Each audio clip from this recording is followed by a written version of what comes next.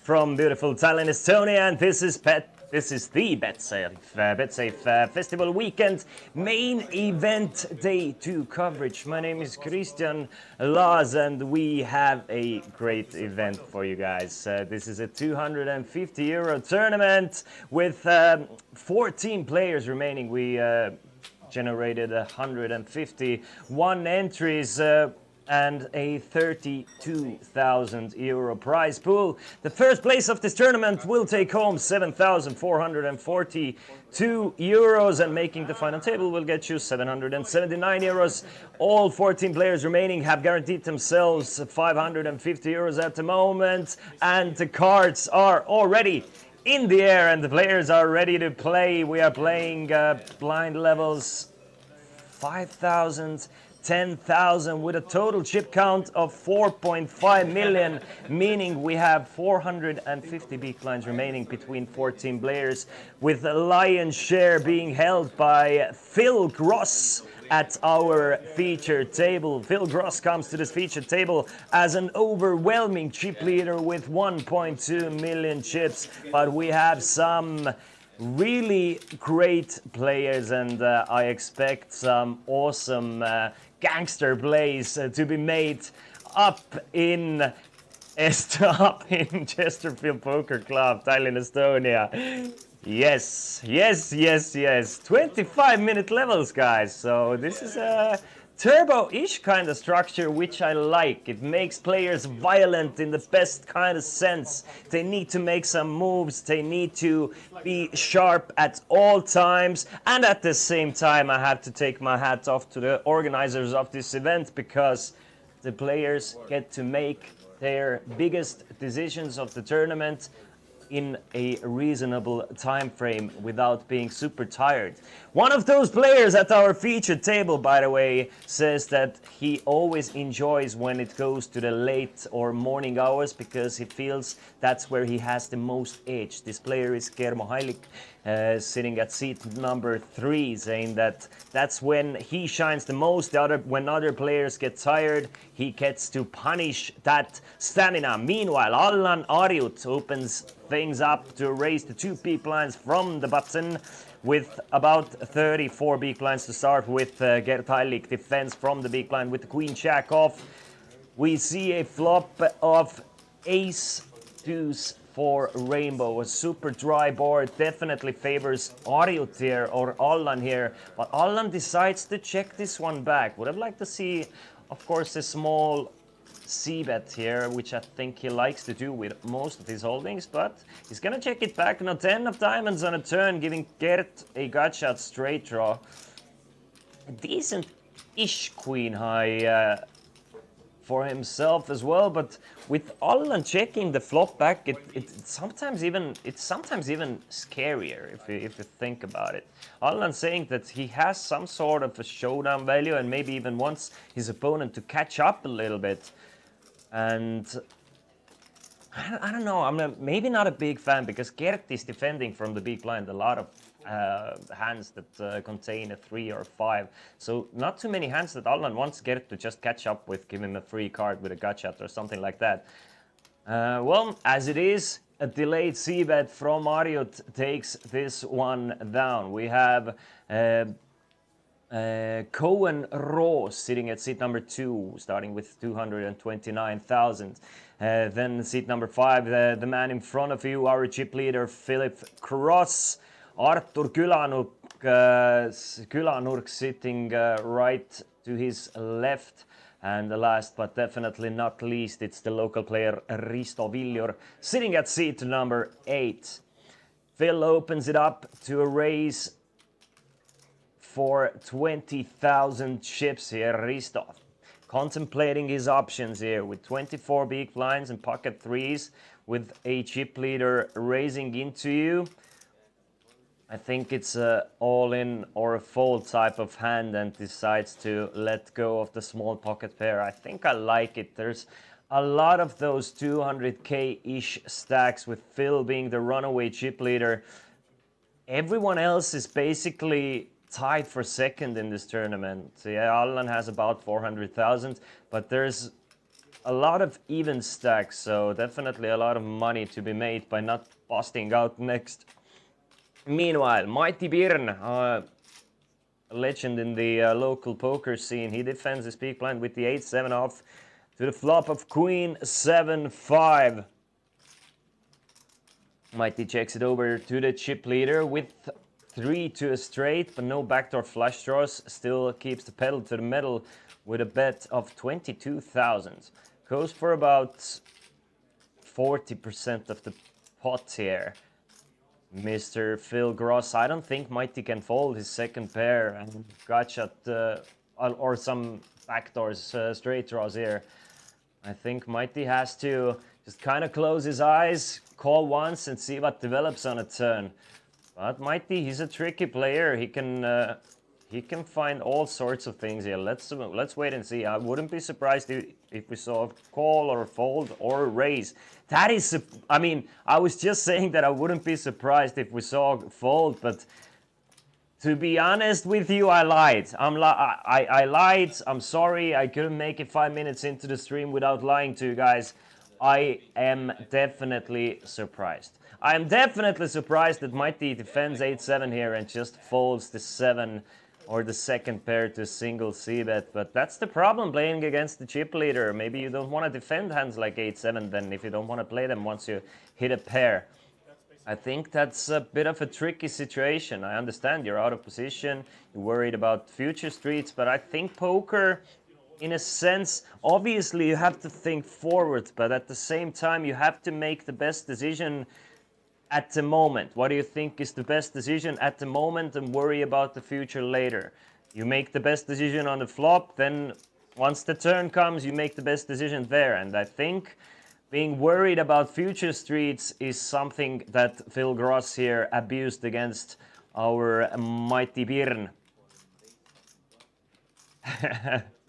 And welcome everybody in the chat. Welcome, welcome, welcome everybody. It's great to have you here.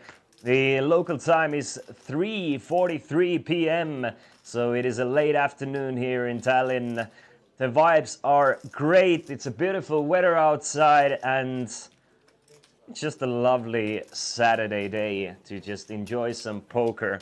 Phil takes down another one. Gert goes after it with the ace-3. Gets Phil to 3-bet him and Gert cannot go to war with the ace-3.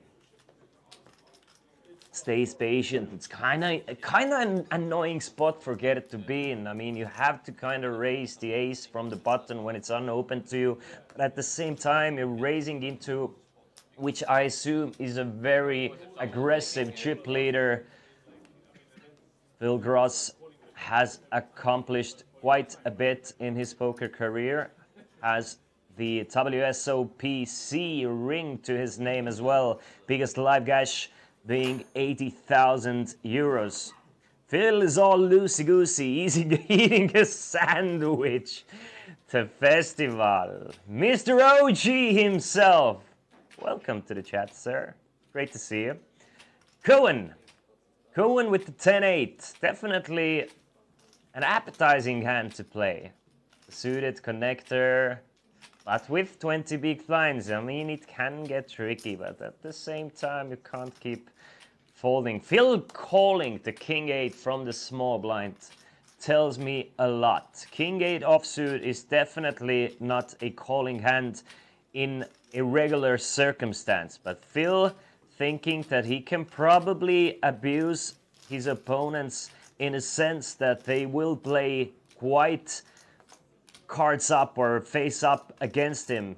But once they don't hit, they will give up easily, so he can steal a lot of those pots away. But as it is, it's Cohen flopping top pair and out flopping Phil here. Phil actually had Cohen dominated here, but out of position playing the King-8. It's a toughie. It's definitely not an easy, even if you have the chip lead. I mean, I see it in my future that Phil is gonna go after all of those pots here, and yeah, he's just gonna raise it up to 55,000. And now Cohen has the top pair. Probably gonna go with it, but at the same time, at this point, he's only beating a bluff, which I like that he's calling. Thinking, like, if I'm only beating a bluff and my hand is dwindled down into a bluff catcher, I might as well just, if he's bluffing, let him keep bluffing, and if he's value betting, I mean, there's no harm, no foul, just keeping the pot small. 7 of diamonds on a turn doesn't change a thing. Deuce of diamonds on a river does not bring in the front door flush draw, so kind of a tough card for Phil to continue his bluff here. Doesn't think too long about it, puts Cohen all in, and I think this one is gonna get called, guys.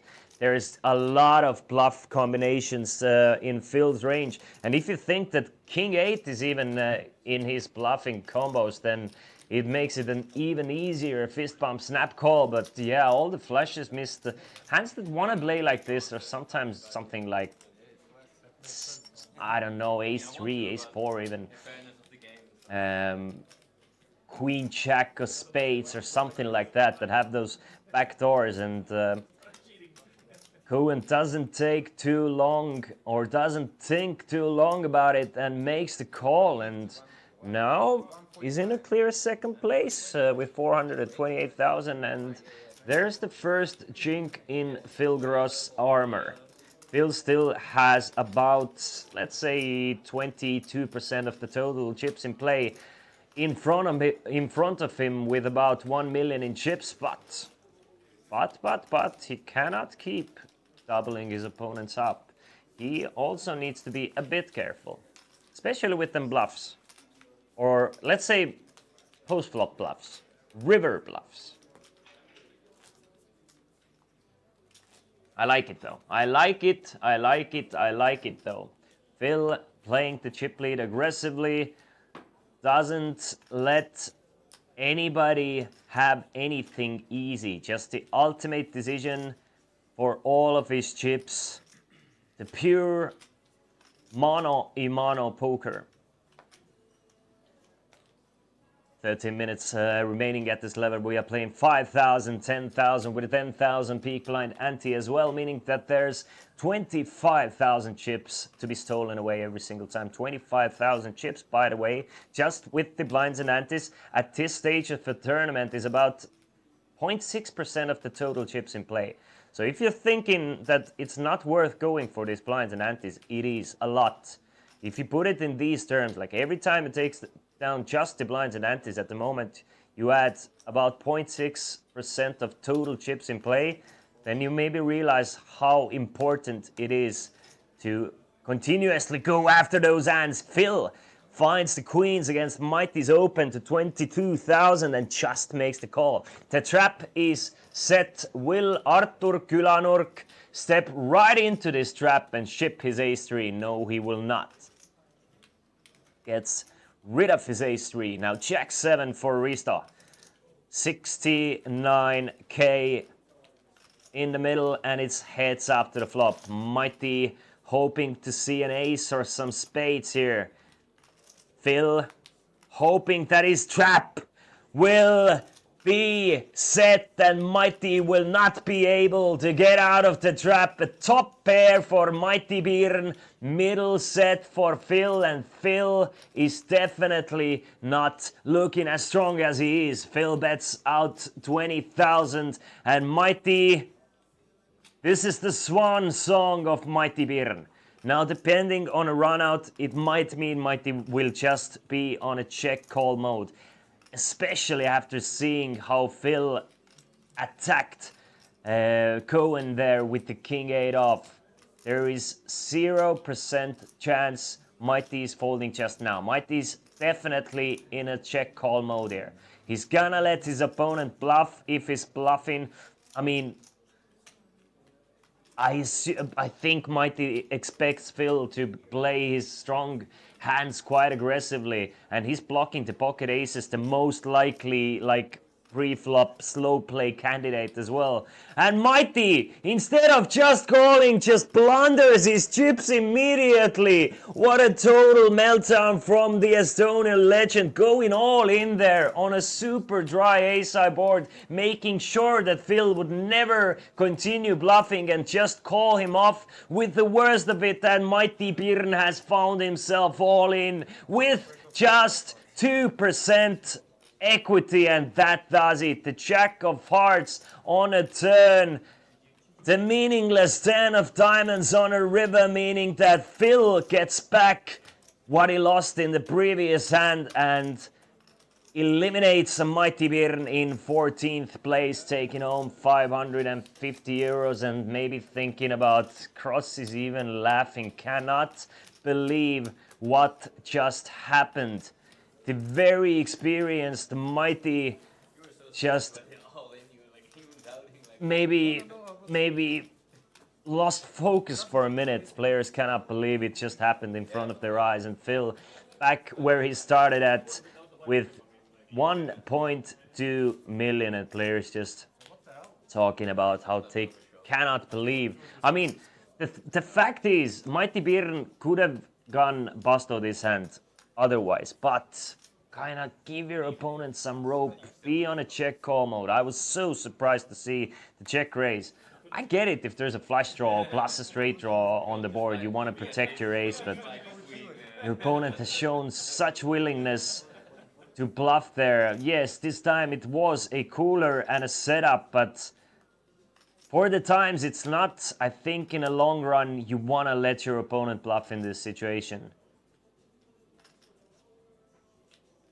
That is a tasty looking sandwich, Phil. That is a tasty looking sandwich. You enjoy your sandwich. You've earned it. You've busted out another player. You're the chip leader. Enjoy life, Mr. Phil. Artur raising it up to 20,000 from the button off of 16 big blinds.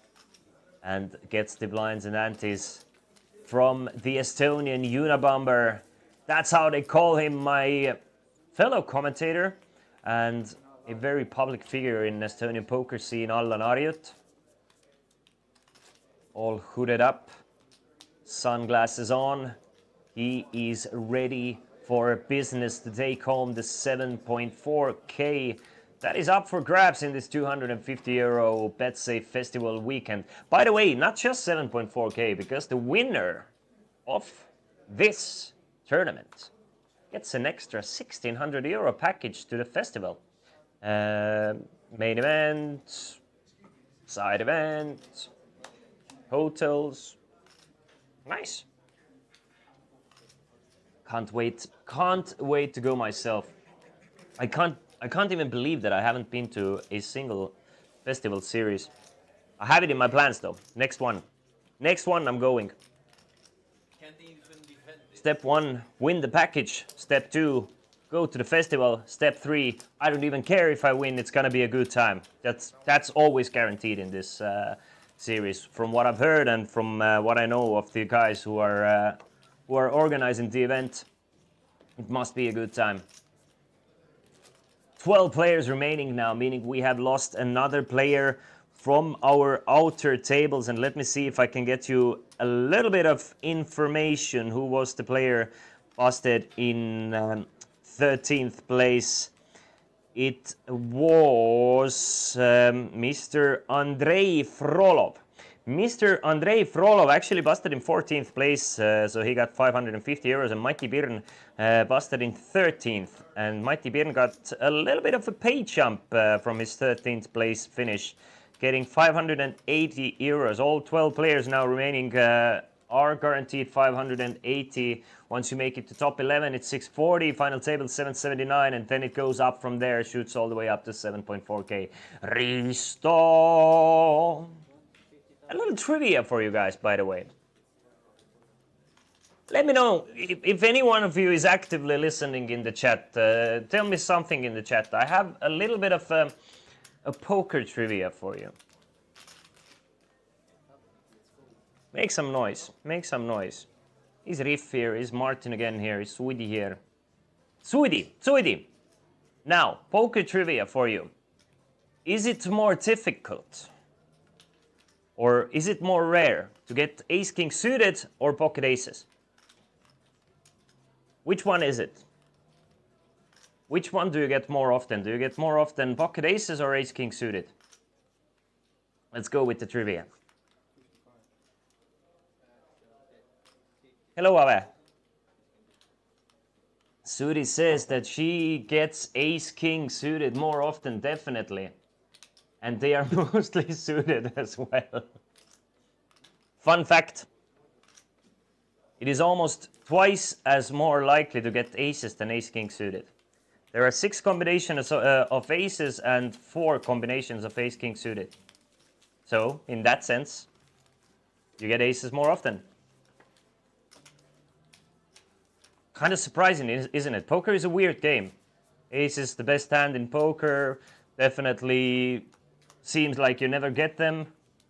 But it's actually more rare to get the ace king suited. Or any suited pair or combination, if you think about it.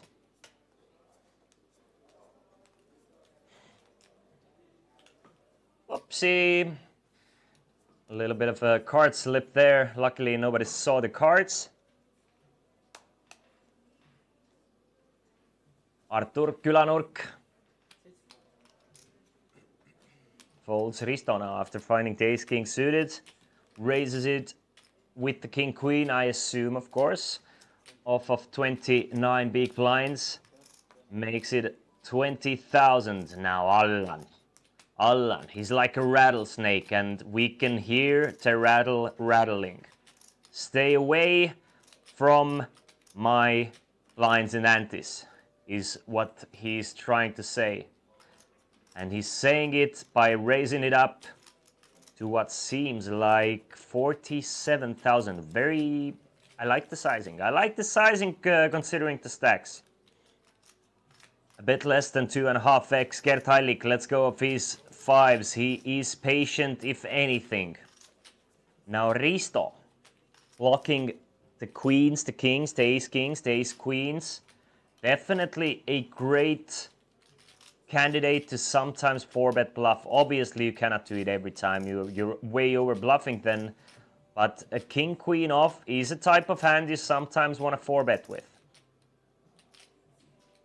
And it would put Allan in a very tough spot. But this time he's gonna let it go, thinking that Allan is probably playing quite honestly against him and not just going after it. But if this sort of thing keeps going on against Risto, he's gonna 4-bet it in Allan's face very soon with a type of hand like king queen off is.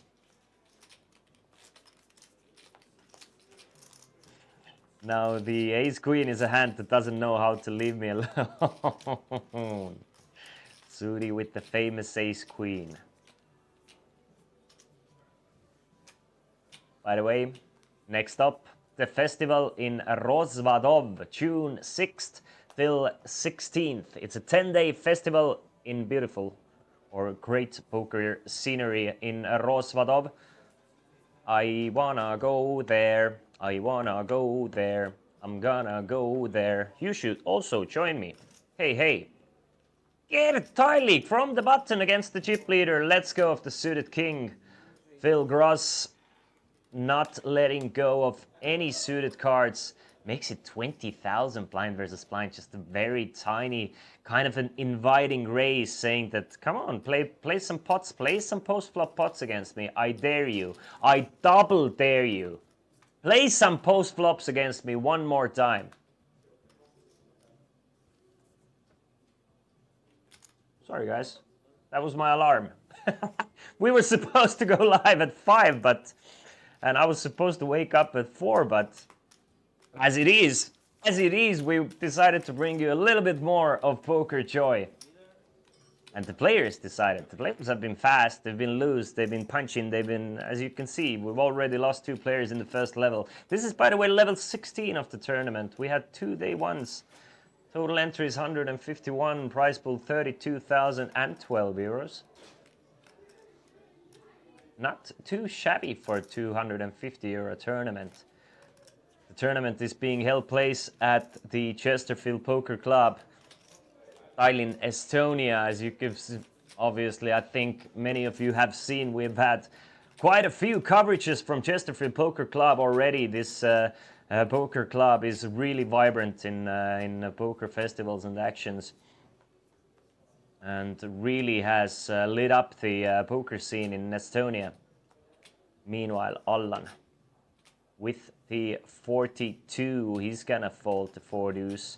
Cohen doesn't want to play the queen deuce. Gert, let's go off the 94. Phil now. Phil is gonna raise if you give him the chance, and he's definitely raising a suited king. Makes it 20,000. Artur kinda seems annoyed with Phil, but folds the king 3. Risto. Ooh, Risto just calling with the ace jack, by the way. Against the button raise. Just calling with it, and this is a dangerous flop now. Phil flops a king-eye flush draw. I think that's more than enough ammunition for Phil to just keep going. Risto has the ace of hearts and 2 overs. Still has quite strong ace-high as well. Calls it with his backdoor flush draw. The ace of diamonds on a turn. Now Phil with a flush and a straight draw, but Risto gets the ace, and I don't think that Phil is gonna slow down here. And the question is gonna be, how will Risto counter Phil's looming bet here? This is gonna go check, and Phil is gonna think the ace is gonna be a great card for him to represent and to really put some pressure on some pair of 5s, pair of 8s, better king highs, whatever. And he's gonna bet. He's gonna bet, and he's gonna bet about, is it 35? Really? A small bet. Doesn't size up for a river all-in, or, I mean, he does size up for a river all-in, but it's gonna be an overbet all-in if so. Would have expected a bet like 10k more. So the pot would have been 185,000, and Risto would have had 175 left. Can Phil hit the heart or a deuce on the ribbon? No, it's the 8 of diamonds, and Risto is just trapping the chip leader here. It goes check on the river. Phil finds the breaks and gives up on the river. Nice pot worth 165,000 goes over to the local player, now up to 350,000 in chips. Quick check as well. Phil has learned his lesson with the king 8 bluff. The blinds have gone up to 6,000, 12,000, big blind ante, another 12,000, now 30,000 in the middle. Every single gosh darn time you go after the blinds and antes. Open jamming, like, you know, let's do something. The table is becoming stagnant. By the way, final table is gonna be played 9-handed, so we need 3 more bust outs for the final table break, or for the final table. Cohen now with not 40 big blinds anymore, but 33 big blinds. Gert, 13 big blinds. Will he ship it or will he find a raise? I like the raise from Gert. Makes it 25k with the ace jack. Gets rid of everyone but the blinds. Risto folds the small blind, just Allan from the big blind, and Allan doesn't have the strongest hand to defend with, just the jack deuce off. Bad hand, very bad hand. And Gert gets the blinds and antes. 193,000 for one of our shortest stacks now.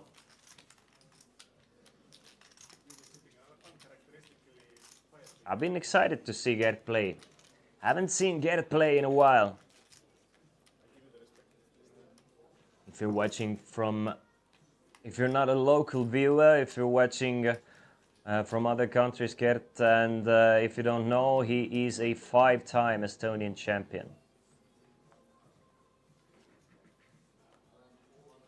Almost did a three-peat of a double championship wins 3 years in a row. Artur with the king 9.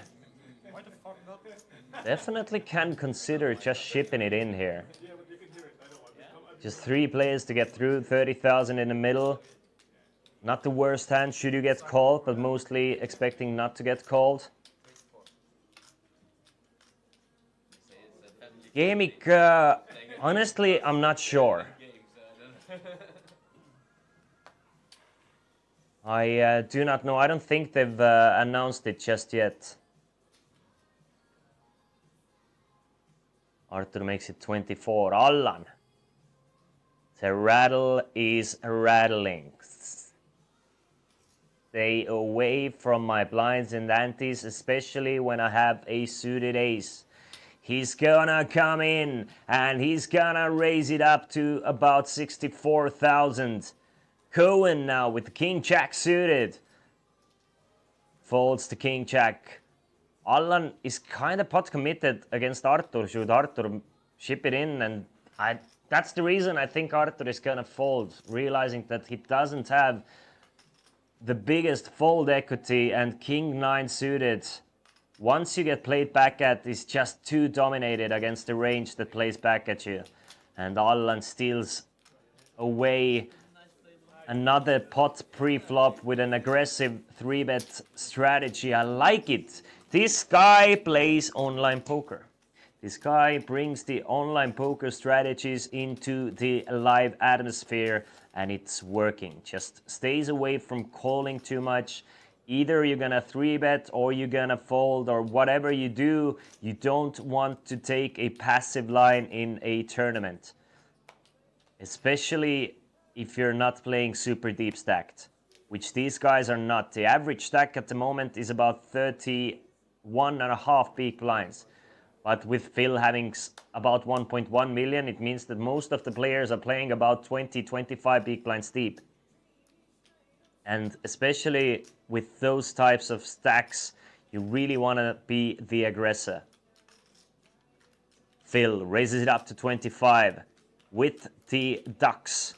Quack quack for Phil. Arthur with the ace-jack. Against the chip leader, I think I'm going with it. The chip leader has been opening very wide. I'm going with the ace-jack. Arthur is going with the ace-jack. Everybody's going with the ace-jack. You get an ace-jack. You get an ace-jack. Come on, where's Oprah here? The question is, will Phil make the gamble? He's getting about 2-1. And as we can see, if he's flipping, it's 50-50.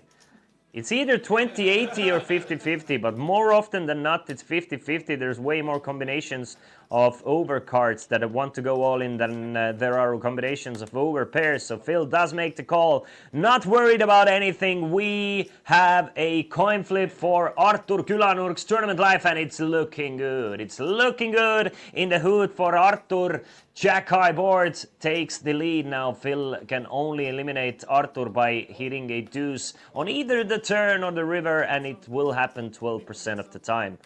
Will it happen this time? I is not sure. I is not sure. Jack 9-8. Do we have any spades? We don't have any spades. Now, I mean, a 10 would give some chop outs here. Deuces never loses. Now, only a deuce on the river would do it for Phil Gross.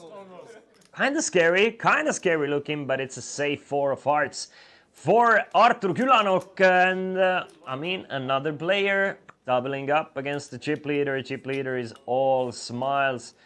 Not too big of a dent to his stack, but still, I mean, you like to win those. It doesn't matter. You want to win every single all-in and just cruise your way to a tournament win. That would be nice, but I mean, what Phil is thinking in his head, if the route to victory means that he needs to double up Artur Külanurk in this hand, then so be it. Then so be it.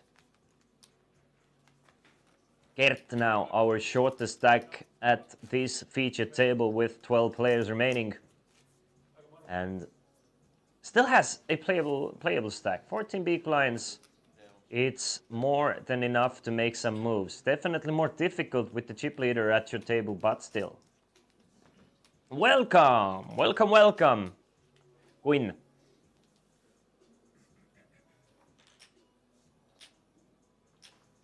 Arthur finds the speed limit now.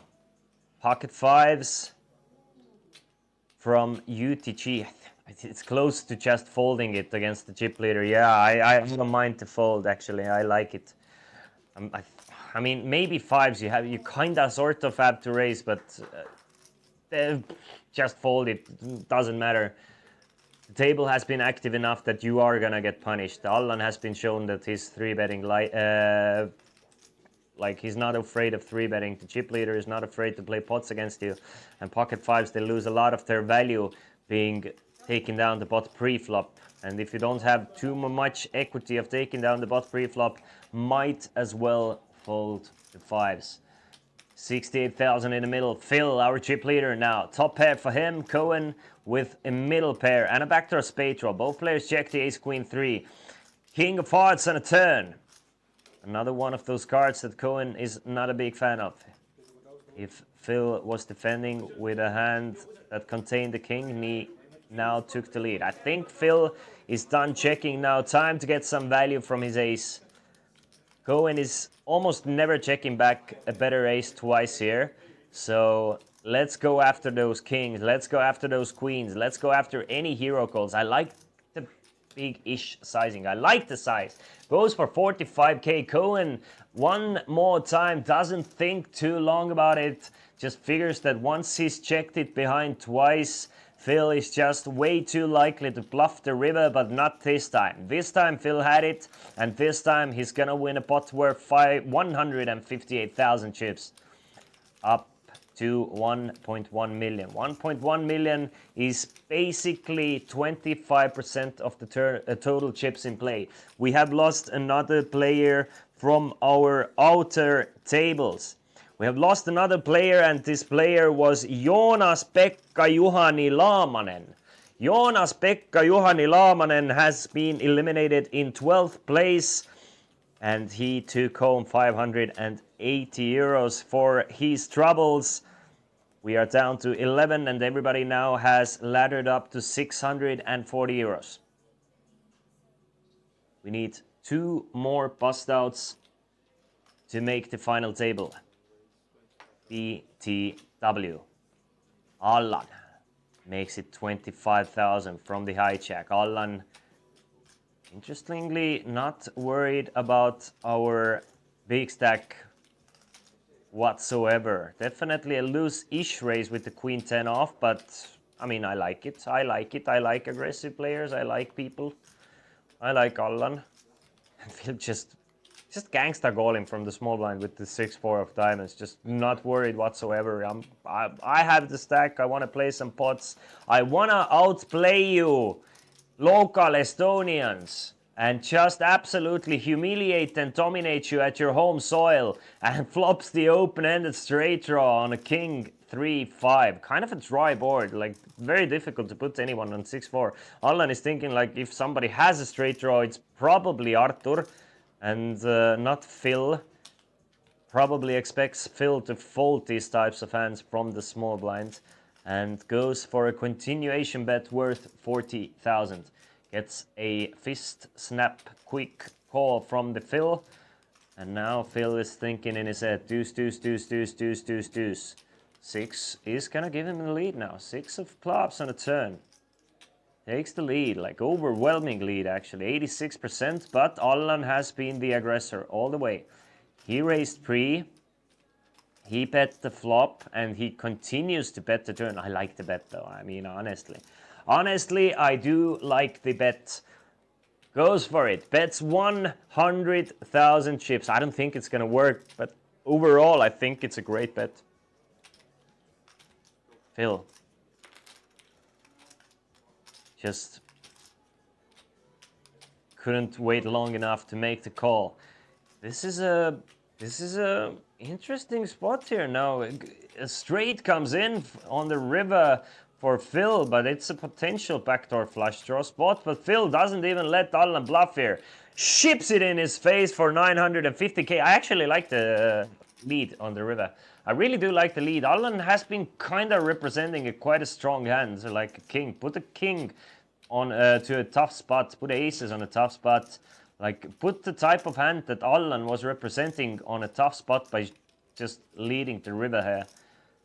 And we can see that Allan only has the queen high, so kind of an easy fold for him. But I think once the deuce of clubs comes in on the river, the clubs I think are... Yeah, I think the clubs are better for Allan, but Allan doesn't have too many fours there, and neither should Phil, but Phil did have 4. I mean, it's a doozy. It's a doozy of a hand. Definitely a doozy does it easy. We're playing level 17. Blinds are 6,000, 12,000. Peak blind ante, another 12,000. And we are 2 players off of final table. One of those players looking to make it there is our short stack, Kermo Heilik. Allan lost about 40% of his chips in the last hand, and he's gonna let go of the Jack 7. Cohen has been cruising along. Got an early double up against our chip leader. And now Phil, after doubling up, I think 3 players already at this final table, he's still up about 100,000 chips since the beginning of the play here. Just showing how the big stack can maintain and accumulate chips and kind of take those spots of eliminating short stacks and still be just fine. Raise it up to 25k. Risto. I don't think Risto is gonna do anything but fold to Queen Deuce. And I mean, count it. Extra 30k for the chip leader once again. Just easy cruising. Easy cruising for Phil.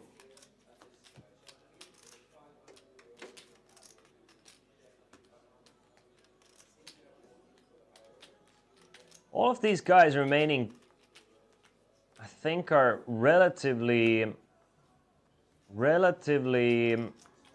decent poker players or even good poker players. I don't think we have like pure like total amateurs at this table. I think they're all accomplished players here, which I like to see. It just kind of excites me to see,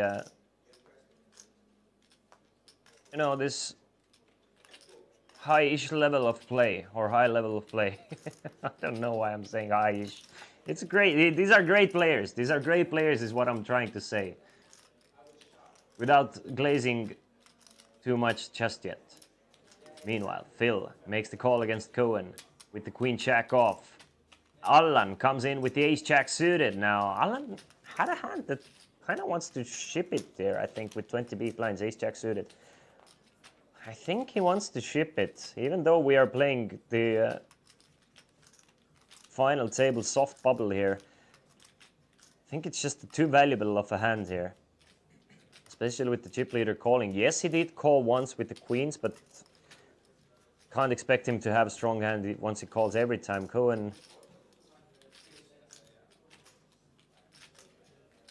checks it over to Phil and just give him a chance and he will go after it. The player with the worst hand just realizes that the 5-7-9 must be a tough board for these 2 guys. And Allan makes the call with ace jack of hearts with just 2 overcards and a flush draw, but a very tough stack to play the call with. 6 of clubs on a turn, really tough stacks to play the 2 overs and a flush draw. I mean, I'm surprised here. Check, check on a turn, the 8 of hearts on the river. Now both players with a straight. Phil, I think the smirk means that he's gonna give it up, even though I think it's a good spot to ship the river and just put Allan in absolute jail. But check, check on the river. 5, 6, 7, 8, 9. Both players with a 9 high straight. They chop up Cohen's pre-flop raise here. And I think it's both players kinda okay with the result.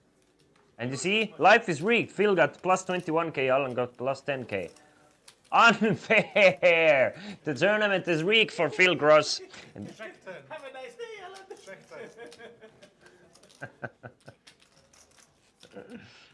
Then I will call you.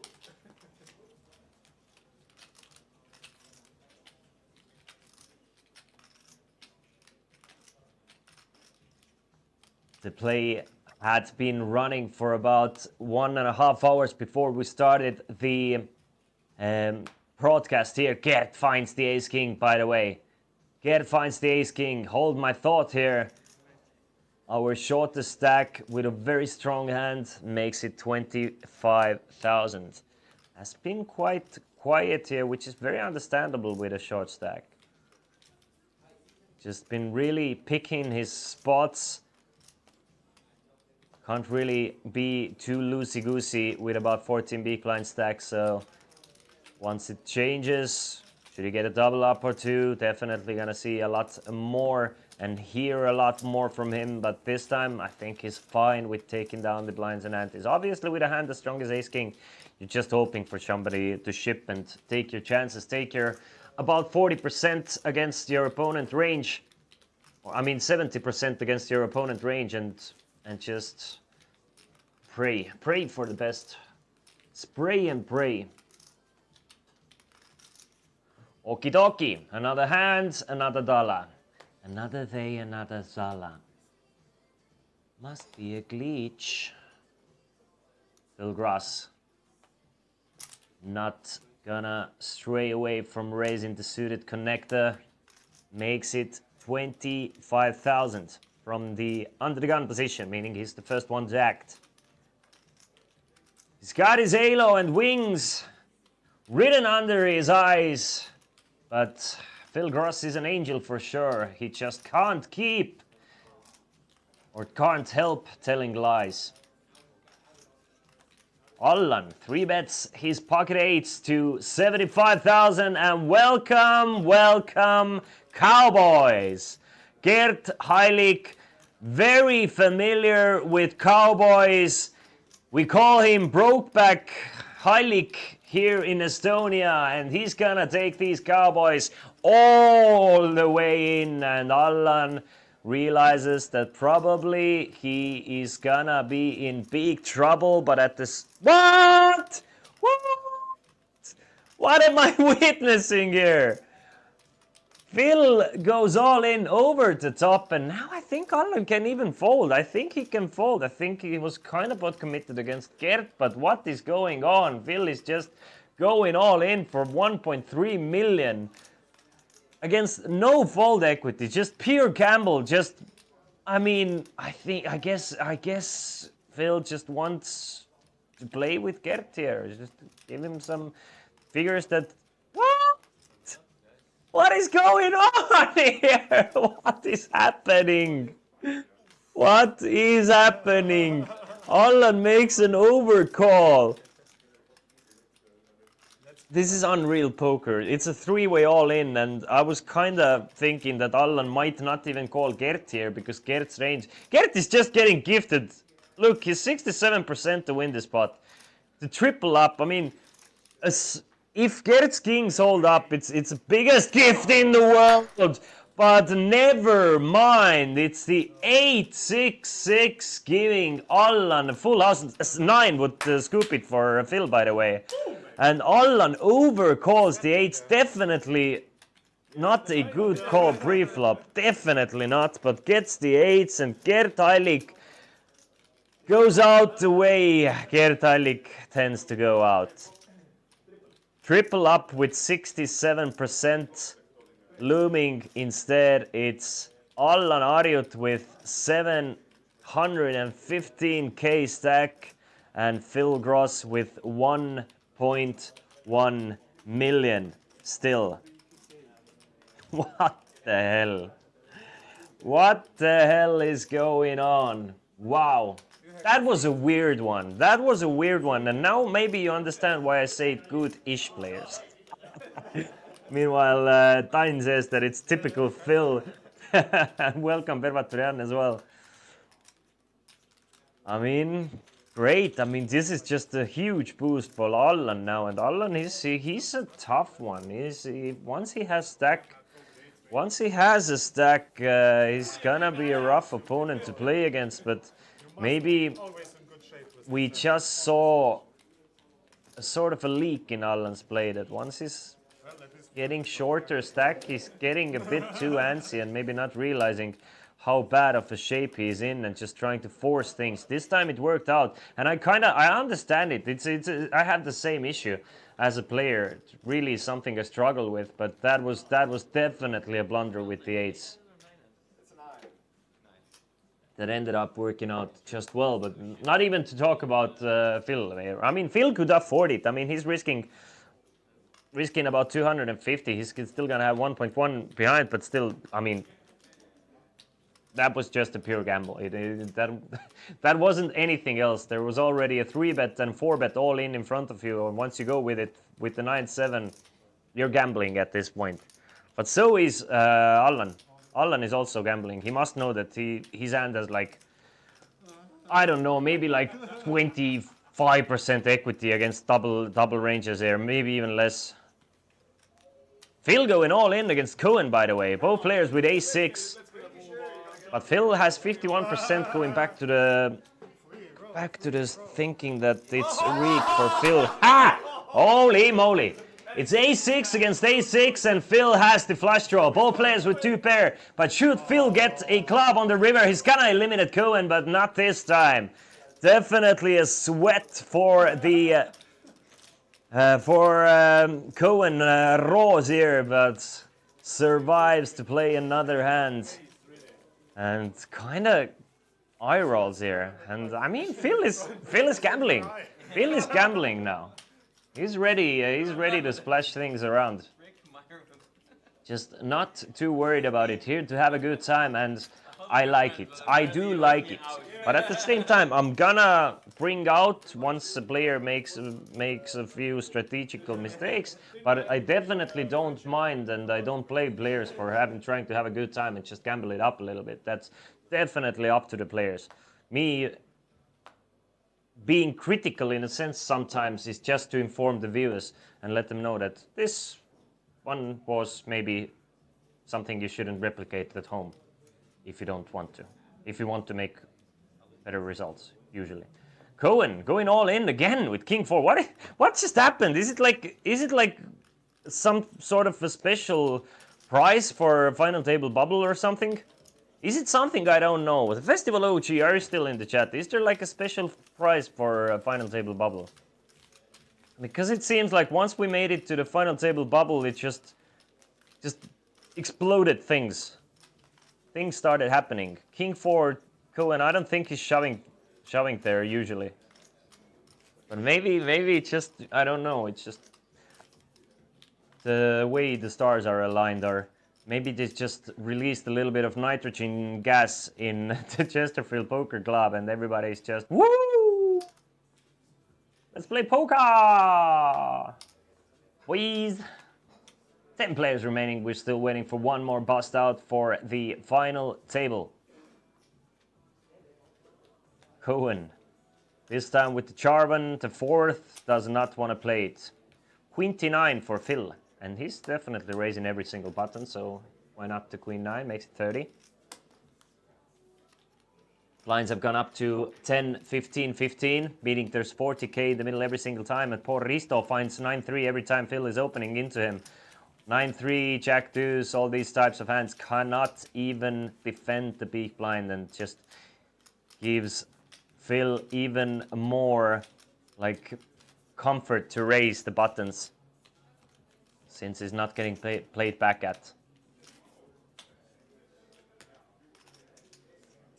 10, 15, 15.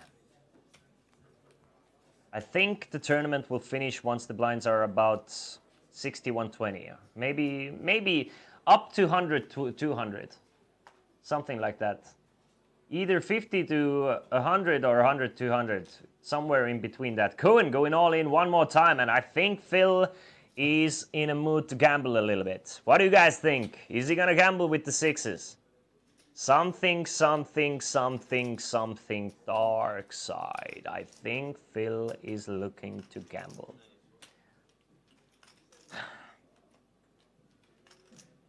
Once the chip counts, Cohen has gone all in 3 times in the past 4 hands. We've seen the ace-6 off. We didn't see the king 4 off. And now with the ace-7 off. Just keeps on keeping on. Cohen doesn't look too comfortable, actually. Kind of looks uncomfortable. Kind of looks like he's holding a type of hand that he's holding. 294. About 20 big blinds. Pocket sixes. Still players left. I mean, if you're overcalling with the 9-7 suited for 15-ish big blinds, then why not go with the sixes? But no, Phil folds the sixes this time. Just couple of field players here. Allan, he's going to definitely make the call with the ace-king. Snap calls it off with the ace-king. Cross is gonna tap the board, saying that lucky boy that I folded the sixes, but he would have been in a good spot against the ace-king. Ace-7 says the players, but Allan can bring us to the final table if his ace-king is gonna hold up against Cohen. A great flop for Allan. I mean, it's a straight draw for Cohen. Needs a 10 now, and a 10 only. Cannot be the 10 of hearts. Can he get there? No. Instead, Allan makes the complete coconuts on the river. And welcome to the Millionaire Club, Allan Ariut. And welcome to the final table, everybody else. Allan and Phil have 50% of the chips in play between the two of those guys. We are down to 9 players, meaning that we are gonna go on a small break, guys. And once we come back, it is gonna be the final table of the Betsafe Festival weekend main event, where everybody has guaranteed themselves 770, and we are gonna play for 7,500 chips. Don't go anywhere far. We're gonna go on a break for about 20 minutes, and once we come back, it's gonna be a good time. See you soon.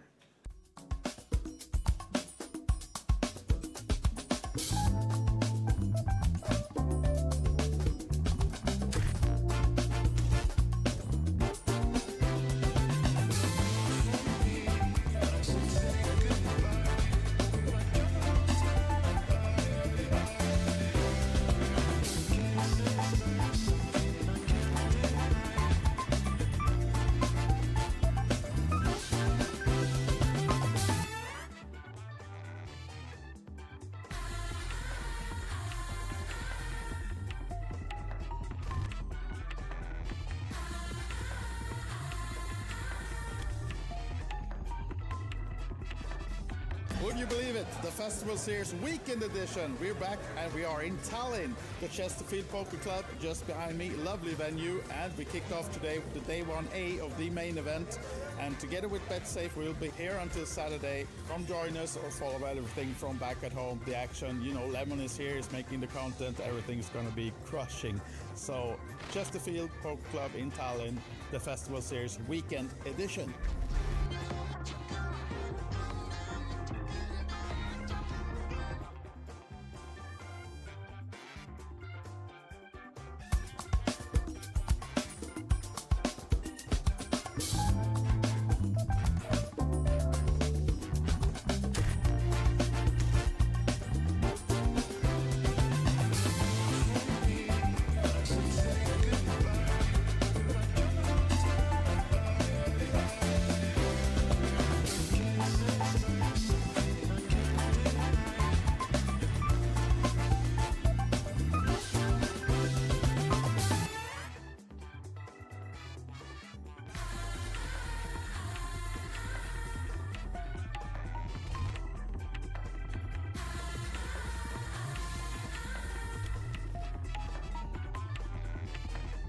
Would you believe it? The Festival Series Weekend Edition. We're back and we are in Tallinn, the Chesterfield Poker Club just behind me. Lovely venue, and we kicked off today with the day 1A of the main event. And together with Betsafe, we'll be here until Saturday. Come join us or follow everything from back at home. The action, you know, Lemon is here, is making the content. Everything's going to be crushing. So, Chesterfield Poker Club in Tallinn, the Festival Series Weekend Edition.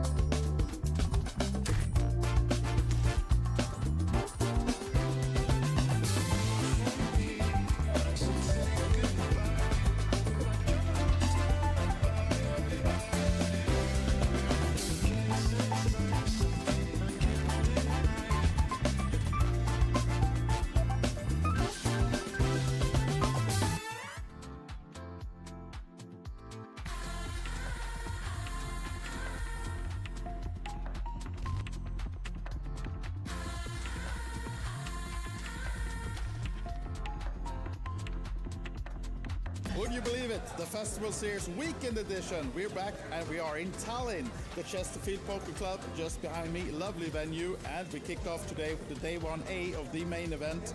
And together with Betsafe, we'll be here until Saturday. Come join us or follow everything from back at home. The action, you know, Lemon is here, is making the content. Everything's gonna be crushing. So, Chesterfield Poker Club in Tallinn, the Festival Series Weekend Edition.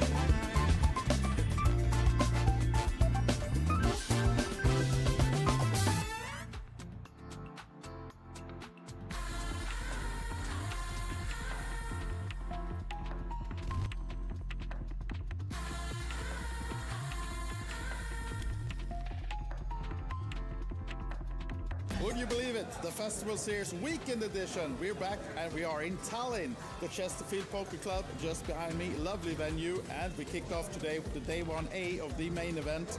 And together with Betsafe, we'll be here until Saturday. Come join us or follow everything from back at home. The action, you know, Lemon is here, is making the content. Everything's gonna be crushing. So, Chesterfield Poker Club in Tallinn, the Festival Series Weekend Edition.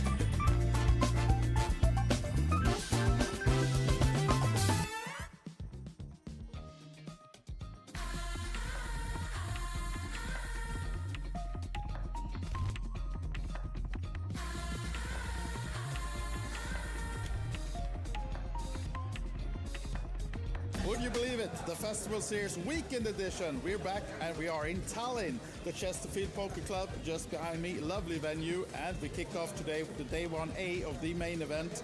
And together with Betsafe, we'll be here until Saturday. Come join us or follow everything from back at home. The action, you know, Lemon is here, is making the content. Everything's gonna be crushing. So, Chesterfield Poker Club in Tallinn, the Festival Series Weekend Edition.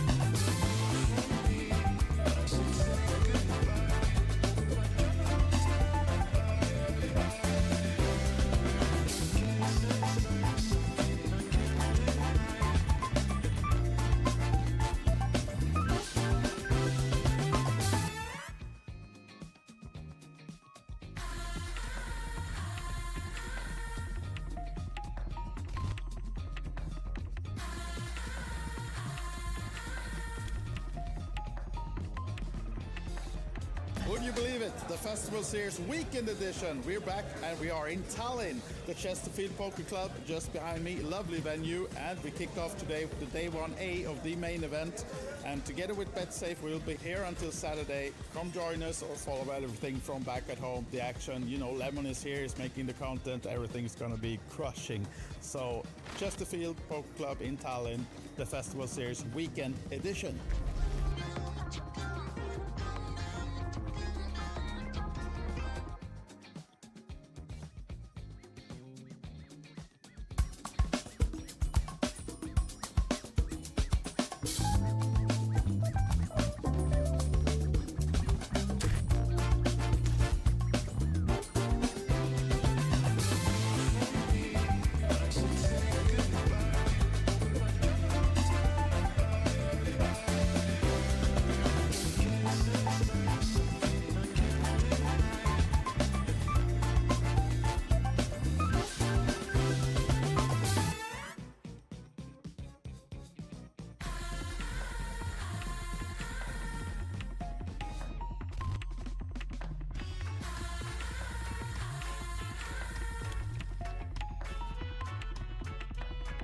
Would you believe it? The Festival Series Weekend Edition. We're back and we are in Tallinn, the Chesterfield Poker Club just behind me. Lovely venue, and we kicked off today with the day 1A of the main event. And together with Betsafe, we'll be here until Saturday. Come join us or follow everything from back at home. The action, you know, Lemon is here, is making the content. Everything's gonna be crushing.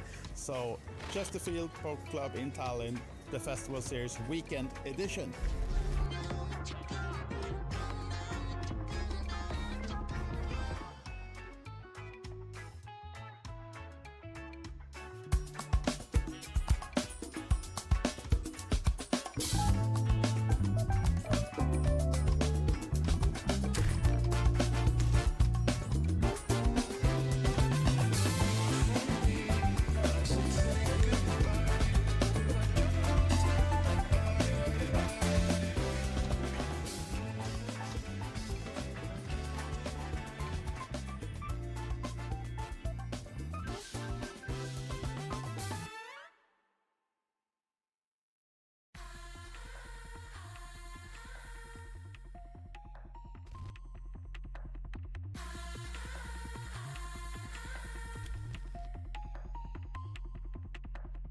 Would you believe it? The Festival Series Weekend Edition. We're back and we are in Tallinn, the Chesterfield Poker Club just behind me. Lovely venue, and we kicked off today with the day 1A of the main event.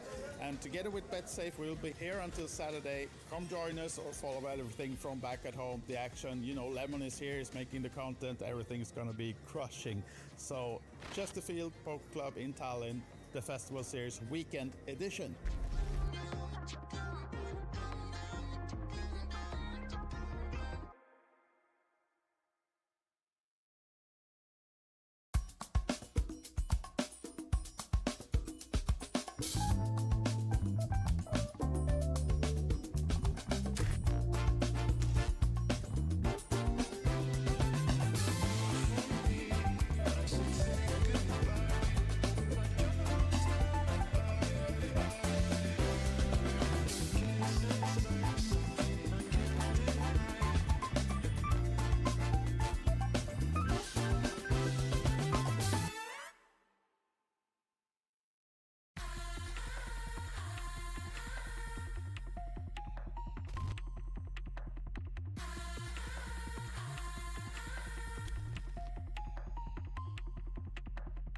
Would you believe it? The Festival Series Weekend Edition. We're back and we are in Tallinn, the Chesterfield Poker Club just behind me. Lovely venue, and we kicked off today with the day 1A of the main event.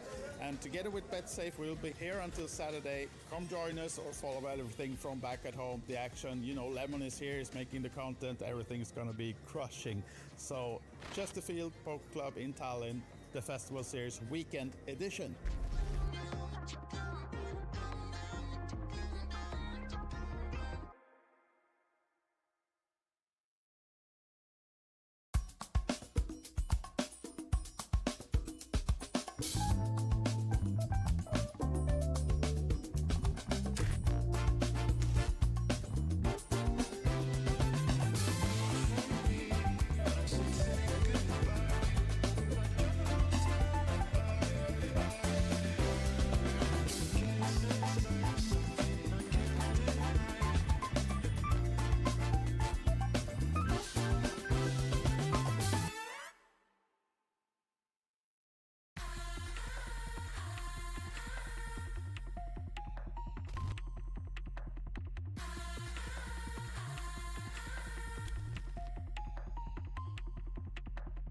Would you believe it? The Festival Series Weekend Edition. We're back and we are in Tallinn, the Chesterfield Poker Club just behind me. Lovely venue, and we kicked off today with the day 1A of the main event. And together with Betsafe, we'll be here until Saturday. Come join us or follow everything from back at home. The action, you know, Lemon is here, is making the content. Everything's gonna be crushing. So, Chesterfield Poker Club in Tallinn, the Festival Series Weekend Edition.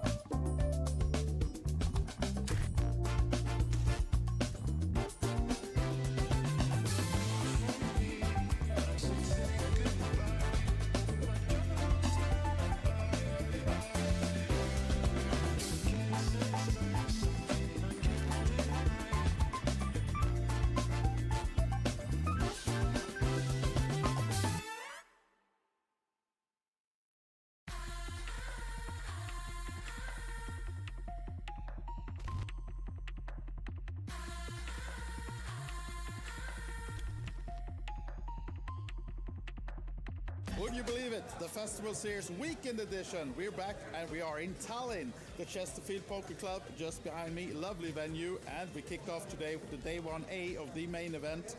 And together with Betsafe, we'll be here until Saturday. Come join us or follow everything from back at home. The action, you know, Lemon is here, is making the content. Everything's gonna be crushing. So Chesterfield Poker Club in Tallinn, the Festival Series Weekend Edition.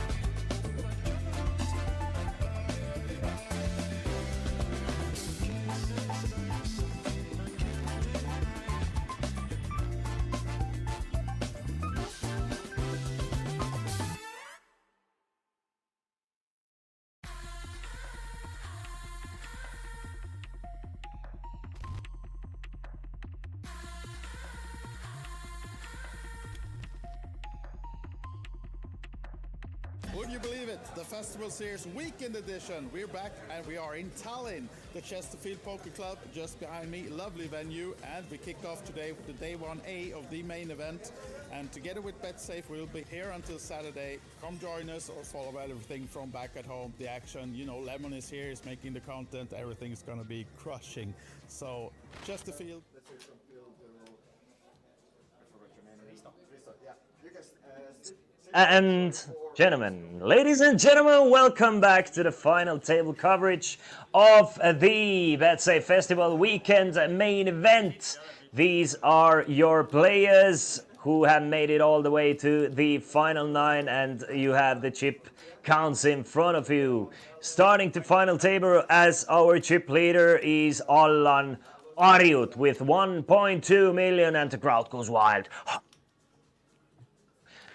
Second place in chips, Phil Gross from Germany with 1 million in chips. Third place, Erjo Erman from Estonia with 950,000. Then we have Harry with 410,000, Risto with 270, Marius with 240, Artur with 215, Siim with 195,000, and Tony has scraped and crawled his way all the way to the final table with just 30,000 in chips or 2 big blinds. The blinds will be 10,000, 15,000.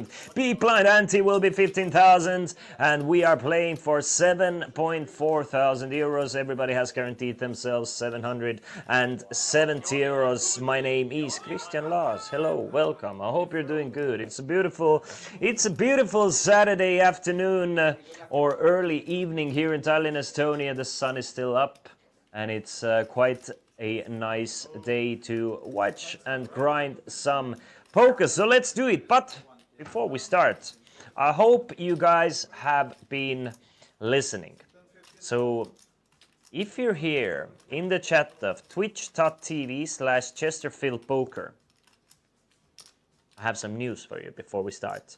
I'm gonna do some raffles for you guys. I'm giving away up to 60 free poker tournament tickets for the festival series. Next festival series coming up in Rosvadov in June 6th till 16th. I'm hoping to be there myself as well. And if you want to get there for free, now's your chance. I will post a link that you should definitely check out.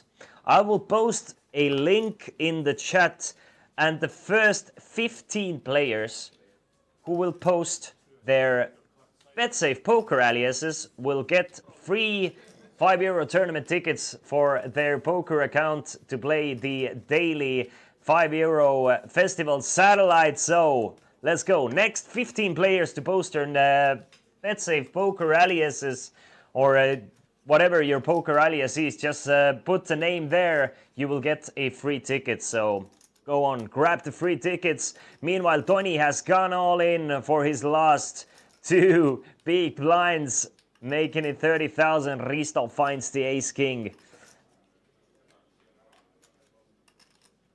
Habib has already entered the chat. Oh, tournament ticket for you, Habib. So everybody who wants a free tournament ticket, just post your Betsafe Poker alias in the chat and you will win it. Kom igen. Kom igen, Casino Queen. Easy. Meanwhile, Risto has 3-bet to 90,000. Marius Morel with the tough decision with the ace-jack here.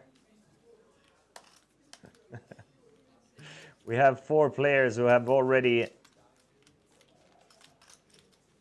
won or entered the giveaway.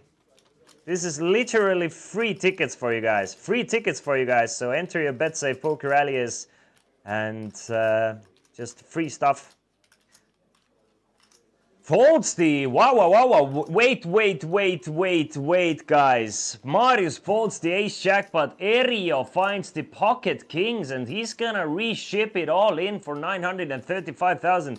This will be a big one. I don't think Risto can get away from his ace-king here. And Risto is going to make the call with the ace-king. And we have a massive 3-way all-in to start us off from our final table. Tony all in with just 30k. Erio has both of these players covered and the best of it with pocket kings here.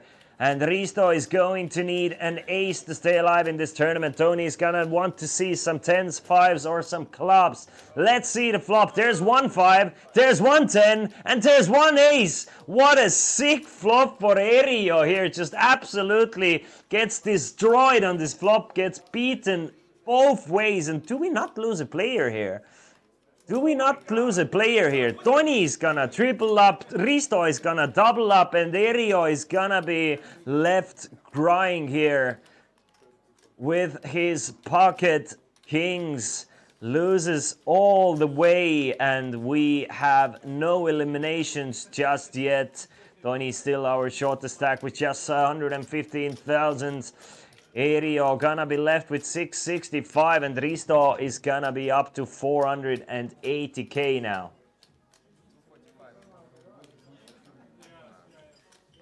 Some viewers are on the other channel. Tell them to come and post Chester Twitch. I'm taking entries from both channels at the moment.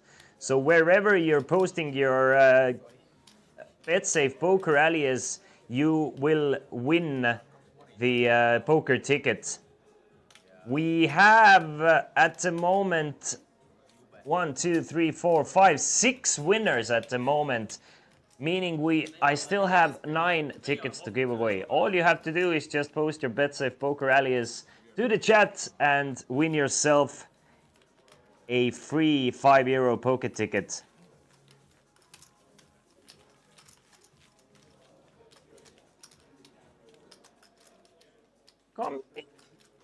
Goni. By the way, if you're from Sweden, this is not eligible for Swedish players.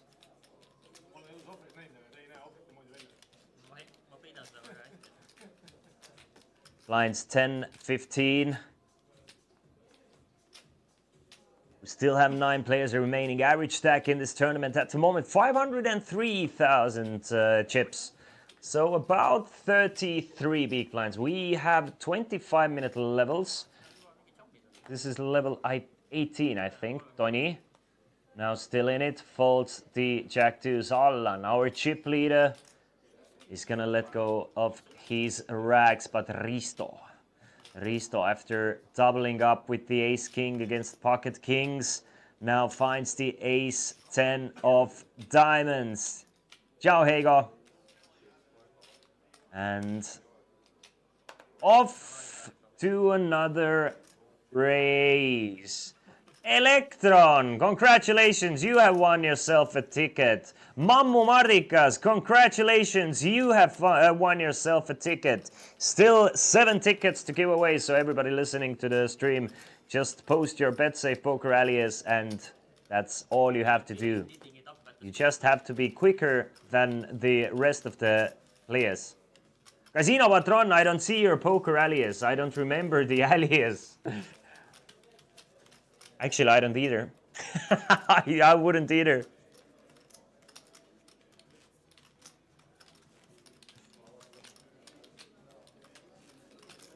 Maybe a good time to just re-download your Betsafe poker client if you don't have it downloaded at the moment, and just go check it out. Or go to the homepage. I want to play some poker. I want to play some poker. Should I play some poker? Go over to Betsafe and hit the deck a little bit. Allan being all loosey-goosey, having a stake. Just sitting on his chip lead, enjoying life. Risto folds the ace-5. Seam. I haven't seen Seam on a final table for quite some time now. Great to see Seam back. He's grown himself a mustache. Going for that truck driver look, and I like it. Go for it, Seam. Marius makes it 30. Artur with the Cowboys. Yee! Partner, let's go for it all, Artur. Let's go for it all. Let's put him in. That's what Cowboys do. There you go. 215,000. It's a race to all in, and the question is, will Mr. Morel be able to get away from his ace-queen? Harry with the 94. Was a great year. I was 5 years old, and the times were good. Tony, by the way, with the King 10 suited, he has such a short stack that I think I would just like YOLO go with it. King 10 suited, 40% of Royal Flush. Why the hell not? You need to make some moves anyway, but at the same time, I mean, if you fold, Marius busts, you get a ladder, easy money. Marius realizes that he has quite a strong hand, but at the same time,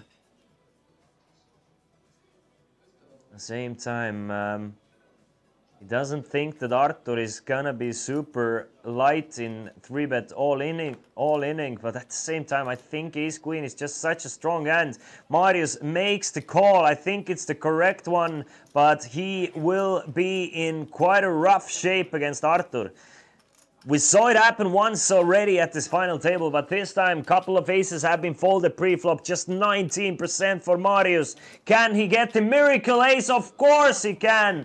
Again, the Cowboys are gonna get absolutely rammed, absolutely wrecked, and Marius Morel eliminates Artur Külanurk in an ugly fashion, but I think the cards played themselves.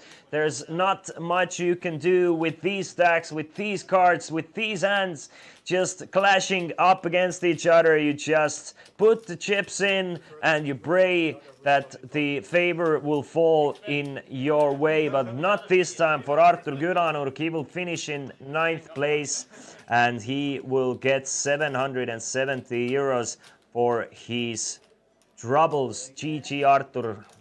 Rough way to go. But so is poker. That is poker. Vibra Vulja, congratulations. You have won yourself a €5 ticket for the daily festival satellite. So basically how it goes, it's a daily satellite for a €50 tournament. Then it's a weekly satellite for a €1,600 package. And we basically, if you post your Betsafe Poker alias, you have won. So if you haven't already posted your Betsafe alias, go do it. Post it in the chat and I will make sure that Franke will give you a ticket. The tickets will be added to your account on Monday.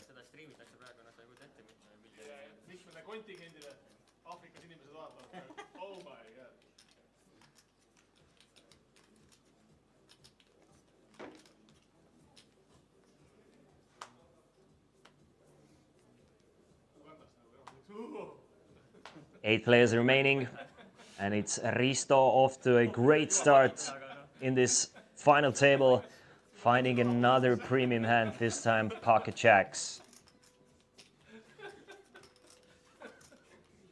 Allan and Seam also having a good time.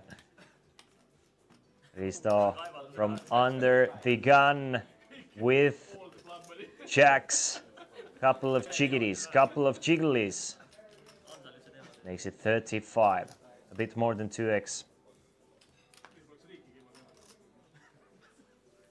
Do we find any customers? Now just one more player. The chip leader, the most scary of the customers for Risto. But Allan doesn't want to play the 10-5, and Risto, I think he's fine with getting just the blinds and antes with jacks there.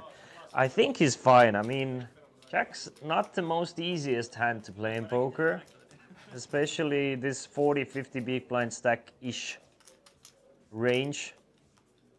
It's a very easy poker hand to play 20 big blinds deep, but the deeper you get, the more difficult this middling or higher middle type of pairs get.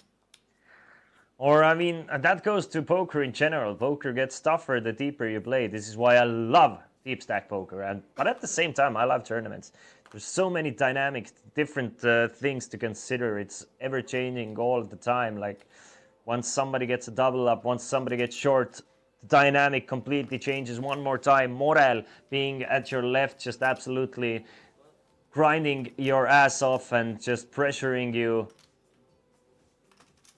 Is it weird that I think Morel, even though he just has about 10% of the chips in play, once he got this double up, I think he's probably the most dangerous player at this final table. Probably. There's something just about him. Some sort of calculated fearlessness. Once he thinks he needs to make a move, he's gonna do it. Risto defends with the 9-8 and gets absolute monster draw here. Open-ended straight flush draw with 2 overcards. Just smashes the board. It is a paired board and there's still 2 overcards and a backdoor flush draw for Marius here.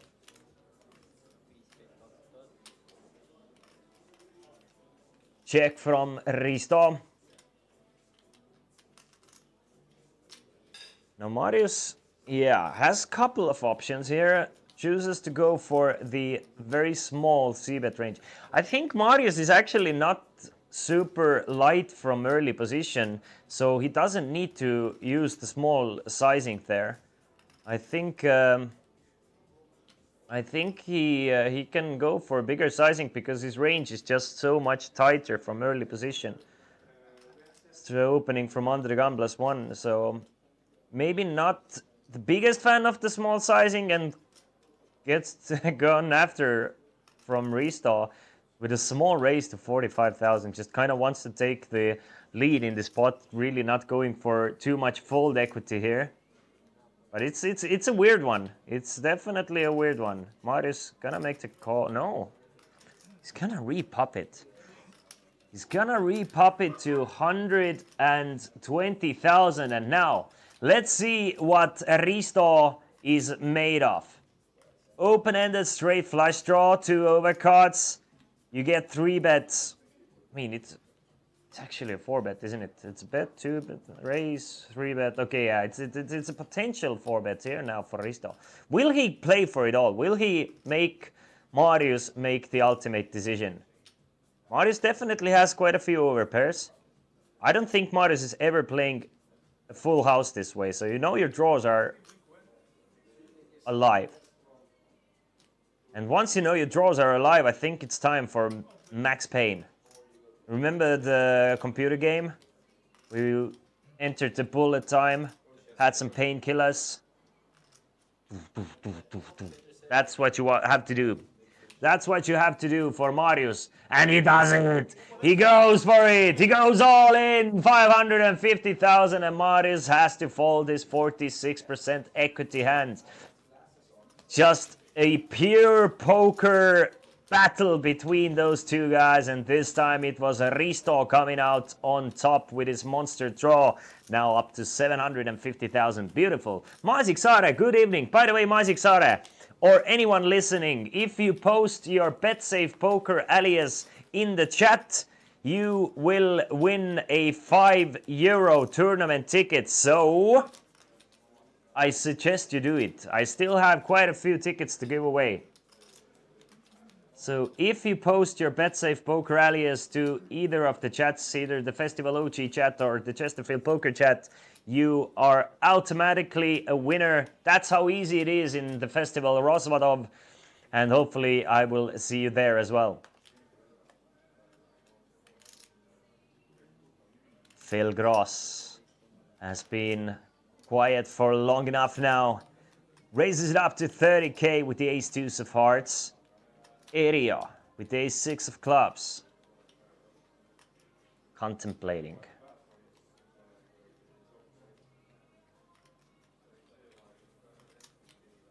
Interesting name, Area. I don't think I've seen this name before. Unless it's a typo of Erik. Magic Sare gets himself a free poker ticket by posting his Betsafe Poker alias. Congratulations, the tickets will be credited on Monday. A 3-bet from Eri. Eri makes it 85,000, and now Risto, after seeing an early position raise and a 3-bet, your ace-jack is kind of looking like a potential bluff or fold candidate, isn't it? It's either gonna be a 4-bet or fold, but I think just the way things are going, the way that he played the last hand aggressively, I think he's gonna choose the less aggressive route this time and just fold the ace-jack. Yo, Von Bellingshausen, welcome to the chat. Welcome, everybody. Welcome, welcome. Phil makes the call. Phil is gonna call the ace-deuce now to the flop of 8, 8, 4, 210,000 in the middle, 14 bigs, and Phil checks it over to Erio. Erio. Now this time I expect to see something like 55. 55, 60. Maybe even less. Somewhere around 50k c-bet. Let's go, let's go, let's go, Erio. 55,000. I like it. I like it when players do what I expect them to do. Then it kind of validates me as well. And a quick call from Phil, by the way. Queen of clubs on the turn, giving Erio a flush draw, not flush draw. Now, will Erio try and realize his equity by checking back here and taking a free card, or will he keep the pressure on? Check back from Erio. 10 of clubs on the river. Can Phil now hold his horses? I don't think he can. I think Phil is going to go for it. I think he's going to go for it, and I think these chips that he's going to choose to put in the middle will go straight into the abyss. There's 150 going into the abyss. Boom. That's 150 lost, minimum. Yep. A bet of 150,000. Now the question is, will Erio decide to go for value here and go all in? Girzimuit, welcome to the chat. By the way, Girzimuit, post your Betsafe Poker alias to the chat and you will win a €5 free poker ticket. That goes for everybody, by the way. If you're listening to me, if you haven't posted your Betsafe Poker alias, then do it now. Do it now and you have won yourself a €5 poker ticket.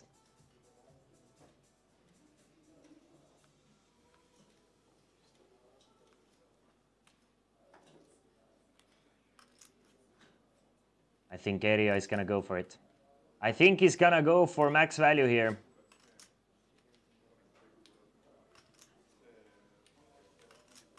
Couple of burgers coming out there. Let's see who's... It's definitely gonna get called. I think to be honest, I personally would go for just a call. It's a paired board. 10-8, definitely a possibility. 4 is a possibility. Like, just in case it is an ultimate cooler, you kinda wanna leave yourself with 365,000 behind as well, and some kind of going all in there. It's tough to get called by worse. Really tough to get called by worse. He's gonna go all in. Phil Gross, our one-time chip leader, has now dwindled down to 700,000 in chips, and Erio is almost a millionaire, guys. He can feel it, he can touch it, he can taste it. 985,000 for him, but still a great result here, battling a couple of suited aces up against each other.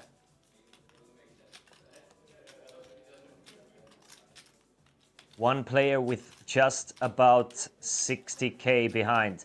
Blinds have gone up to 10,000, 20,000 with a 20,000 peak blind ante. Average stack being 566,000, meaning it's 28 peaks average. We are playing 25-minute levels, by the way. Erio with the king, queen. Some would call it the queen. Some would call it the keen. Famous Irish band, and a couple of soccer players as well, or football players. Tony with a mystery hand. Tony looks like he would definitely shred some drums or a bass guitar. He looks like a bassist, doesn't he? But this time he's gonna base the cards to the muck. And Kirsi Moit, congratulations, you have won yourself a €5 poker ticket. Erio makes it 40. Marius, now it's his turn to find the Cowboys. The Cowboys haven't been lucky in this final table. We have seen two players go all in with the Kings and two players lose with the Kings, but this previous results, they don't matter for Marius Morel. Marius Morel, he's a machine who doesn't care about what happened in the past. He knows that Kings are good enough, definitely good enough to go all in there, maybe even 3-bet and you know, do a little bit of wiggling there, but maybe 3-bet even looks stronger than going all in there. Goes all in for 330, and Erio is going to need a count here. Erio needs 290 to win 690, right? He needs about 30% equity. We can see that he only has 6, but against Mario's range, it's close, right? It's really close. It's something. It is very close to that 30. Probably has against the range. Now it comes down to what Erio thinks Marius is shipping it all in there with. Against the UTG +1, I think we're losing all the small pocket pairs, the deuces, 3s, 4s, 5s, 6s, 7s even. So I think it's 8s plus, ace queen, ace king. Against that range, your king queen doesn't look that well, doesn't it? Maybe ace jack suited. Marius gets some much needed chips to his short-ish stack, but still now 20 big blinds remaining for the local hero.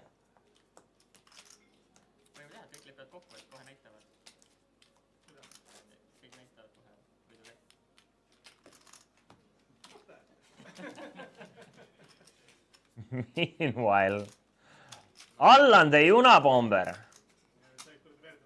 I got some information that the festival is not a big fan of sunglasses, and that everybody who's wearing sunglasses, they're a fish. Let me know, guys. Are you for sunglasses or against sunglasses? Let's play some poker, look each other in the face, have a good time, have some conversations, or are we full focused mode here?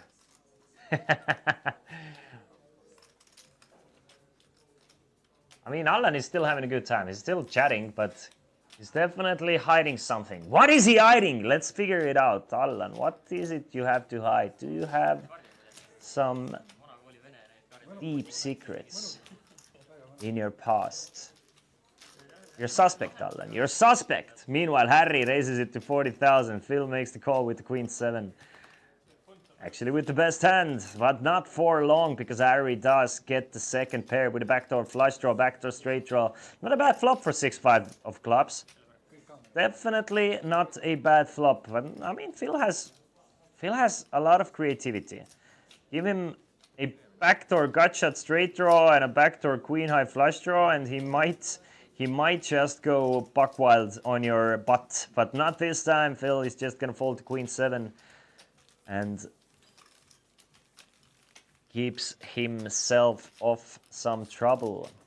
Down to 640,000 now. Definitely a little bit of, I mean, he's doing fine. It's the average stack is 566. You're at the final table. You have more than average. In a vacuum, things are looking decent. But if you put context to it, that once there was 11 players remaining, you were the chip leader with 1.4 at some point. Now you're in the middle of a pack. Couple of players have been really grinding away. It's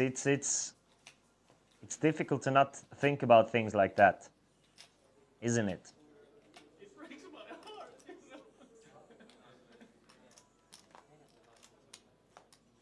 Show the card. You should coach this guys.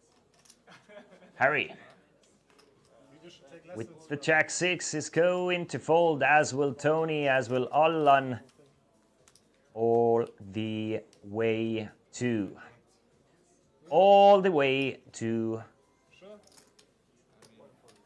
No. Siem Zuvista.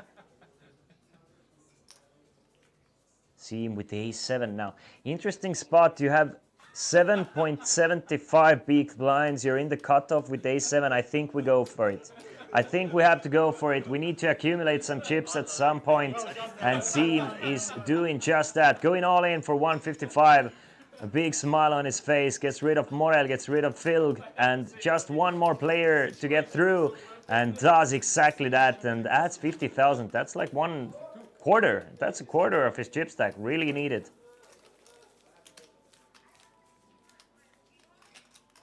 Now some much needed breathing room for the Estonian. Back to 10 big blinds. Let's see what this Siem's best results. There's a site called the Hand and Mob where you can search all the poker players you want. This time it wants me to verify that I'm a human, and it's not letting me verify that I'm a human, so I guess I'm not a human. Want to make a bet? What odds do you give me? Tony, 75,000, queen 10 suited. I think this is the time. Next hand, you're gonna have to put 40k in blind of your 75k stack. I think queen 10 suited is just a very easy all in here. Tony is going all in for his last 75, and will he get called? Well, I assume he's gonna get called at some point. It doesn't. I'm not sure, but it doesn't. It's really bad because 8 people and he's the shortest stack, so 1 out of 8 is even not close enough. Yeah, for sure. He needs one double up. Has not been called just yet, but there it is. Has already eliminated one player with the ace-queen off. Wants to make it to Marius Morel. Wants to get rid of the scary Finn with a small stack, and I think ace-queen off is definitely good enough. Now Marius is thinking, should he just call? Should he isolate? What's the game plan here? Marius Every time I hear this, I can does something interesting here. He puts in chips worth 105,000. Interesting. Interesting. Does it count as a raise now, or? I think it counts as a min raise, right? The system shows it as a 3-bet to 80,000, but that's an illegal 3-bet anyway, as it is. Tony all in with the queen 10. Marius has him dominated with the ace-queen. Now wants to be the bounty guy at this final table. Double elimination potential for the ace-queen. King, king, deuce. No help for Tony, besides a backdoor flush draw. Doesn't get it. Now only a 10 on the river would help him, but no, it's the 6 of clubs, and Marius eliminates another player. This time it's Tony finishing in 8th place. Tony gets himself 990 euros for his 8th place finish, not a bad result. Gets one ladder, starts the final table with just 30,000, so a little bit of extra money for Tony here. And we have 7 players remaining. Everybody has guaranteed themselves at least 1,350 euros. First place takes home 7,442 plus a the festival package worth 1.6k. The next festival stop is in Rosvadov. It's not far off, guys. It's just 1.5 months away, in June 6th till 16th, and I'm really doing my best to be there myself as well. So hopefully, guys, I see you guys there and at the next festival. Restore folds Jack 9. Agrees with me that Allan is a Unabomber. Ooh, Zim. All of a sudden, Zim gets really, really, really serious. That's the type of hand you want to find. Now, how do you make yourself look as weak as possible? Do you just ship it in? Do you try and go for a min raise? Wants to get a count. Goes for a min raise. Goes for a min raise. That's something that usually screams aces once a player with 10 big blinds or less still tries to min raise, but greater players will still do it. They balance themselves out. Nobody cares about balance. Marius just snap folds the 5s. Knows that something doesn't smell right here for Seam. Seam he was all smiles and now he got all serious. Phil doesn't care.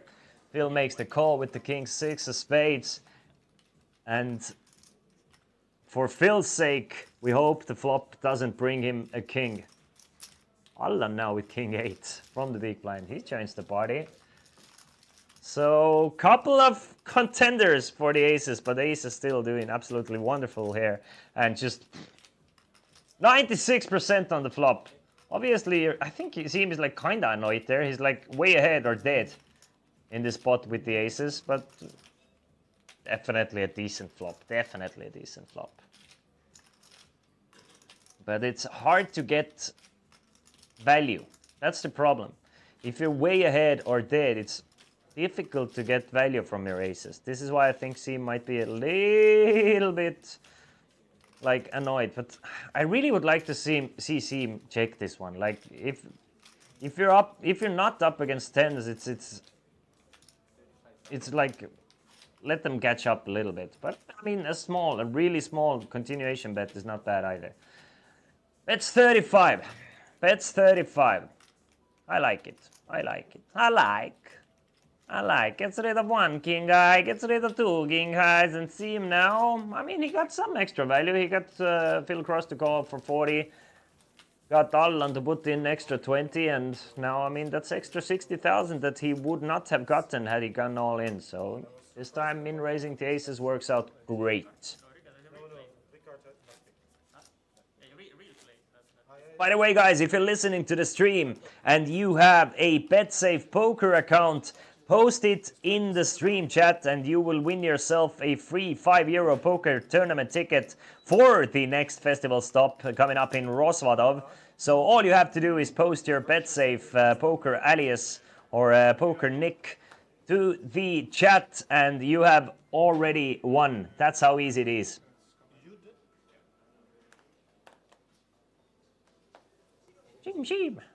Sheem will fold. Fold to king 10. Marius doesn't want to play the 6-3, but now Phil has been active. Finally finds a actually strong hand, and this is where active players like Phil, they make their money. When they actually get good cards, it should be print time. But it's Allan Ariut with the suited connector. He's not afraid to play pots either. Has never been afraid to play pots. Super Mario from Estonia, yes sir! There you go, Mr. Super Mario, congratulations, you have won yourself a €5 poker tournament ticket.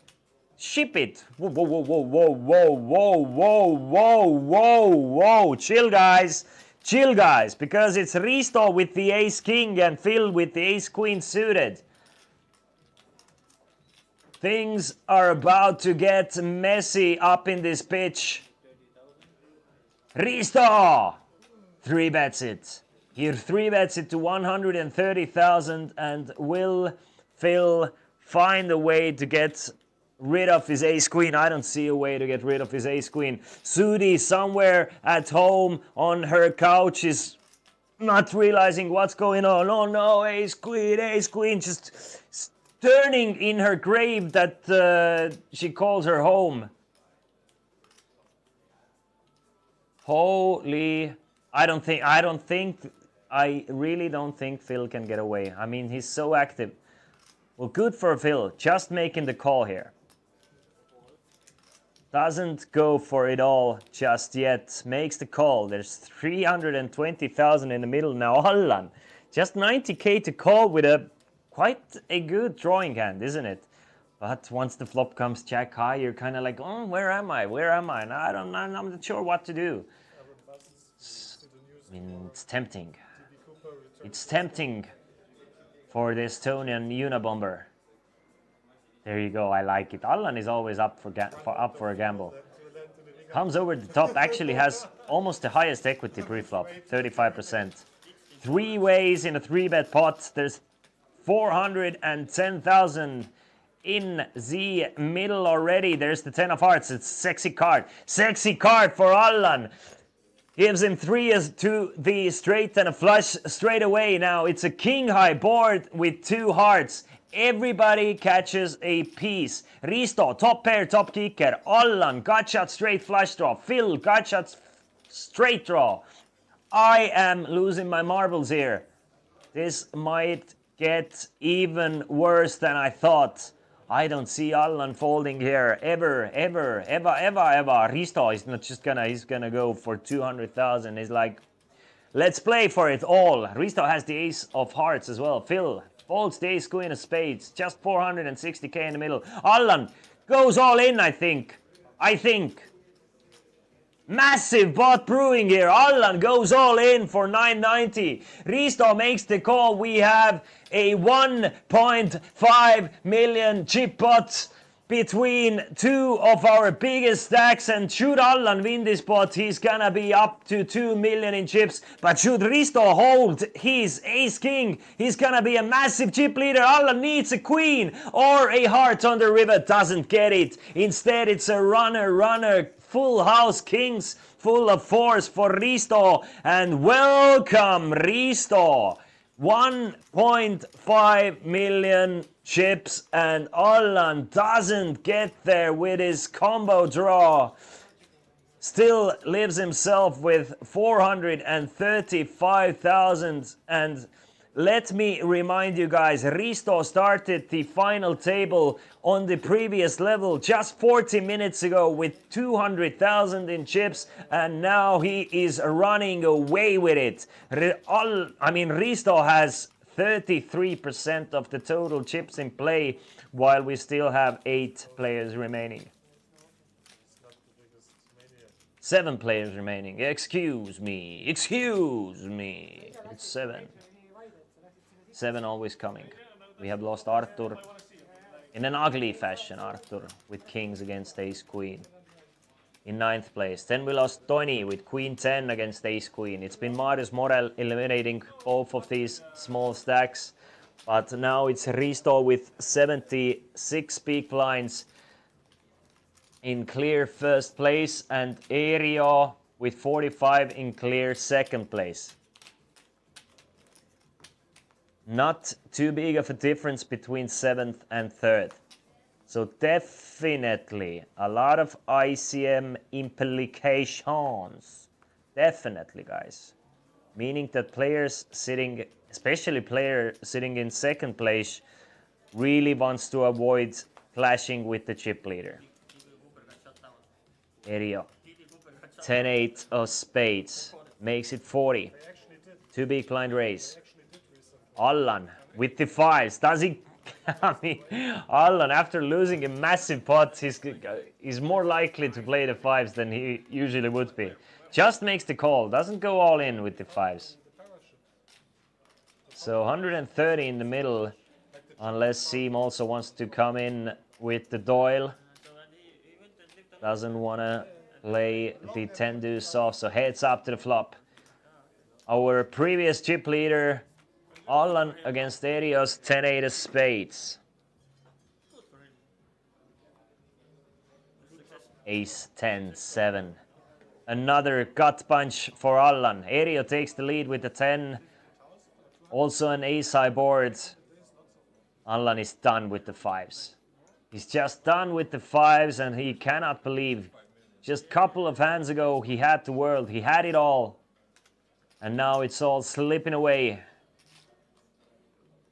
Erio starts us off with a check though. I mean, No, he's a tricky guy. He can definitely do jumped out of the fucking play. a couple of things here. 8 of diamonds now. Whatever Allan will do would not work against Erio. Erio gets 2 pair on a turn. Back then it was like 2 pair on a turn. And I think it's starting to get a bit too dangerous to continue slow playing here. Erio, I would like to see quite a large bet here. On potential flush straight draw board, I really want to see bet that is more than 50% of the pot.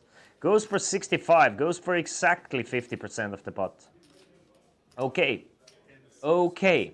But Allan cannot play the 5s and you can see the frustration, even though the sunglasses are kind of but what was his background? Like hiding it, but you can just feel it. Just one more hand to play, by the way, before we go on a scheduled break. We have lost 2 players from our final table already, and we have 1 minute until the break, so players can get to play one more hand.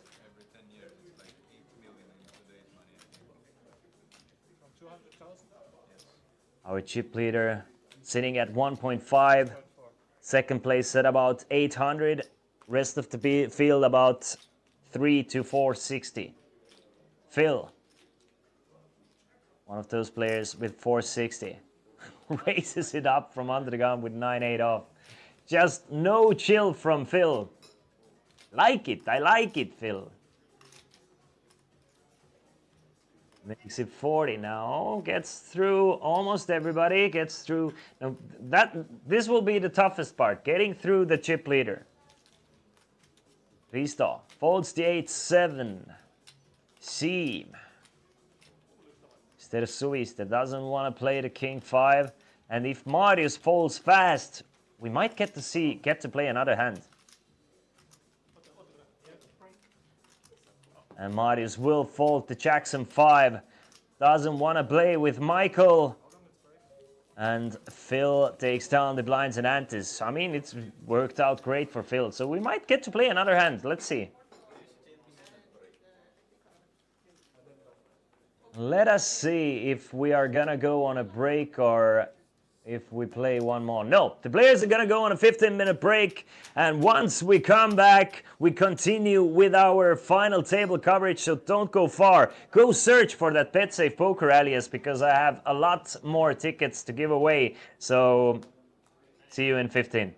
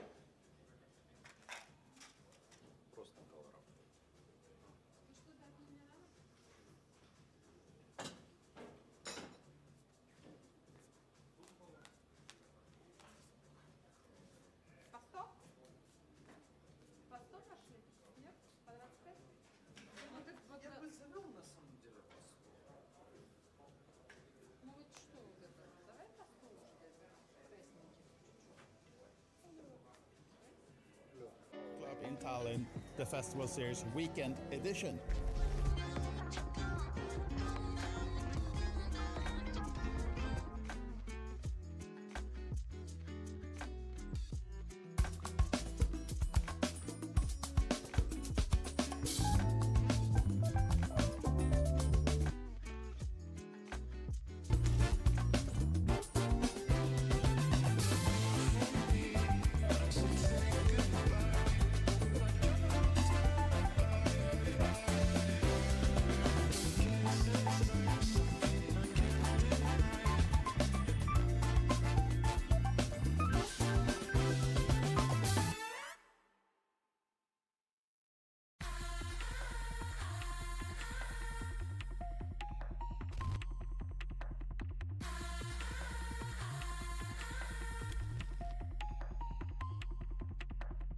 Would you believe it? The Festival Series Weekend Edition. We're back and we are in Tallinn, the Chesterfield Poker Club just behind me. Lovely venue, and we kicked off today with the day 1A of the main event. And together with Betsafe, we'll be here until Saturday. Come join us or follow everything from back at home. The action, you know, Lemon is here, is making the content. Everything's going to be crushing. So, Chesterfield Poker Club in Tallinn, the Festival Series Weekend Edition.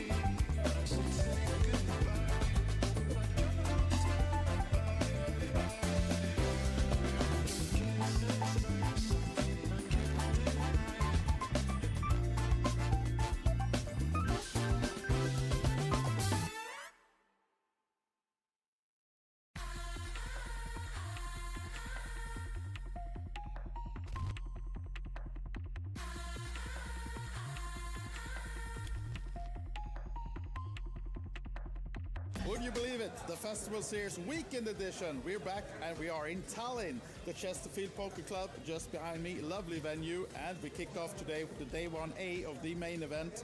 And together with Betsafe, we'll be here until Saturday. Come join us or follow everything from back at home. The action, you know, Lemon is here, is making the content. Everything's going to be crushing. So, Chesterfield Poker Club in Tallinn, the Festival Series Weekend Edition.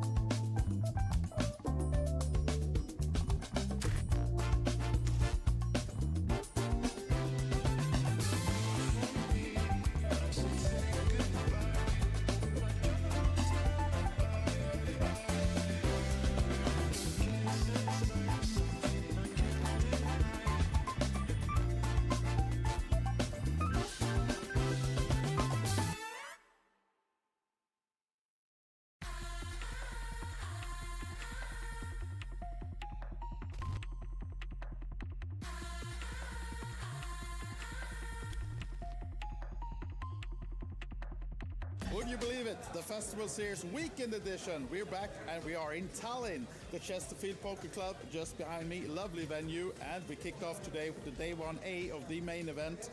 And together with Betsafe, we'll be here until Saturday. Come join us or follow everything from back at home. The action, you know, Lemon is here, is making the content. Everything's going to be crushing.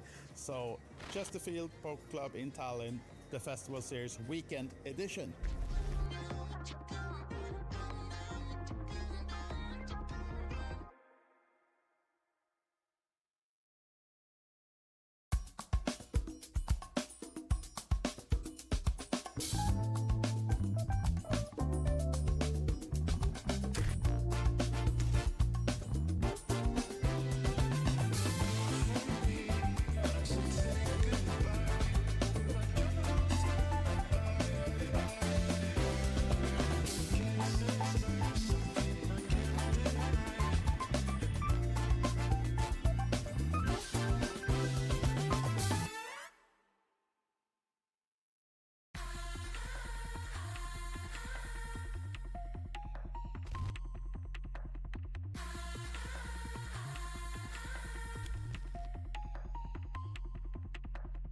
Would you believe it? The Festival Series Weekend Edition. We're back and we are in Tallinn, the Chesterfield Poker Club just behind me. Lovely venue, and we kicked off today with the day 1A of the main event. And together with Betsafe, we'll be here until Saturday. Come join us or follow everything from back at home. The action, you know, Lemon is here, is making the content. Everything's going to be crushing.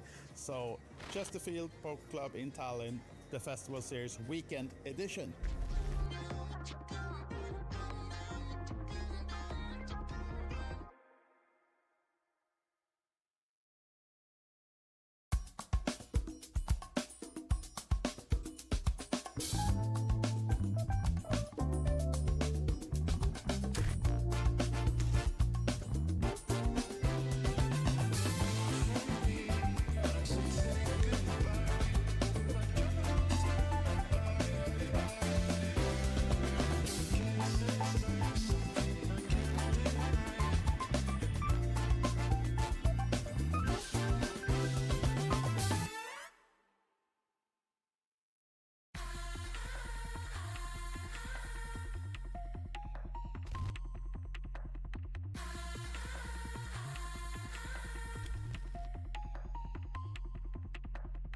Would you believe it? The Festival Series Weekend Edition. We're back and we are in Tallinn, the Chesterfield Poker Club just behind me. Lovely venue, and we kicked off today with the day 1A of the main event. And together with Betsafe, we'll be here until Saturday. Come join us or follow everything from back at home. The action, you know, Lemon is here, is making the content. Everything's gonna be crushing. So, Chesterfield Poker Club in Tallinn, the Festival Series Weekend Edition.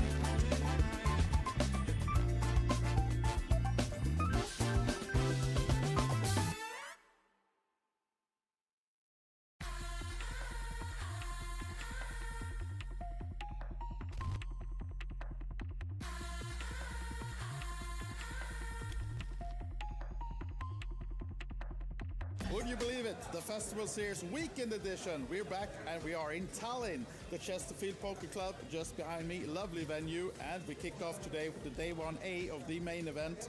And together with Betsafe, we'll be here until Saturday. Come join us or follow everything from back at home. The action, you know, Lemon is here, is making the content. Everything's gonna be crushing. So, Chesterfield Poker Club in Tallinn, the Festival Series Weekend Edition.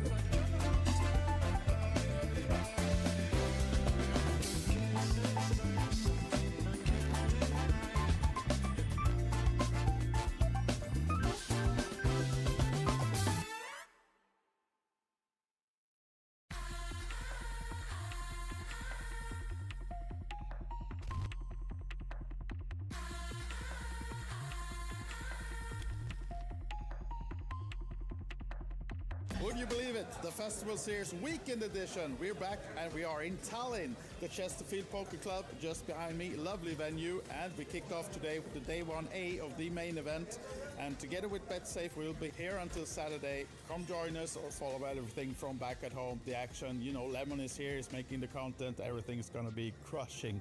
So, Chesterfield Poker Club in Tallinn, the Festival Series Weekend Edition.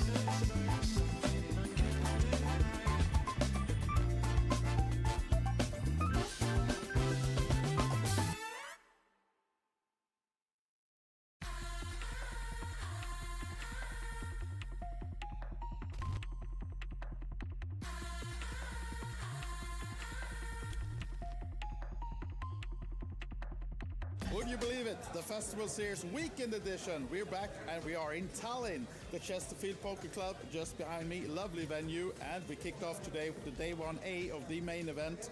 And together with Betsafe, we'll be here until Saturday. Come join us or follow everything from back at home. The action, you know, Lemon is here, is making the content. Everything's gonna be crushing. So, Chesterfield Poker Club in Tallinn, the Festival Series Weekend Edition.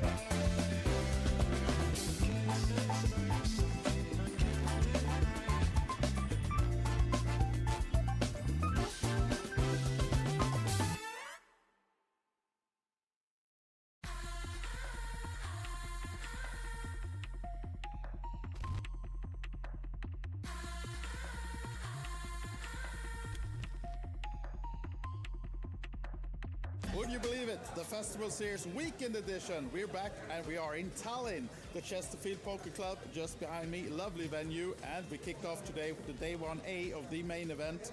And together with Betsafe, we'll be here until Saturday. Come join us or follow everything from back at home. The action, you know, Lemon is here, is making the content. Everything's going to be crushing. So Chesterfield Poker Club in Tallinn, the Festival Series Weekend Edition.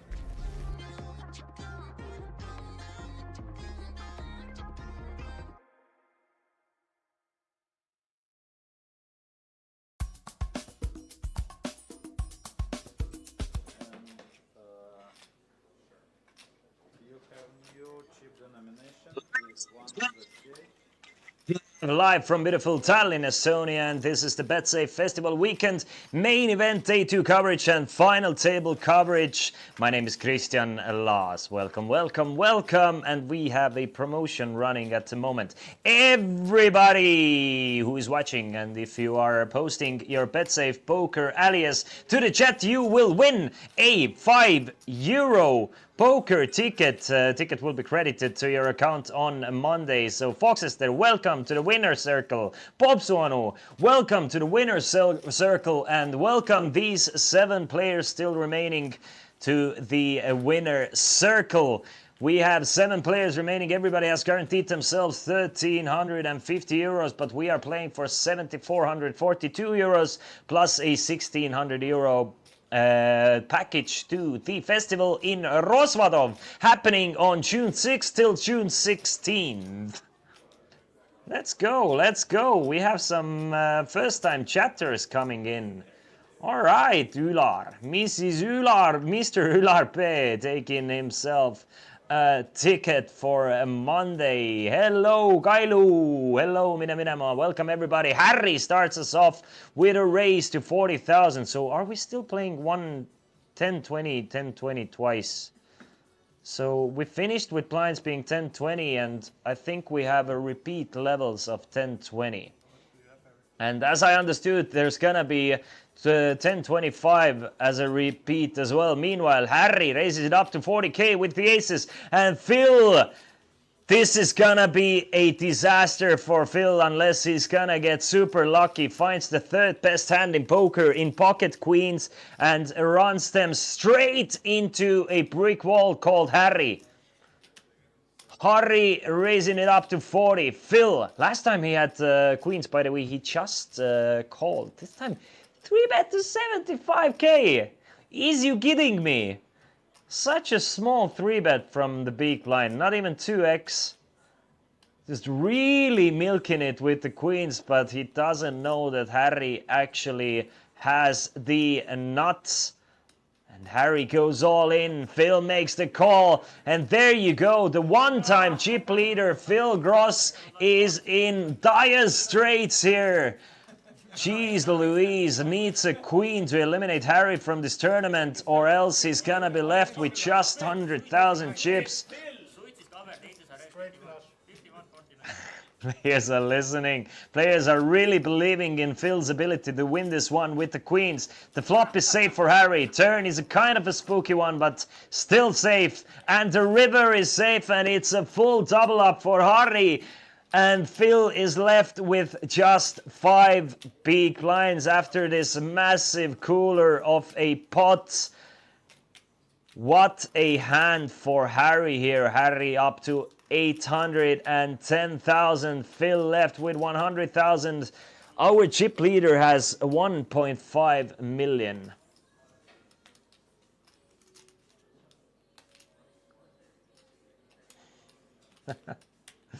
Wow. Wow, we have some spicy Rosa Blondus in the chat. Welcome, Janabas, as well. By the way, the promotion is not eligible for players in Sweden. But everyone else, just post your Betsafe Poker alias to the chat and you will get yourself a €5 ticket, poker ticket for the festival in Rosvadov. I haven't been to Rosvadov ever, so I really I'm looking forward to the festival coming up real soon. I've heard good things. There are some massive tournaments that have gone on in Rosvadov. if you're a poker player, there's a lot of plenty of poker action there, is what I've heard. Almost as much as in Tallinn, but not really. Tallinn is just the cream of the crop. Meanwhile, Harry, after getting a double up now with the 82. For some reason, thinking about it with the 82s. Very easy fold. Risto, our chip leader. Our chip leader with about 33% of the total chips in play. And with a strong looking ace queen off. 700 chip lead. That's more than enough reason to raise it up with the ace queen. Makes it 45. Zeem now folds to 96. The big lick. The offsuit big lick. 9-6 of hearts being the big lick. Erio with queen 4. Stelio. Stelio Cantos. But Erio. Nah, Erio, I like the fact that he's thinking it through, considering maybe defending the queen 4. He might even defend the queen 4, but against the chip leader, I think you can just give it up. Yeah, queen 4 suited, definitely go for it. Let's play some flops, but I think just queen 4 is gonna be a rough one to play against the chippy.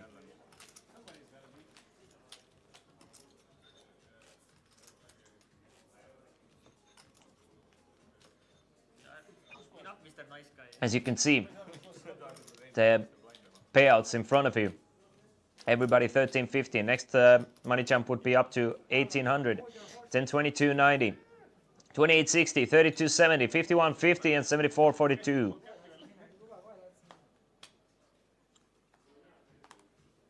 Reef comes and gets himself a free ticket in the chat by posting the Betsafe Poker alias. Good job, Reef. Good luck in the tournament. I know, I've heard that you are actually quite accomplished satellite player and you have no problem winning those big packages whatsoever. Meanwhile, Risto, he's accomplished poker player himself, raising it up to 40,000. And Moreli Mammu. Marius Morel with about 23 big blinds facing the chip leader, early position raise and having the pocket nines. I like the decision to just call in position here with the nines. Tehuri gives him a little bit of extra comforts as well. Now, hurry. We've seen quite a few cowboys at this final table. We've seen two players lose an all-in with them, then one player win an all-in with them, and now Harry going for a 3-bet with the boys. And not holding back either, just massive 3-bet here with like 240, right? Yeah, 240,000 in chips, so navy blue chips are worth 25k each. The tile chips are worth 5k each. Yeah, Risto is not gonna play. Now the question is, can Marius somehow get away from his nines? I think he can against this massive 3-bet, but you know, he's like Tom the Engine. I think I can, I think I can, I think I can, I think I can. Easy fold for the ace-10. But Marius playing the nines slowly getting rid of the big stack. And now facing a big blind 3-bet. How often am I doing good? How well am I doing with my nines? Does Harry ever do it with smaller pocket pairs? Probably not. Does he do it with ace-2, ace-3, ace-4, ace-5 suited type of hands? Maybe Marius thinks that Harry doesn't bluff in this spot often enough, and then your nines are not looking that good anyway, and Marius gets away from his nines by losing just 40,000. That's cheap. I think he's a bit annoyed at the moment, but I think he can pat himself in the back here. Just avoids... First of all, he avoids an all-in by not shipping it pre-flop himself. But. I said what in the butt. Risto, again, ace 10. Offsuit. I mean, didn't work last time. Might as well try one more time. You're not gonna run into kings every single time, and let the players really work for the chips. You're the chip leader, you can choose the pace, you can keep the pressure on. I like the raise. I like the raise. And if you run into good hands that play against you, then so be it. But make your opponents work for it. That should be the mantra of every chip leader in the known universe.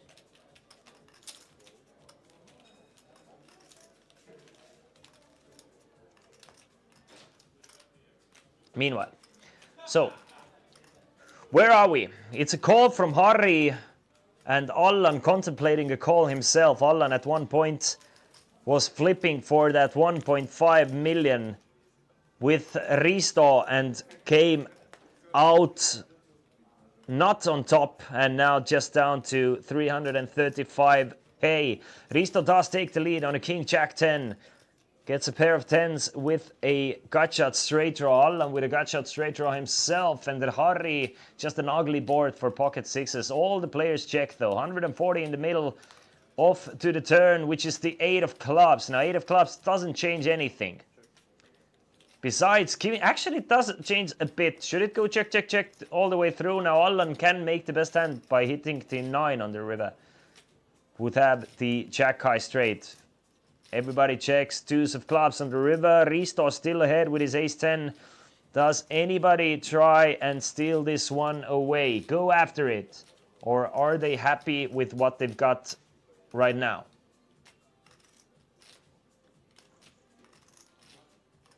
Harry. He will check from the small blind. Allan will check from the big blind, meaning that Risto gets a showdown for cheap. And he will show down his ace 10, which is more than enough against the ace 7 and pocket sixes. Another pot to the chip leader. Risto now up to 1.6 million.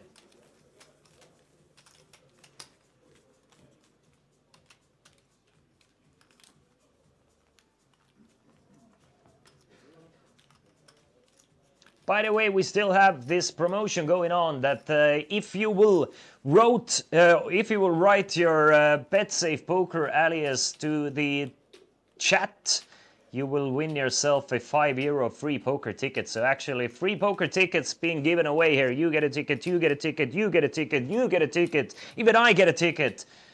So just write your Betsafe poker alias to the chat here at twitch.tv, either Chesterfield Poker or at the Festival OG, and the ticket will be credited to your account on Monday. Monday.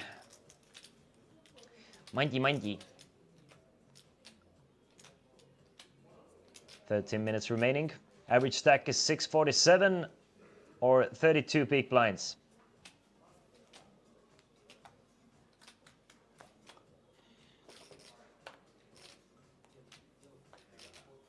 Seam will not play his hand, neither will Marius now. Phil with 7 2s and 90k behind. Phil needs to get a move on real quick, but I don't think so. He's kind of smirking. He's like, might as well do it with 7 2s if I'm gonna bust anyway, but doesn't wanna go for it with the meme hand, so he's gonna fold it. Erio makes it 40 from the cutoff with Queen 9 suited. Allan. Things have not gone his way for a long time. For some time at least. He's gonna fold, but the chip leader Risto with ace-6 of clubs. Definitely a good enough hand to see the flop here with, which he does. So heads up to the flop, 1k, 110k in the middle.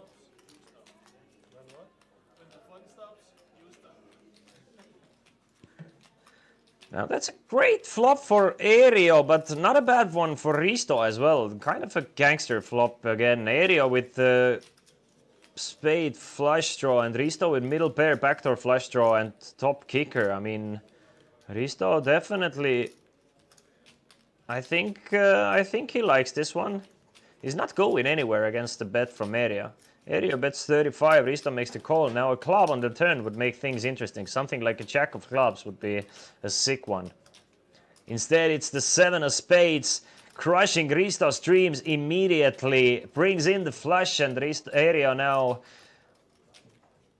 left to figure out how can he accumulate as many chips as possible from Risto. I think once you get there on the turn, you just continue betting. You just continue betting and trying to build the pot. No reason to try and like slow play or get tricky here. You get a good hand, you try and get as many chips in as possible. Risto could definitely have something like 8-9 even, 6-7, any 10, like higher spade. Something like King 10 with a King of Spades, for example. 10-8 with 8 of Spades. All those hands that Risto can still have that you want to build the pot against. I like the size. I like the size of 125,000. I really do.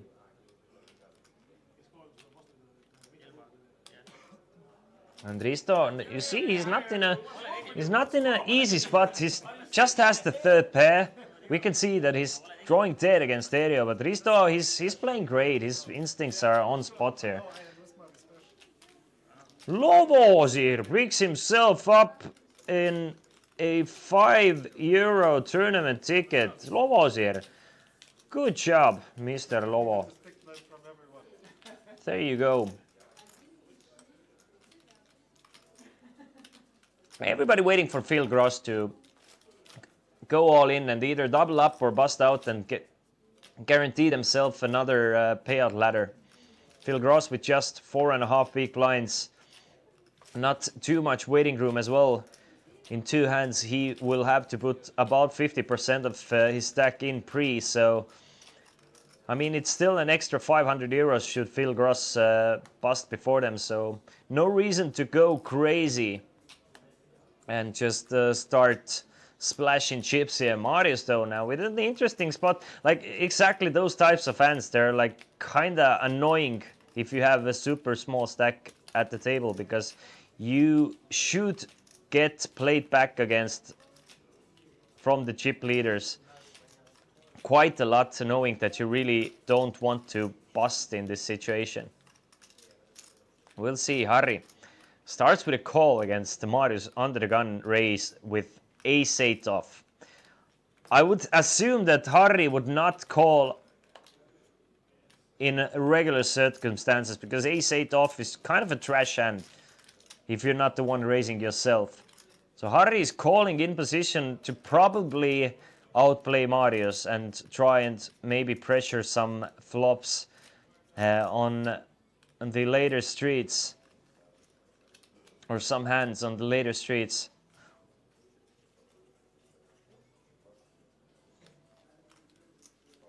I think that's the plan. Now, 5-7-7 on a flop, so Harry actually is still ahead here.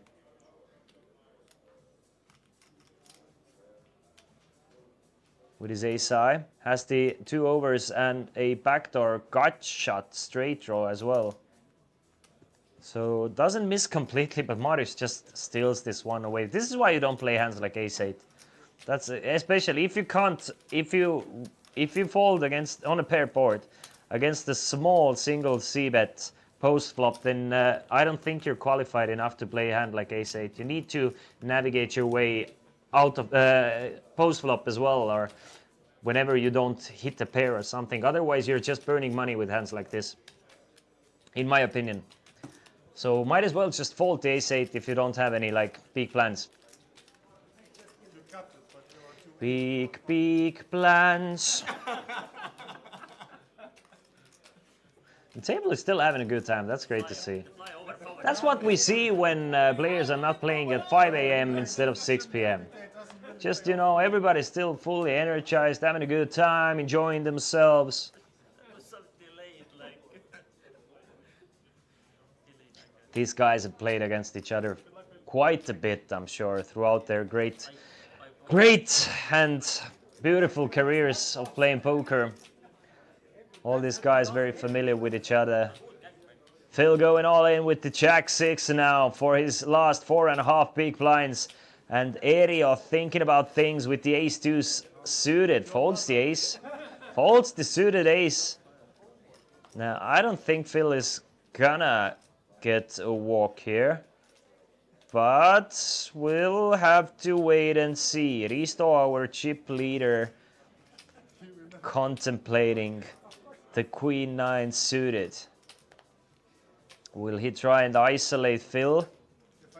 Will he just fold to Queen 9? Will he just maybe call and try and gangbang Phil out of this tournament? Goes for the calling strategy. Calls the 90k and seems Uviste finds the ace king, and he is licking his lips here. This is looking good. This is looking great. You have Phil all in with almost like a very wide range. You have the chip leader calling, who's probably gonna call with the widest of ranges, and you find the ace king and you move all in for 225, and Marius finds the eights as well. Interesting. By the way, if our chip leader Risto is not calling to Queen 9 here, then Siim is gonna isolate the ace king and Marius is gonna snap it off with the eights. But now the dynamics have changed because Risto is also still in there. Marius has to worry about Risto as well. Well, we saw what Allan did with eights in a similar situation. And Marius is a very different player from Allan. He's gonna fold the eights. I like the fold, actually. I really do like the fold. And Risto is kind of pot committed here against Siim, I think. No, doesn't agree with me. There's no pot commission going on. No, anywhere around here. Siim and Phil are gonna be all in. Heads up. Phil has a chance to more than triple up this hand. Started this hand with 90k. The winner of this pot will win 310,000. A massively important pot for Siim as well. He needs to win this one to have a better chance in this tournament. Otherwise, he's gonna be the one who is crippled and a short stack. Can his ace king? Oh no, it's a 6 high board. 3, 6 and an 8 on the flop. So Phil takes the lead. Siim needs an ace or a king or on the river. Doesn't get it. It's 2 pair for Phil Gross, and don't call it a comeback, kids. Don't call it a comeback, but Phil Gross has 310,000. And with the way, or by the way he plays the game of poker, this 300,000 can be down to 0 the next hand, or up to 1.8 million in the next 6 hands. Anything is possible. Welcome, Winston. No, not panic, but it makes sense though, right? Seems always the unfortunate all-in situation for him. Left himself with just about 140,000. I mean, yeah, but what can you do? Ace King is only 60-something% there. It's bound to lose it once every 3 times. Unfortunately for Siim, this was one of those times. Excuse me. Ooh, it seems like Winston wants to get himself a free €5 poker ticket. Winston. Sure, no problem. No problem. We'll put it on your account on Monday.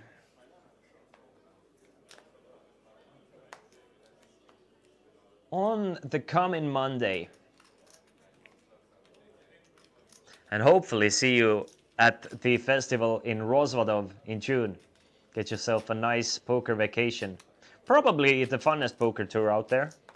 Like, if you had to measure the average happiness of a player in poker tournaments, I think the festival is up there, way up there, worldwide.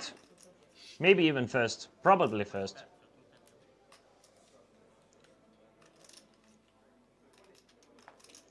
Marius. Mariusha! Mariusha is gonna fall to 42. He's gonna fold. Phil now doesn't want to play the Jack 3. Understandable, Phil. Phil, I understand, but I mean, unfortunately, you have to take some chips as well because you're getting a walk with the Jack 3.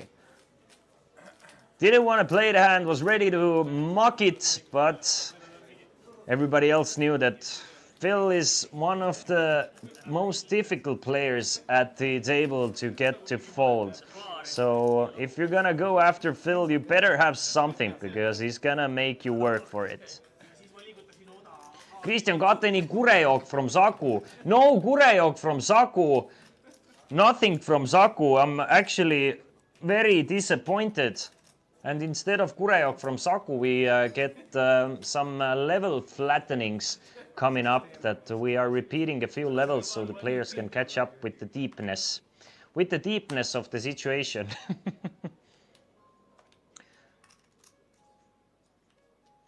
Dan didn't take care of my kure. So my head needs kureing küll. Ei läigi minu südamed, läigib ainult süda. Ei läigi minu medalit, tähendab. Phil, by the way, with the king queen.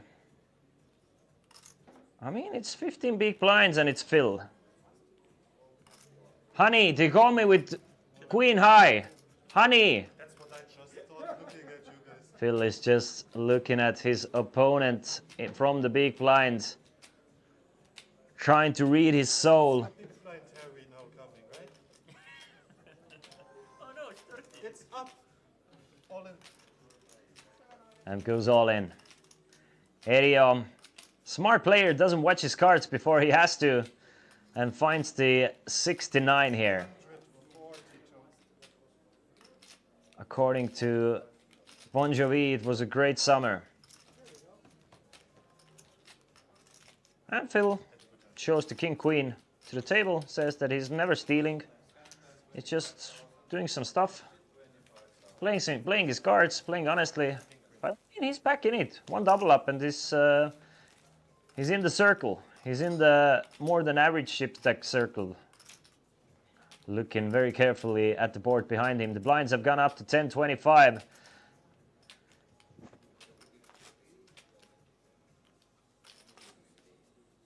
With 25 big blind ante as well.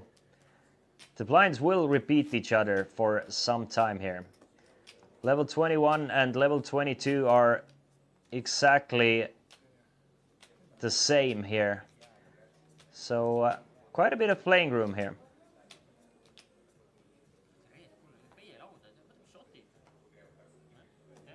Marius is talking about maybe ordering some shots.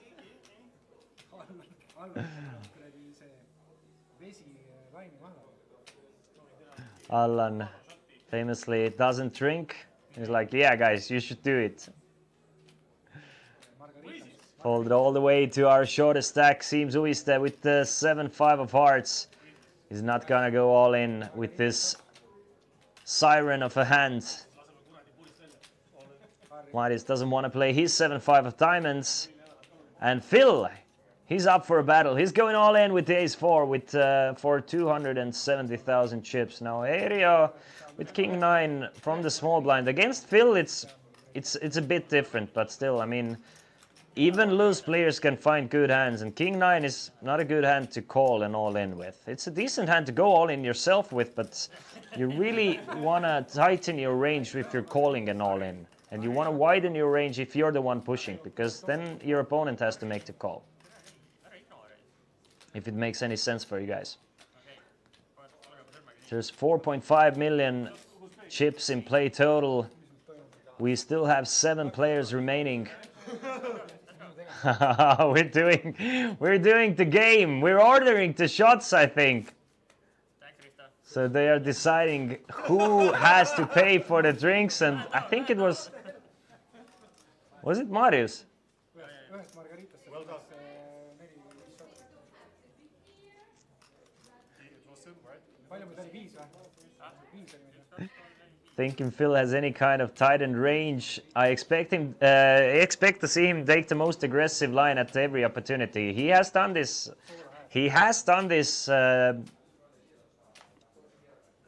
Definitely. I was talking about, you still have to worry about calling with a hand like king-9.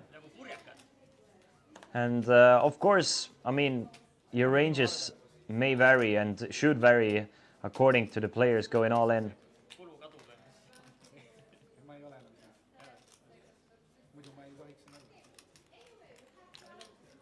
See him now with the ace-6. Doesn't have too much waiting room. I think I think it's time, Seam. 5.5 big blinds. I think it's time to go with the ace and just close your eyes and pray, and Seam does exactly that. I've liked every single move Seam has done at this final table today. Goes all in for 135, gets a snap call from Phil's ace-jack, and Phil has Seam in a very rough spot here. Everybody else will get out of the way, and we are looking like we might be six-handed unless Seam gets some help. He's been quite unlucky. Maybe it's time for him to get lucky now. 31%. Last time he was all in with 69 against 31. He was the player with 69 and he ended up losing it. Now, it would be some great poker justice if Seam would get his 6, but I mean, it's Phil. It's Phil. Deuce, 3 and a 5 gives Seam some extra outs here. Now a 4 or a 6 on either the turn or the river. Now only a 4. Jack on a turn, queen on a river, meaning that Seam Suviste is eliminated in 7th place. Seam gets 1,350 euros for his troubles, and the remaining 6 players have guaranteed themselves 1,800 euros. GG Seam, hopefully we'll see you on another final table soon. Seam had a lot of fans here. Avril Lasagna. D Main X wants to get a free €5 poker ticket. I say, go for it, Avril Lasagna. Everybody who is listening to the chat, if you put your Betsafe poker alias in the chat, you will get a free €5 poker ticket credited to your account on Monday. So let's go. Allan. Our one-time chip leader, Allan, is now our shortest stack. For that single lady in Rakvere. Just kidding. 6 players remaining. We are getting closer and closer. Now this is where things are gonna get quite serious. Firstly, we are playing short-handed. Getting closer to that trophy. There is a €1,600 package guaranteed for the winner as well. Extra to the money that they will take home, which is €7,400. Harry will raise it up to 60 here. Allan, our shortest stack with 9 big blinds with the Jack 7 of hearts. He's gonna let it go here. Let it go, let it go. He can't hold them back anymore. Risto, 10-7, our chip leader, has been holding on to this chip lead for a while now after winning this massive 3-bet pot against Allan Ariot, flopping top pair, and Allan Ariot flopping a straight and a flush draw. It got all in on the flop, and Risto's top pair ended up holding. What a flop here! Bottom 2 pair for Risto, 2 overcards and an open-ended straight draw for Harry. 155 in the middle. Neither player with a spade though, but Risto, I think, is looking to check raise this flop, but Harry checks this one back now. 3 of clubs on a turn. Harry's gonna need an ace or a 9 on the river to retake the lead in this hand. A king or a queen might spell trouble. T-R-O-U-B-L-E. That's how it spells, I think. Risto doesn't want to give out any more free cards here on a double flush board with a potential straight possibilities as well. So he's going to bet out 65,000. Harry's not going anywhere. Harry is never ever going anywhere with 2 overs and an open-ender.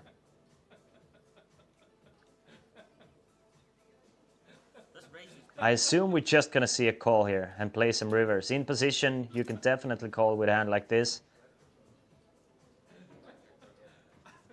I don't think you want to raise and lose your equity there as well.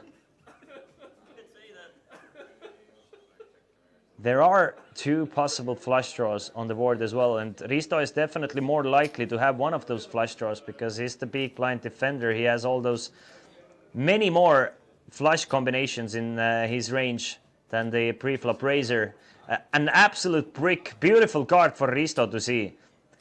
Spade doesn't come in. Club doesn't come in. No scare cards either. Just the pure 4 of hearts on the river. And Risto, I think it's time to go for big value here. Doesn't agree with me. Goes for 100k. I wonder if he's targeting a hand like ace high here. Something like pocket 9s, pocket 8s. Not sure about the sizing on the river. I think Risto wants to polarize his bet here on the river, especially when everything bricks. Cheers, boys. Cheers, boys. So let's see who's drinking. Everybody besides Erio and Allan. Cheers, boys. Yeah.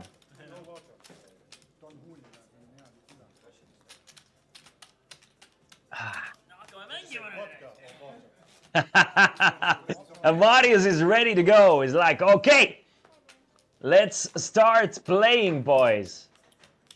I think we're gonna need like 4 more shots for this type of energy from the shot. Phil, Phil with a nice looking ace-9 of spades. Phil's fully back in it, by the way. Phil has 525,000. He's been up to 1.4, then down to 100,000, and now somewhere in the middle with 525. And makes it 50 from the under the gun position. Allan stack is dwindling now, just 265. Risto against Phil with the king jack. Definitely good enough to see the flop here. Just 25,000 to call. I mean, sorry, he was in the small blind, so 40,000 to call. Marius folds the jacks and 5s, so heads up to the flop. 150 in the middle. The chip leader against the uber aggressive Phil. Phil flops top pair, top kicker. Unfortunately for him, nothing for Risto. 5, 6, 9. Great flop for Phil. Bets 50. I like the bet. And if you're Risto with king jack, I mean, these are the types of, I mean, these boards really don't connect with small blind calling range that much, to be honest. So even if Risto wanted to lay down some law against Phil, then this is just not the type of board to do it with. It's very difficult to connect as the small blind caller. This is why I'm not a big fan of out of position passive play. It leaves the door open to get outplayed quite a lot. In my opinion, at least for me personally. I think those types of hands like king jacks, really great hands to 3-bet and turn themselves into a bluff. Or just fold, which is like the boring way, but I mean, it's fine to fold a hand like king jack off out of position against an under the gun raise. Definitely fine. But if you're gonna play it, I think calling is the worst option, in my opinion. I think you want a 3-bet or fold there. Maybe go like, I don't know, 60-40. Erio Cantos. Folds the 7-5. Nobody wants to play the 7-5. I would play the 7-5 personally. Allan doesn't want to play the 87 either. Risto. A6 keeps himself active. And his chips doing some work, raising it up to 60 now from the button. Marius rags Phil. I mean, he's gonna see a flop. Was there ever any doubt that Phil is gonna see the flop? I think it's a fine call anyway, nevertheless, with the Queen 8. But there are definitely like 50% of the field isn't even calling with the Queen 8 there. I think they are wrong. King 9, 5. No pairs to be seen. 155 in the middle. Risto. Sometimes players check back these types of boards, but this time Risto is just gonna c-bet, and Phil hasn't really been like pure bluffing any flops, or they're just like randomly floating. So Phil has, to be honest, he's as somebody said in the chat, he's gonna take the most aggressive line as possible, but he's just not, he's not like randomly splashing chips obviously. Phil is a great player. Just uber aggressive, great player. But this time, plays this one quite standard. And the c-bet ends up working for the chip leader. Gives him some extra confidence maybe.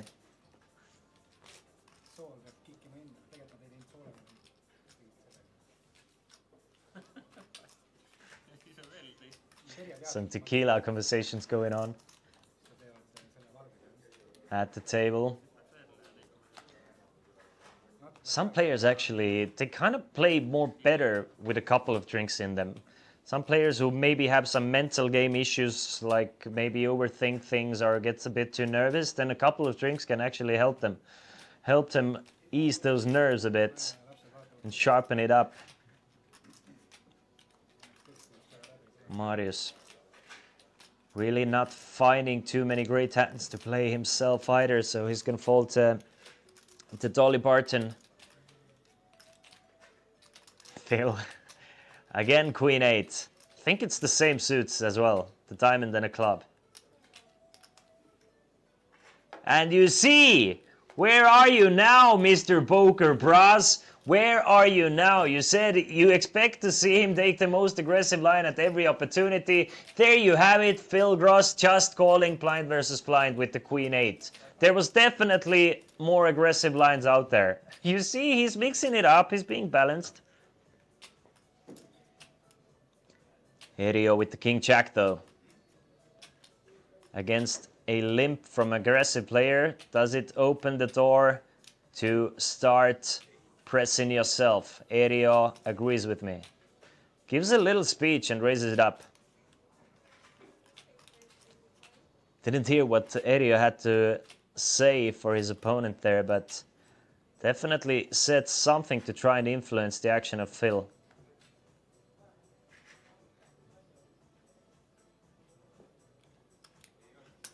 Now Phil is just really staring into the soul of his opponent and making the call with Queen 8. Didn't work last time, maybe this time. Second time's the charm. I mean. It's a top pair for Erio and an overcard and a gut shot straight draw for Phil. Another opportunity to take the most aggressive line. Don't you agree?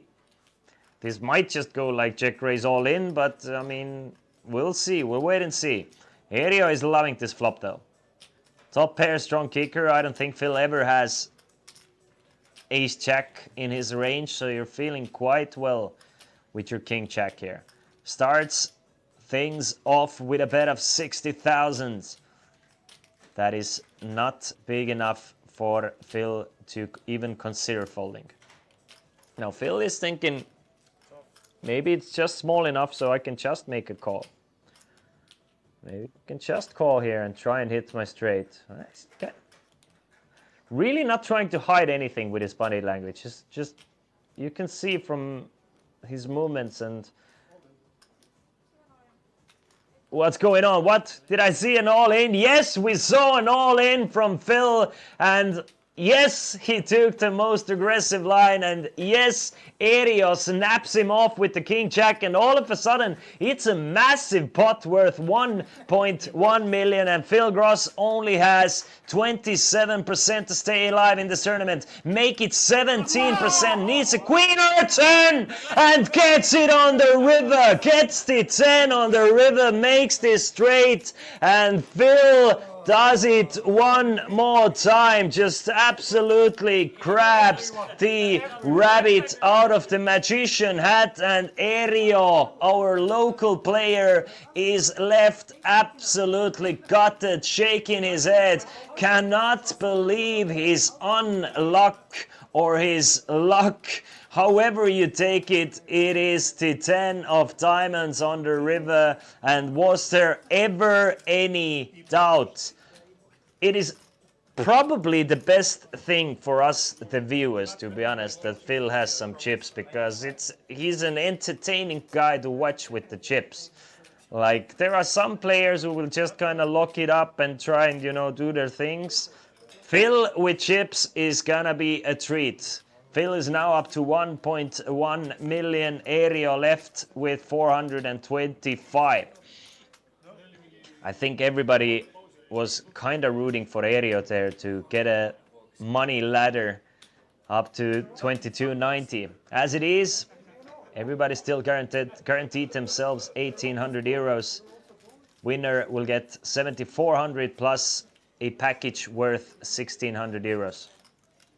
Someone should have taken me out. What a sick run out. What a sick run out for Phil. Phil was up to 1.4, then down to 100, and now back up to 1.1 million. If that is not the proof that how active he's been with his chips, I don't know what is.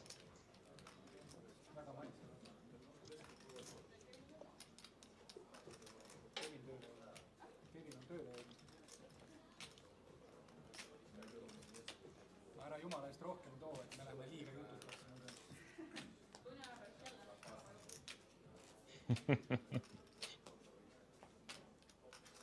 5 more minutes remaining. 5 more minutes remaining of this level, after which we will go up to the same level. Just the number in front of the level will change, but the blinds will not change.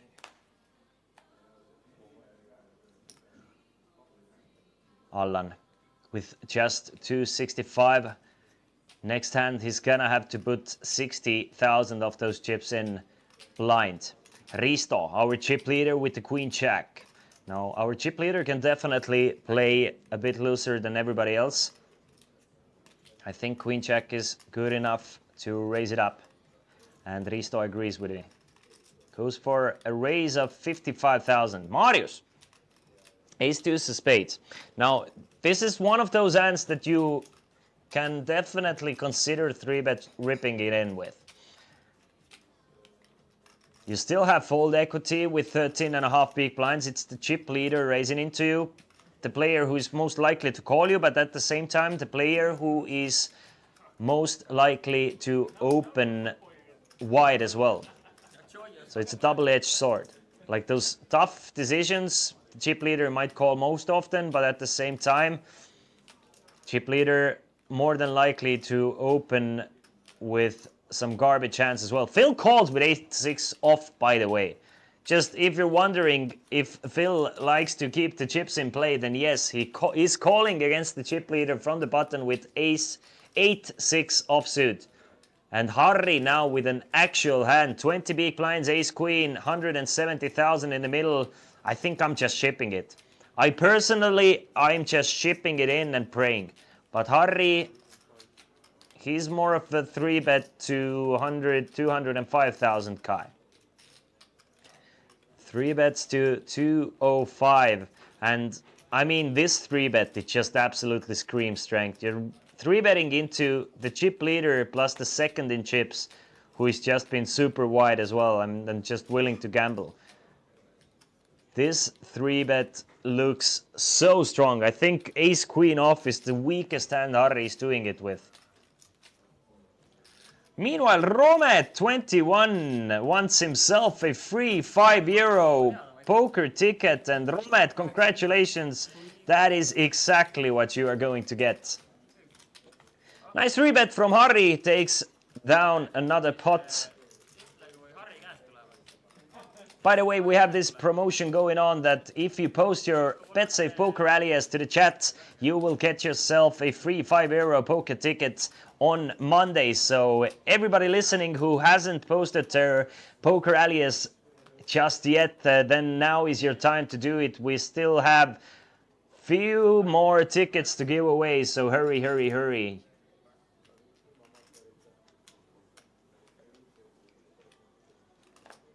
Otherwise, others will get it, which is not a bad thing, of course, if you're a good person. Sharing is caring and all that stuff. Aereo now with 13.5 big blinds and king queen off. Most players would just shove it all in from the button here.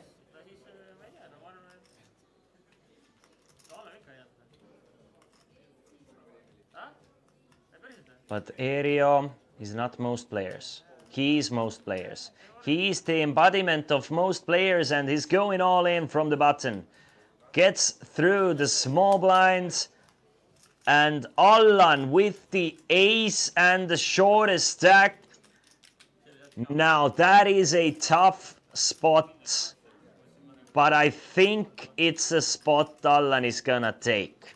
Allan is also one of those guys that if it's like a 50-50 situation, he's gonna take, from what I've seen, he's gonna choose the option that is gonna be like the most risk, or that might end up with him having the most amount of money, or just either nothing or all of it. And if it's close, he's always gonna go for all of it. But not this time. Never mind. What do I know? Allan folds the ace-5 here. Just doesn't give Erio enough credit to shove light there. Interesting. Really interesting spot here. I thought that Allan is definitely gonna call, but not this time.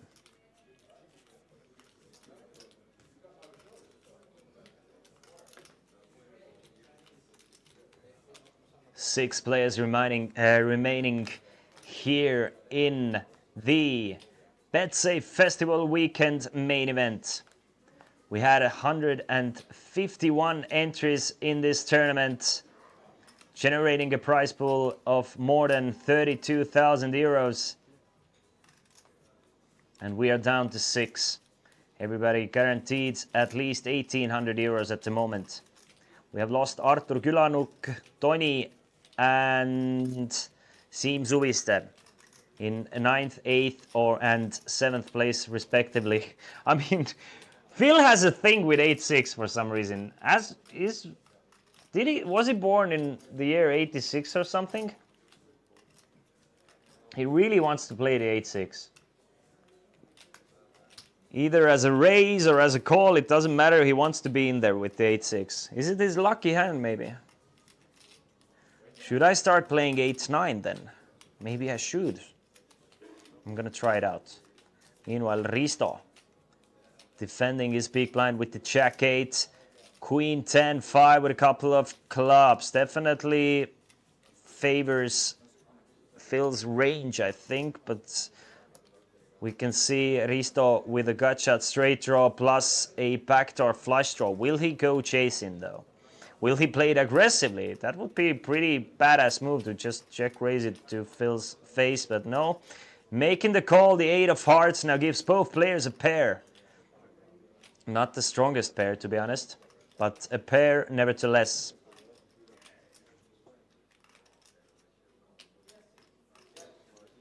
Excuse me for a second.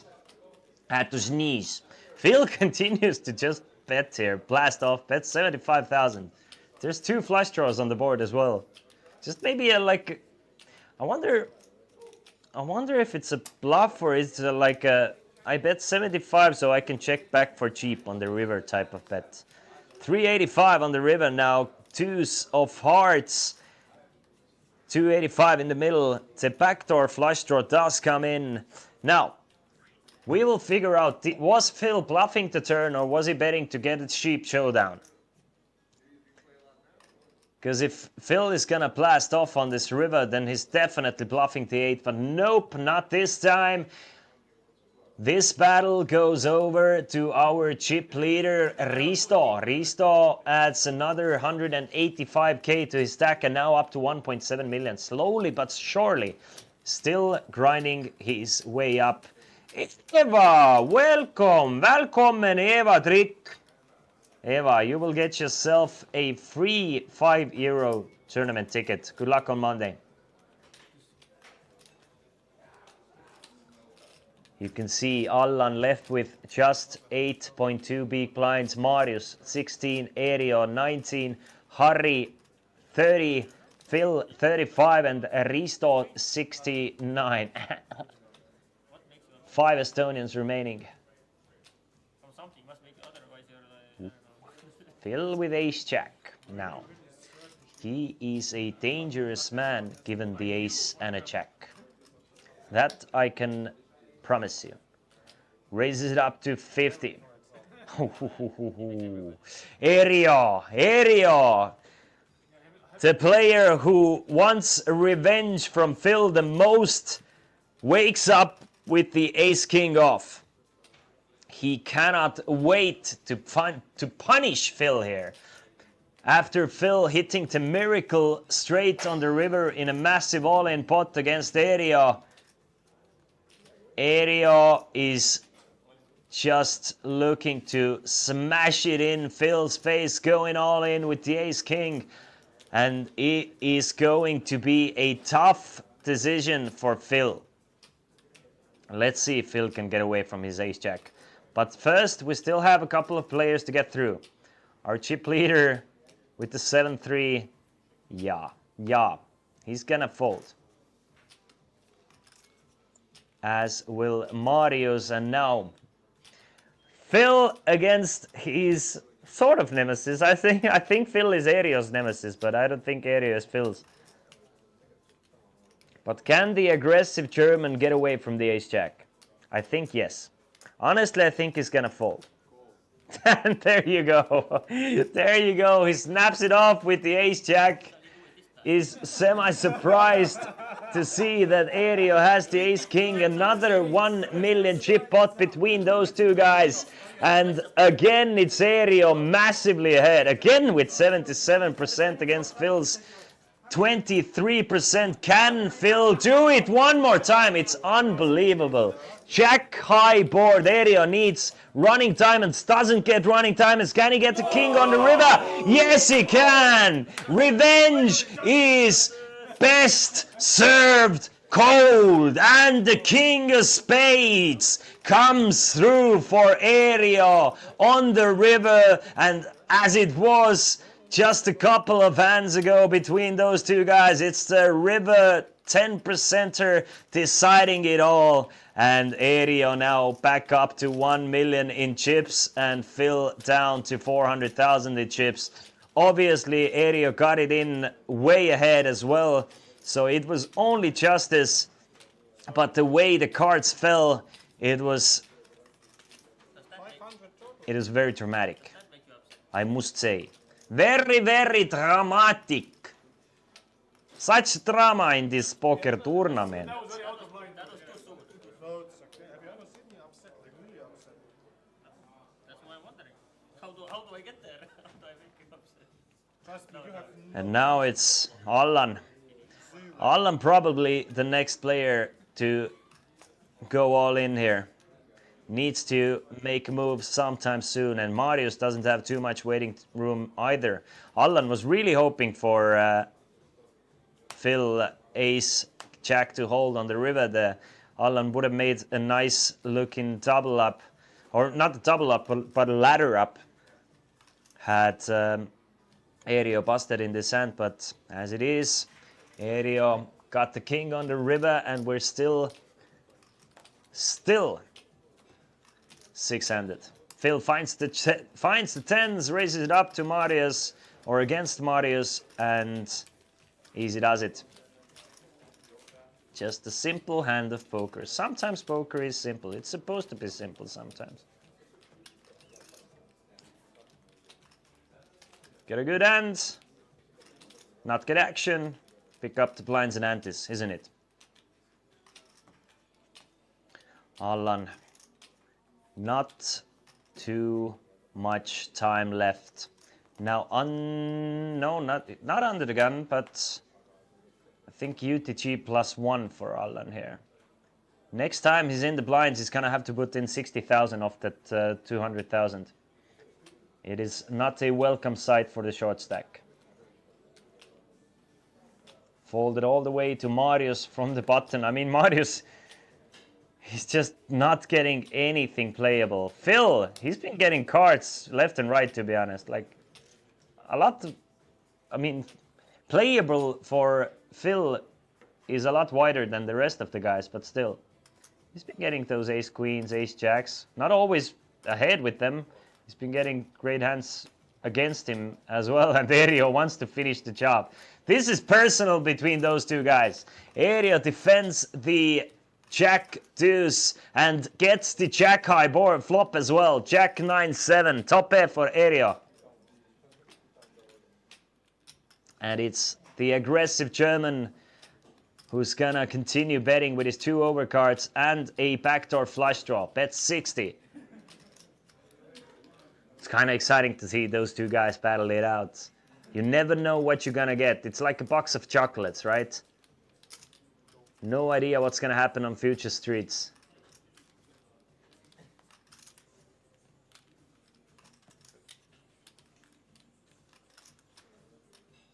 Eight, a kind of scary looking 8 of spades and a 10. Gives Phil a straight draw though. Now any 10 would make a straight area. Definitely not in love with this turn card, so he's gonna check this one behind as well, and the ace comes on the river. The ace of spades, the prettiest cards, comes through on the river, and Barry Greenstein, one book from Barry Greenstein gets sold somewhere. Phil even goes for a little bit of value here. Goes for a little bit of 80,000 value here, gets a snap call from Erio, and this time the battle is won by Phil, but not the war. Mr. 01 says, hey, could you please advise how to find online sats to the festival in Roswada via Betsafe room? I can't see them. What is the name of them? The €5 satellite should be every day running, or at least every weekday, but I think every day running at 9 p.m. And on Sundays you have a €50 satellite for the 1600 event. Not really 100% sure of the name, to be honest. I don't have the software on this computer that I'm using at the moment, but they should be running every day at 9 p.m. The buy-in for this event is €5. So if you search in this time and in this price range, you should find it. Every single day you have €50 guaranteed in the €5 satellite, and on Sundays you have the €50, €1,600 guaranteed main satellites as well. And everybody, by the way, if you're posting your Betsafe screen name or the poker alias to the chat, you get a free €5 ticket. So let me know what your Betsafe poker alias is, and we will put the ticket on you, and you can register straight through the ticket as well. Iced tea with vodka. Really with vodka? Vodka? Skinny bitch.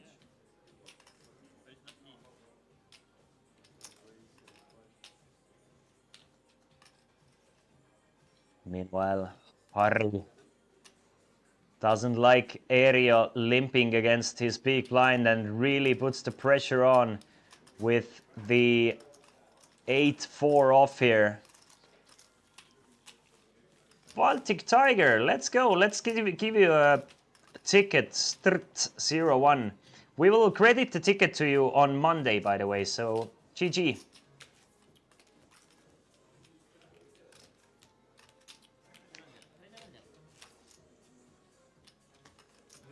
Mr. Tigr. Still 6-handed. Still playing 10-25. If you're wondering why the blinds haven't gone up in a while, it's because we flattened the structure a little bit by repeating the blinds 19 and 20 and 21, 22. Your fate was in my hand. So players got basically 2 extra levels.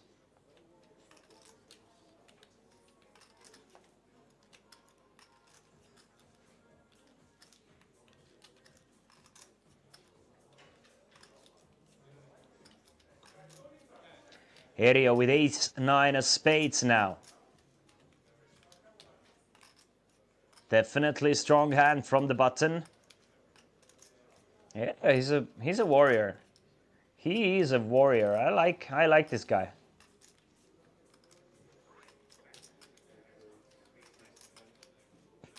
The battles between Phil and Erio have been a treat to watch. Now goes after the blinds and antes with a raise to 65.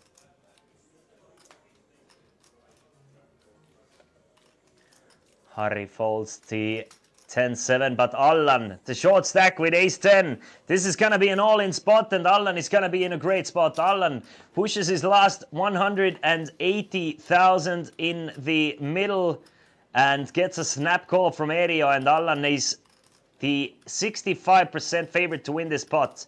It is going to need some spades or a 9. Allan does have the 10 of spades for a little bit of coverage as well. King, Queen, Jack, just a straight for Allan. The nuts on the flop for Allan, and he will get a much needed double up against Area here. But I think it's a fair game. Allan was just short stack. Area has to make the call with the ace-9. And Allan doubles up to 395,000 now. Area down to 580.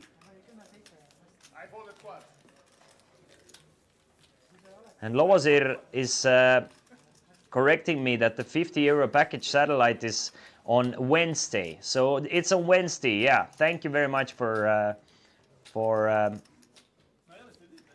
letting us know. So anyway, yeah, you can just look around a little bit on the Betsafe software and you will figure it out. Unfortunately, I don't have it downloaded on this particular work computer.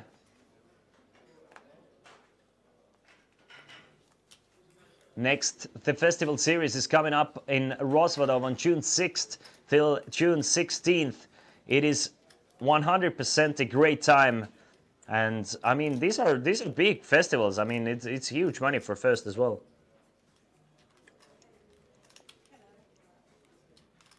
Should try and satellite in.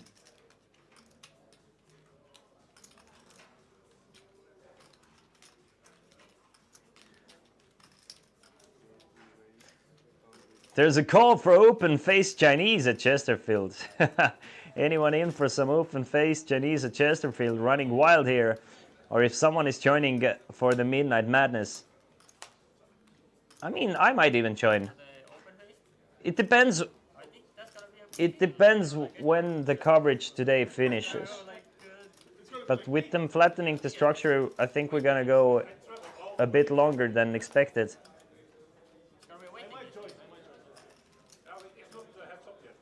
Meanwhile, Area 3-betting. Phil making the call with 10-9 against the 3-bet of Area. These two battling it out once again.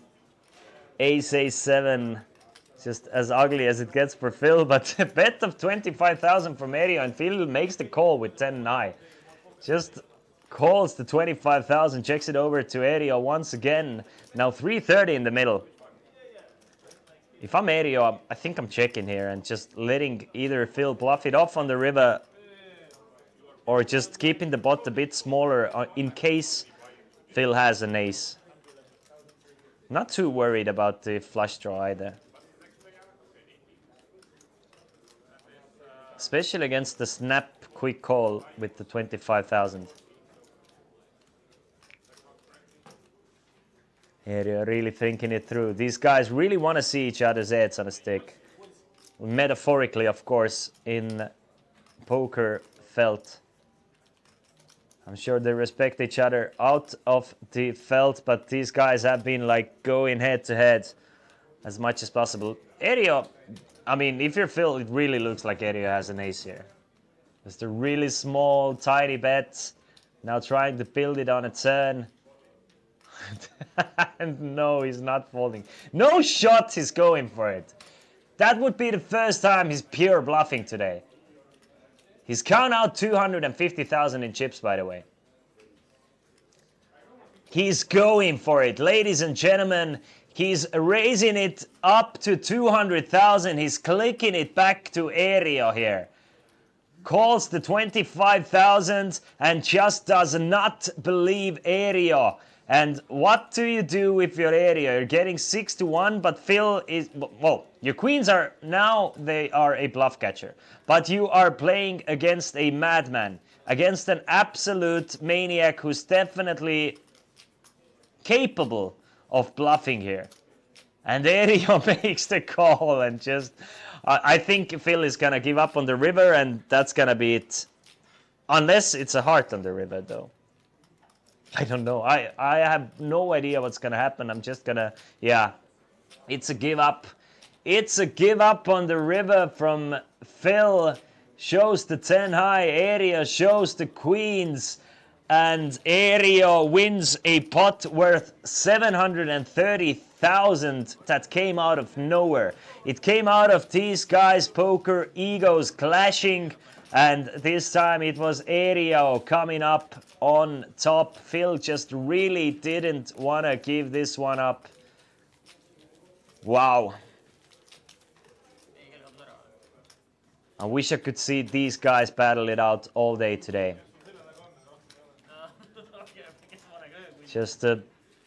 Just no strategy involved whatsoever. It's just like, I want to outplay you. Both guys want to outplay each other and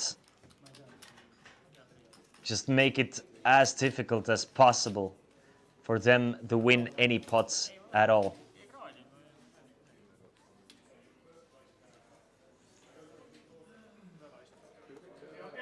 Phil now. Left with 365,000 chips. Phil is out, so Erio is out. Harry is just like kind of chilling. He's been chilling all day today. Just, you know, 3-betting when he has to. Just looking and waiting for his spots and staying on the sidelines a bit. Allan folds the Jack-4 of spades. Now our chip leader. He's been kind of chilling as well. Hasn't been massively over-aggressive, looking for his spots. And finds it with pocket deuces, min raising it to 65,000, and Marius with pocket threes. What a great spot for Marius to find pocket threes here. If he's going all in and should he get called, he's gonna be 80% with pocket threes. Just a dream spot if the chips are going in. And you never expect to be 80% with pocket threes. Risto, raise call. I think you want to ship it all in if you have pocket deuces here. I don't think you want to induce an all in. But it is Marius Morel all in with pocket threes against Risto with pocket deuces. Risto needs a deuce to eliminate Marius. Marius is a very dangerous opponent to double up, and it's looking like it's gonna go Marius' way. Like an ace on the river would do it. 5 on the river would do it as well. Players will chop it up. Both players with 2 pairs, 5s and jacks and ace kicker. And Risto gets lucky on the river, and we finally see a smile from our chip leader. That's all you need. 2 pair runs out on the board, and both players play the board. Marius is looking a bit annoyed. Understandable, but that's poker. I guess it's because you don't expect to be this far ahead with 3s pre-flop, and once it happens, you're like, can't waste this opportunity.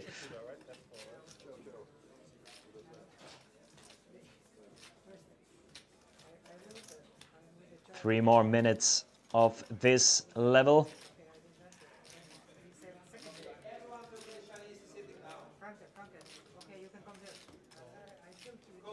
Feels like the OFC tournament is starting.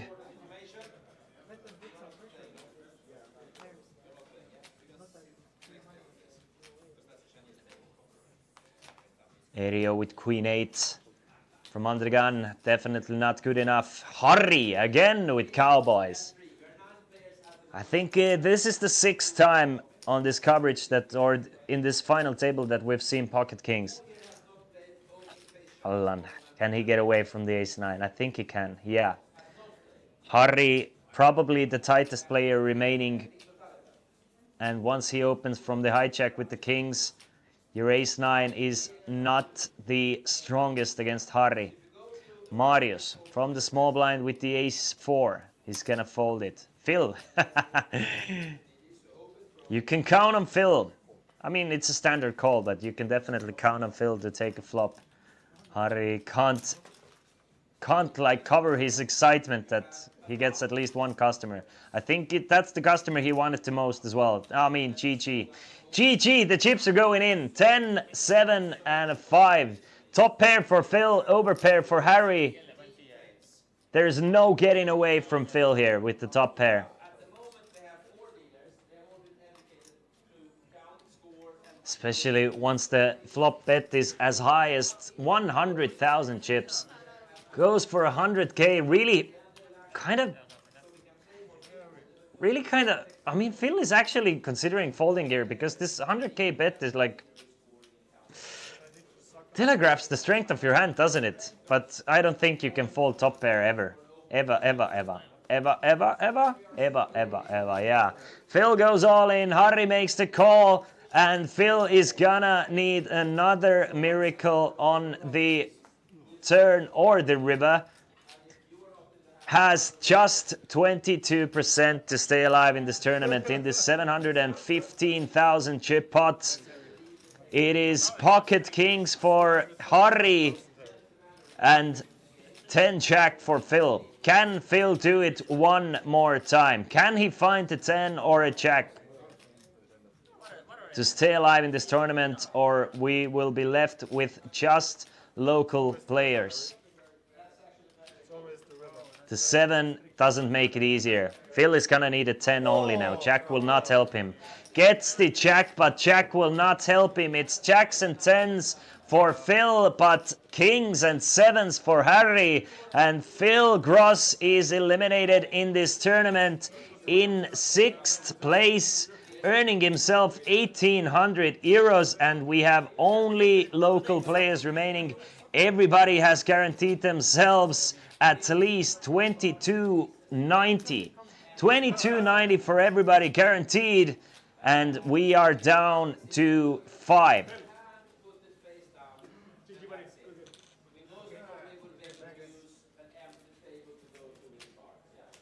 GG Phil Gross.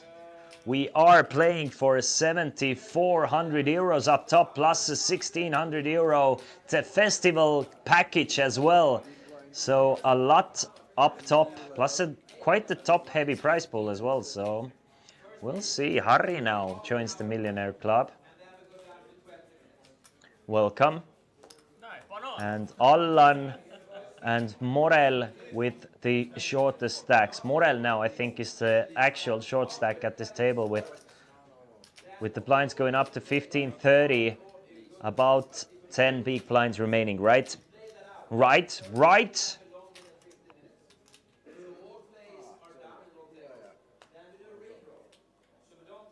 But it is Harry opening it up. 1.1 million, or about 25% of the chips in play. Allan's turn to find the kings now. Kings started off this final table as the most unlucky hand, but lately they've been working out. Allan opens it up to 60,000 with the kings, really hoping that somebody will come over the top here. Here's one of the guys who could do it. Marius Morel, our shortest stack with the ace-5 off. Maybe Allan, the greatest candidate to fold as well. Maybe he still has some raise folds in his arsenal. And against kings, you still have like 37% if none of the aces are dead. So you're actually not doing too bad. Anyway, he folds the ace-5. Erio. Queen Jack suited. Pretty looking hand, but a very scary min raise from a short stack.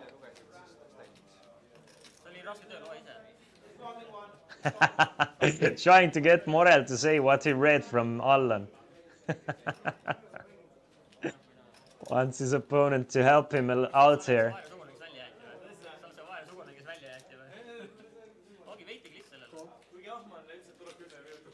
Calls the 30 from the big blind. But definitely cautious against Allan. But I don't think Erio can get away should the board run out queen or jack high. There you have it. Queen, 8, 6, all spades as well. Top pair for Erio. Allan with an overpair. Allan cannot give any free cards here because there are 3 spades on a board. I like the overbet all in actually. I really do like the overbet all in from Allan here. Just straight up pushing it in case Erio has a spade, make him make a tough decision. If he has a queen or something, I mean, he can also represent a hand like ace-king with a spade or whatever with a spade. So Erio does make the call. Allan, now it's his turn to show the kings. And Allan is in a great shape to double back up to 800,000 after being the short stack for the longest time. 9 gives extra outs for Erio now. Needs queen, jack or a 10. Doesn't get it. It's a set of kings on the river for Allan, and that'll do it. Allan now doubles up to 800,000. Erio left with 560,000.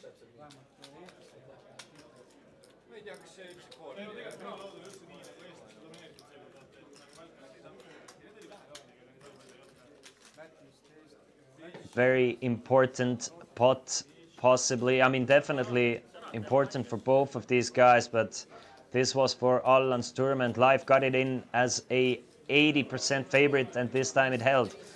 The Kings have been the deciders in this final table. 5 Estonians remaining on the Betsafe Festival weekend main event. We had 151 entries, 32k prize pool, 5 remain. Everybody started this tournament with 30,000 chips, meaning the starting stack is the big blind now. So some simple mathematics means that we have a total of 151 big blinds between those 5 players. 151 151 bigs, 5 players. Average stack should be about 30 then.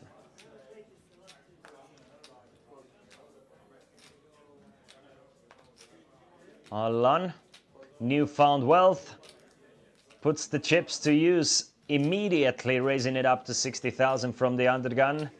And Harry from big blind with the 89.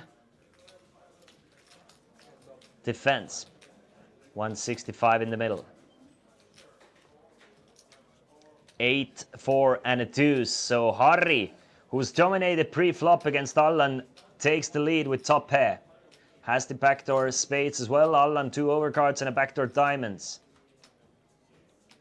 Allan is quite aggressive in the spots. He's gonna set up a potential turn barrel here, I think. Should Harry check here, Allan is gonna bet something like 60-ish maybe. Harry doesn't even want to let him bet. That's interesting. That's interesting that Harry is leading to 8 here. Definitely an unconventional play here from Harry. Thinks that maybe Allan is checking this board back quite often. But Allan is gonna float one. 2 overs, backdoor diamonds. He's known to float these spots. Yeah, he does. Now, wants to see like a 10 of diamonds or a jack of diamonds. What a perfect card that would be. 6 of diamonds is one of those backdoor outs here. Now, 2 overs and a flush draw for Allan. Depending on how aggressively he wants to play this one. We might see some fireworks even on a turn, but I don't think so. 6 of diamonds, definitely better card for Harry. Harry, after leading here, he has a few 2 pairs, a few straights even. But with the check on a turn, Allan is gonna check it behind. 4 of diamonds on the river. Allan backdoors his way into a flush. And that's kind of a safe run out for Harry. It's really looking like a safe run out. The fact that Allan checked the turn back as well, I don't think he's too worried about the diamonds here. And Harry might be in a bit of a trouble here. Now depends if Harry's going to lead the turn river and try and get some value, or if he's going to check. Either way, he's going to lose some extra chips here. He's going to go for big bets here. Goes for a big bet here, 200,000, and I think 175. Now, Allan does backdoor himself into a flush. But does he want to play this one conservatively and just call the river in case Harry had something like 8-4 or 4 deuce that he was leading? But I don't think these hands check the turn, so Allan should think this through and realize that his queen high flush is quite strong, but is it strong enough to raise and get called by worse? It's a tough one. Yeah, he's going all in. He's going all in, and Harry hates his river bet now. Harry really doesn't know where he's at. Now let's think this one through. Allan raised pre-flop to 60, Harry defended. Harry let it flop, Allan called. Turn, 6 of diamonds, a very scary card if you're holding like a set or 2 pair or something like that. Both players check this card. So these hands kind of fall out. Now 4 of diamonds brings in the backdoor flush and Harry bets quite big on the river and Allan all of a sudden goes all in. Is he going all in with just ace 4 per se? I don't think so. I really don't think he's going all in with something like ace 4, so it's kind of tough to put Allan on a hand. It's either a backdoor flush or it's something like a floated ace high that really wants to steal this one away, or some busted spades. I don't think busted spades are the best hands to bluff there, so you want your opponents to have the busted spades if you're going all in. So it's like ace of spades that floated the flop, like ace king, ace queen. Something like an ace 5 maybe that definitely can play this way. And now Harry has to figure out what the hell is going on here. Or it was something like Allan has, queen 9 of diamonds, something like jack 9 of diamonds, 9-10 of diamonds. I don't think 9-10 of diamonds is even going all in on the river, so a really, really tough one to figure out. I think this one can go both ways. If I'm in Harry's spot, I'm having trouble putting Allan on a value hand here.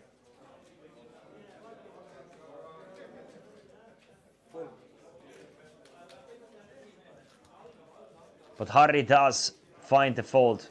World class, really, really good fold for Harry. I mean, I like the fact that he was thinking this one through. But this could have gone either way. Definitely could have gone either way. Sargava in the chat asking, Christian, do you have some tickets left? Of course, everybody. If you're listening to the stream, let me know your Betsafe poker alias in the chat and I will give you a free €5 poker ticket. So come on, Sargava, get your ticket. Let me know what your Betsafe poker alias is, and you will get a free €5 ticket. And that goes to everybody. Sargava, don't get in. Come again. The tickets will be credited on Monday, by the way. So Sarga was already used. What are the odds? Maybe it was you from the past. Or you're one of those like copper coins that everybody's using that name as much as possible. Maybe Sargava is the new copper coin.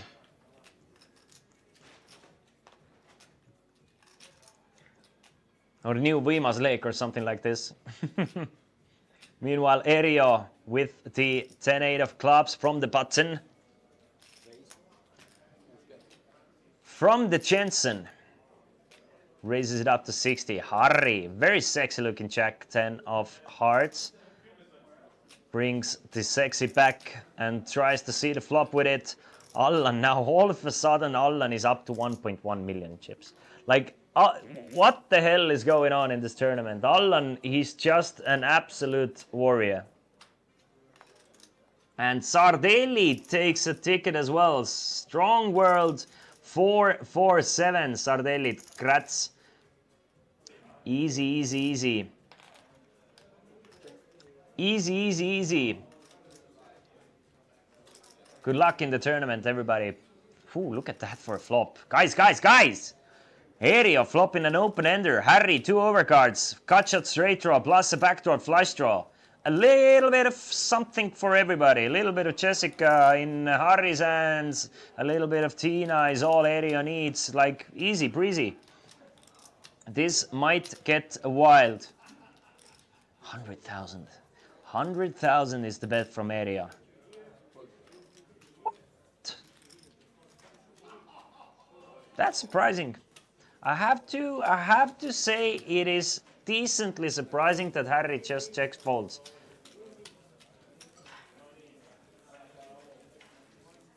Well, we are getting closer to crowning the champion basically every hand we play. Blinds are 15-30, big blind ante 30. I was thinking that this tournament might end when the blinds are between 50 and 100 and 100 200. So somewhere between levels 26 through, no, well, now it's 28 through 31 because they changed the levels up. So 28 through 31, somewhere between that is the most likely scenario in my opinion. Queen of Spades. Thank you for sharing. I will make sure you get your ticket. Still have a few tickets to give away, so if you haven't shared your Betsafe Poker alias, make sure you do it. Mini Megatron, no problem. No problem, obviously. This is a great promotion brought to you by Betsafe, so might as well take part of it. Brought to you by Betsafe and Franke. Franke personally gave me a call and told me that give these guys watching, give them a little bit of something here. Welcome, Udmurdu. How you doing? I have put your name in the list as well.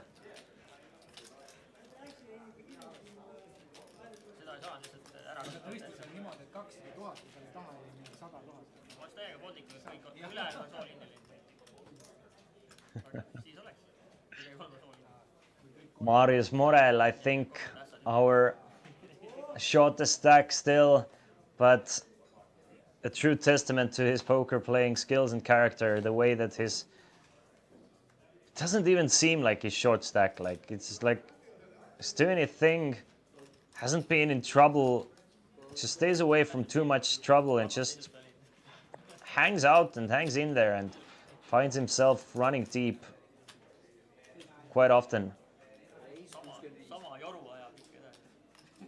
I'm good, thank you.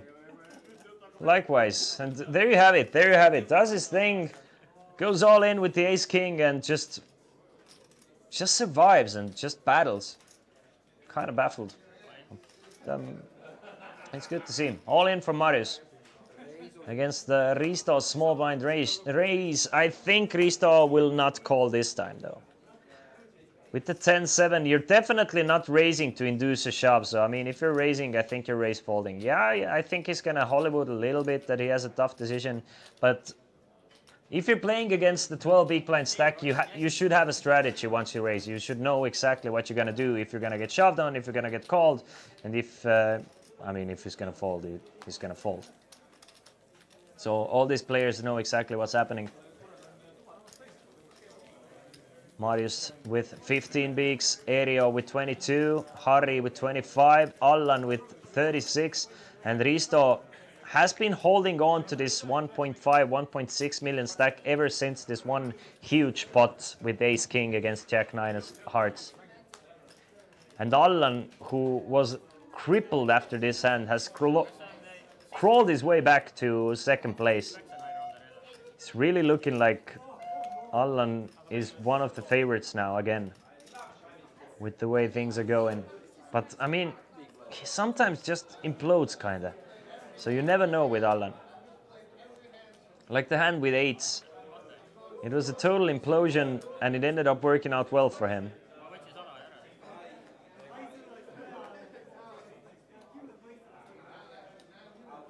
Ace 4 for Harry. Starts us off with a raise to 60. 2 big blinds is the raise. That is the standard raise in this spot. I don't think Marius wants anything to do with an under the gun raise with the Queen 8 from the small blind. So it's up to the big blind to battle it out with Harry here. Erio with Queen 7 now. The difference between Queen 8 and Queen 7 there is Erio is the last one to act. He's getting the best price, like 4.5 to 1 to call. So Queen 7, you call there sometimes. Like it's very player dependent. If you feel comfortable playing post flop, then you call in these spots. If you don't feel comfortable playing post flop, then you fold. I like the call from Erio though.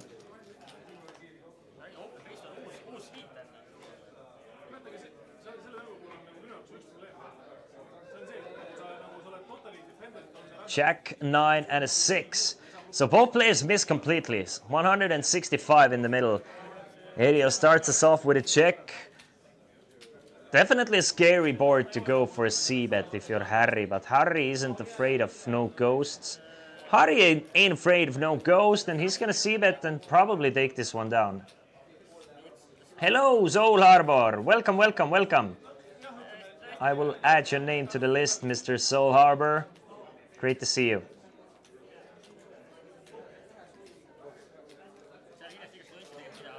And there you go. There you go. Sometimes the simplest plans are the most effective plans. You just go for a c-bet even if the board is scary because you don't know what your opponent has. There seems to be a decent little vibe going on at Chesterfield Poker Club. You can hear the background noises and players gathering around. See what's going on at Chester at the moment. Let us see what is going on at Chester at the moment.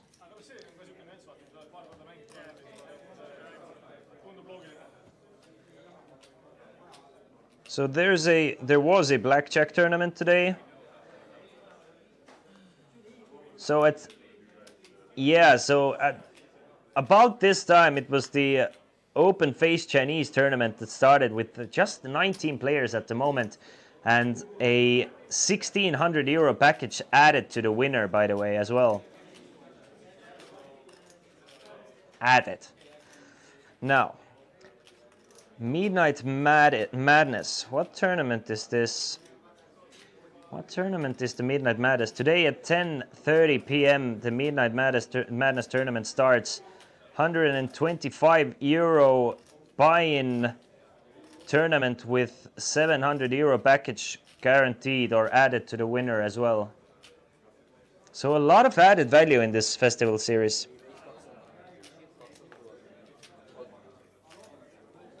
I want to go play this one actually. We'll see how these boys will play.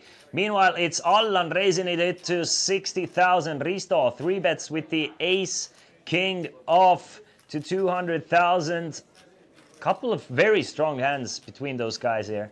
King 10 of collapse hits the muck. Ace 7 off hits the muck. And Allan now in the tank with the ace 10 off.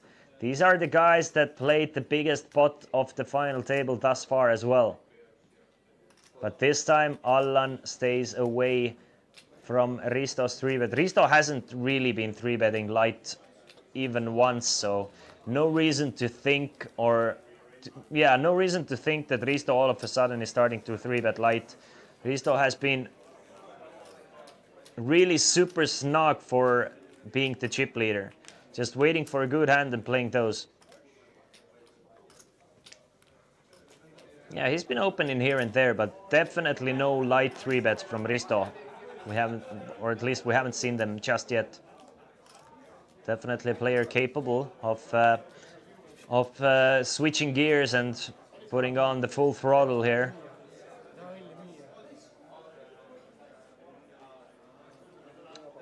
Now this time with Queen Jack. Again, one of those pots is definitely gonna open. He's not playing like a rock, like really tightening up. He's been playing decent. Just no light 3-bets, and this is why it was easy for Allan to fold the ace 10. Just a call from Risto from under the gun. That surprises me. That is definitely a different strategy here. Sees a couple of players with a perfect reshove stacks, so wants to avoid those reshoves and counters it by limping it in from under the gun. I really don't recommend the limping strategy for the chip leader usually. Let's see how it works out for Risto though. Like the easiest way for a chip leader to win the pot is just to take down the blinds pre-flop. It's not that even though players can theoretically 3-bet shove against you, they're not going to do it really often. You're the chip leader, you're the one who can really F their life up. So, not sure what I think about this open limp, but I mean it's a strat. It's a strat for sure. Area now with King 10 off, Trying to figure out what does the under the gun limp from Risto mean. Something weird about it. It's either like a very strong hand or something middling strength and king 10. Do you want to take it to war with the king 10? Yeah, he's just gonna fold it. So 3 ways to the flop. King 6 5. Risto still ahead with queen jack high, by the way. Erio would have flopped top pair. Look at Erio here. Let's see if he's gonna like regret a little bit. He's definitely interested in the spot. These are the things that poker players like they pick up. If they want to know how many cards are out there, how likely your opponent is to have the king, they watch the players who folded as well. See if they would have been interested in the spot and see that maybe they had a piece of it, making it less likely that your like actual opponent has a piece of it. A lot of tells to pick up, not just from your opponent that you're playing against, but from the field in general. Christian, do you know anything about curling? I'll watch the Estonia top pair competition at the World Championship as the background. Not really. I know that the Estonians are like decently okay at curling, but I don't really know too much about it. But when I was younger, I watched quite a bit of curling because I was watching like Eurosport all the time. And there was quite a bit of curling going on there. It was a mesmerizing sport to watch, but I really didn't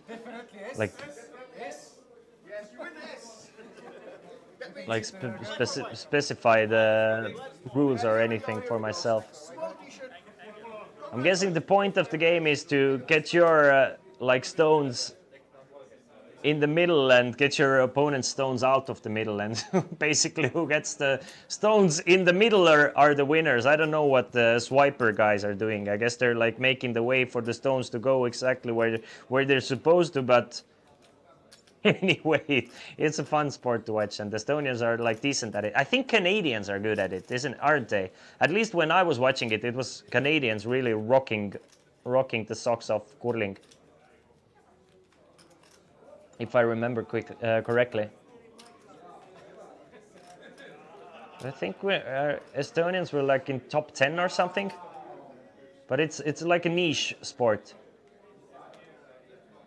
They're currently ranked number 1 in the mixed doubles category on the national leaderboard. Oh shit! They're really crushing it then.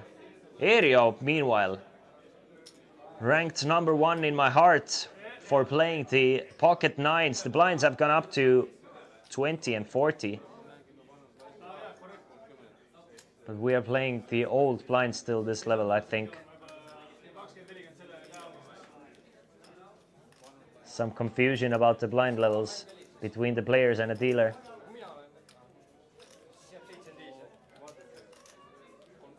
So it's a race to 75,000. We're still playing the old blind levels. This hand. Allan with 9-7 suited. A hand you want to play when you're a bit deeper stacked. I don't think you want to play it that much against the under 20 big blind opener. So he's not going to. Risto, our chip leader with the ace, definitely can take a flop here. Ain't nobody gonna tell him that he cannot take a flop here. Ain't nobody gonna tell Risto he cannot take a flop here. Now he can even, like, as I told you, we haven't seen any light 3-bets from Risto. But he's looking for the spots here. This time he's just gonna make the call. Thinking things through methodically, entering every spot, and whoosh. Swish, swish, fish on this one. King 3-8. Erio still way ahead with his 9s. Just one overcard to the 9s as well. I think a small c-bet is in order here with the 9s. Let's go for something like 40 to 50 to 60,000. Yeah, I like the 50k bet. I like it. Really protect the equity of your 9s against hands like Queen 10 that can have 2 overcards but want nothing to do with the 50k. At the same time, you can still get some value. Risto does have the Ace of Diamonds as well. I like the small sizing. Risto! Risto! There you go! Raising it up to 150,000 on a king high board and really going after Aerion. The Aerion has been the only player that players have been like just pure bluffing against post flop for some reason. And Aerion has never believed them. We saw Phil do it with 10 high against Aerion's queens, and now it's Risto with ace high against Aerion's 9s, and Aerion makes the call now. Makes the call, the 4 of hearts on a turn. Doesn't bring in the flush. Risto now with a gotcha straight draw. 495 in the middle. Risto checks it. Checks it over to Aerion. Is it ever a line you take with King 8 or a set? I don't think so. It's a hand exactly that Risto has that kind of gives up. So if you're Aerion, do you want to protect your equity? Or are you still a bit worried and want to keep the pot small or as small as possible? It is so rare to see players check raise and then check the turn once they get called with a high equity hand, especially when there's a flush draw on the board. It's almost never. Again, almost doesn't mean 100% ever. I like the bet from Aerion here. I really do like the bet from Aerion here. Still, your hand needs some protection against hands like ace-5. So Aerion will take down this masterfully played pot, now up to 830, and Risto down to 1.4. Still our chip leader. But this will even things up quite a bit here. Quite a bit. 500. Now, the blinds will go up to 20 and 40. Starting this hand, our short stack is Marius Morel with about 400,000. And now has to put in 80,000 of those chips for the blinds and antes.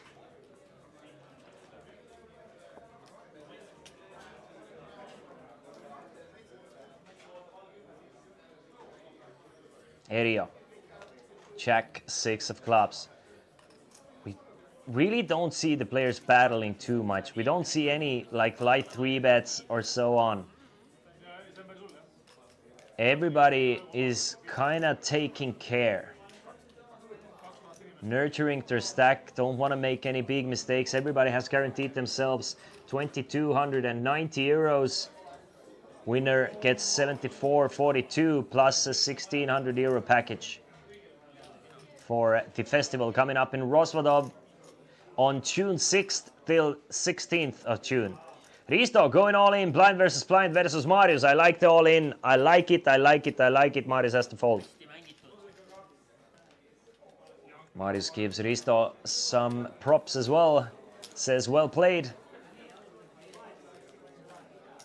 Kind of, not sarcastically, but kind of like, I see you, I see you, I see you pulling me around, bro.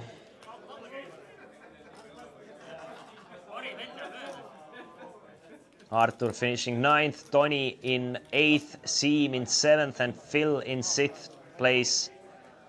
And we still have 5 players remaining here in the Betsafe Festival weekend.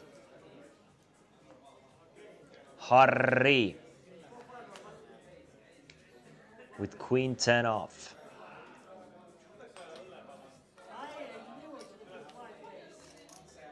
Harry with Queen 10 off.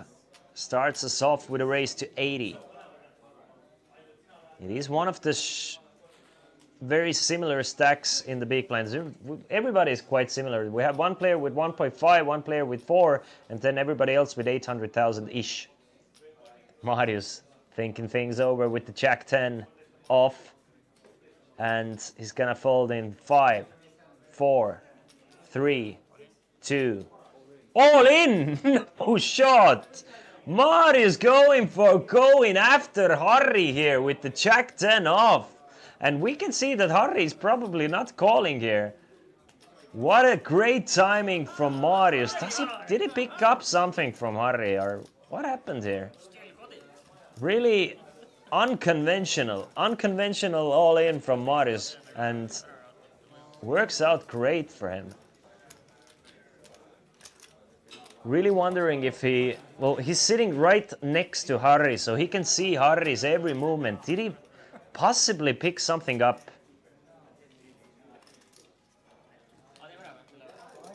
Definitely possible. Marius, very experienced live poker player.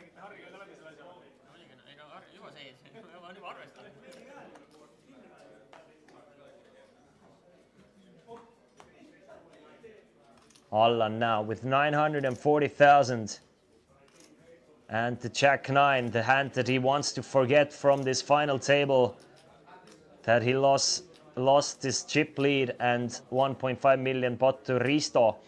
Risto still hovering around that 1.5 million 3 hours later.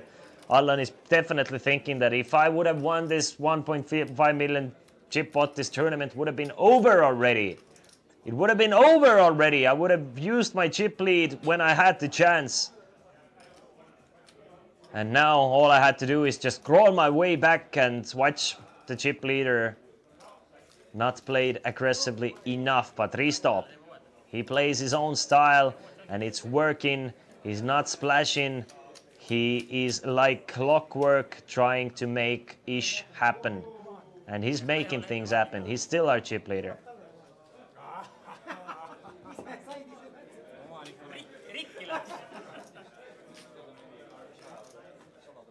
I wonder what, not sure, I didn't catch what they were looking at there.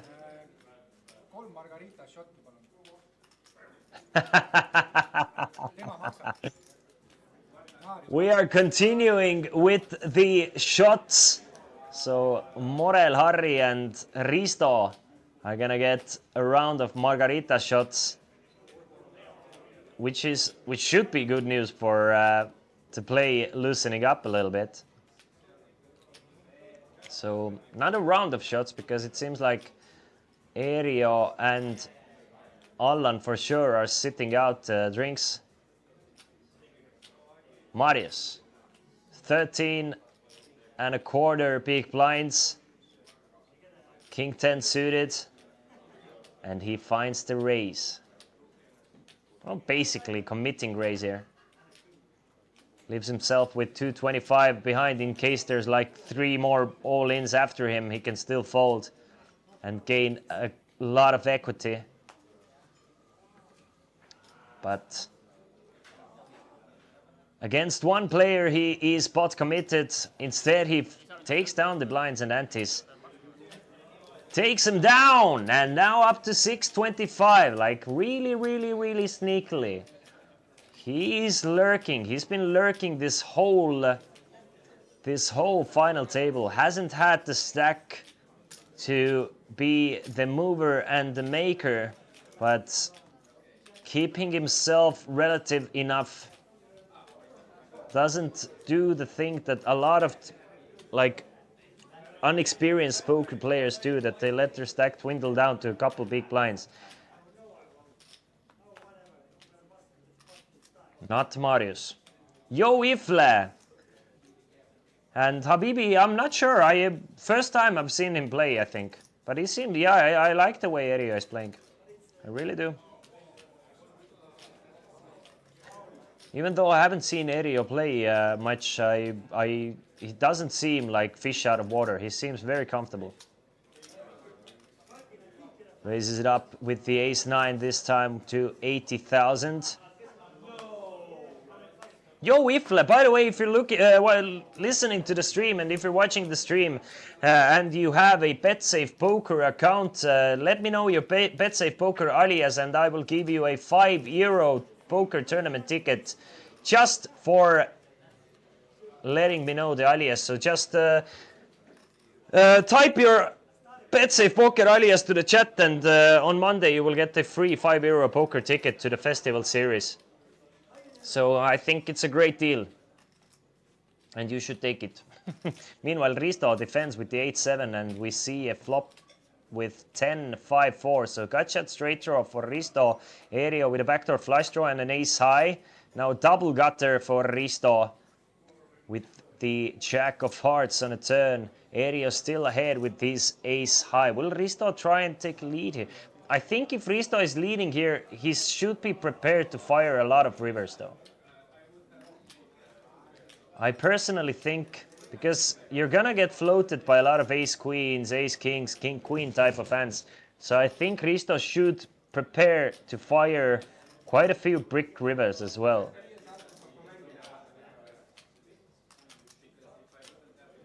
And Ario, yeah, he's gonna fold the ace king. Cannot blame him. Ace 9, sorry. Cannot blame him for taking that line. Maybe the question is the flop, but it's not a mandatory c-bet with the ace 9 there, with the ace of clubs. But anyway, interesting hand. Risto now really has geared up a little bit, like has switched gears a little bit, has been playing a bit more aggressively. Right after I said that I would have liked to see him take those aggressive lines a bit more as the chip leader, because the money jumps are still quite big and everybody is quite similarly stacked.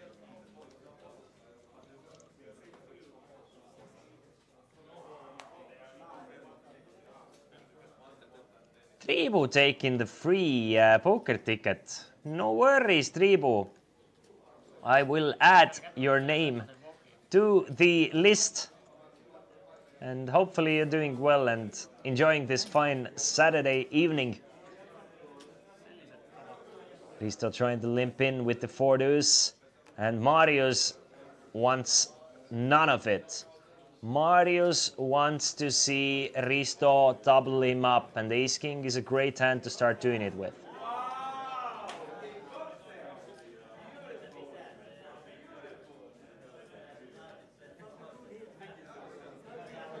How do you proceed though? That is the question.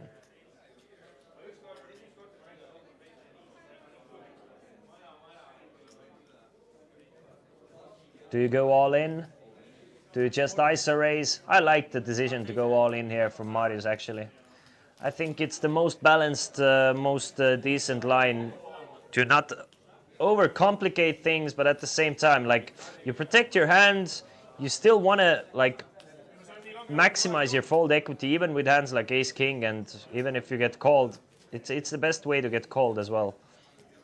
IMO. Cheers, boys. Cheers, boys. Another margarine. Another margarine.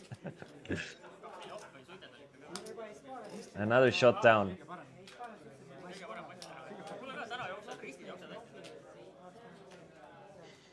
Ristid jooksevad.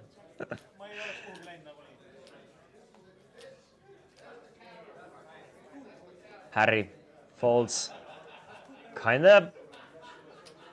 Harry is starting to be in this scary territory that he cannot wait for too much longer. Like 3 more orbits go by, then Harry's down to like 8 big blinds, because the blinds will go up as well. So Harry needs to also make something happen. Same with Marius, but Marius, like, I'm not worried about it, because Marius has been showing that he's not too afraid to try and maintain his chip stack, but Harry hasn't really shown that just yet. So I am just a bit worried for him. Marius, Ario, Harry, all in this 680, 700k range with their stacks.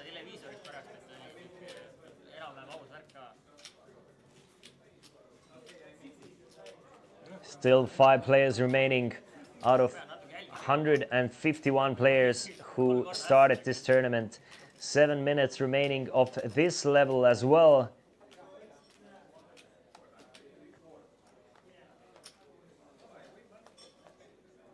Let me Google that for you. Ario won the Online Poker Estonian Championship 6 Max in 2017 and a side event of the MPN Poker Tour in 2016. But that's about it. Not too rusty indeed, so probably plays online, I dare to assume. So I'm guessing, yeah. So I understand this is why we haven't seen him in a while. And don't really recognize, so I'm guessing he's playing online as well. Because he's been grinding for quite some time. Thank you, Abe.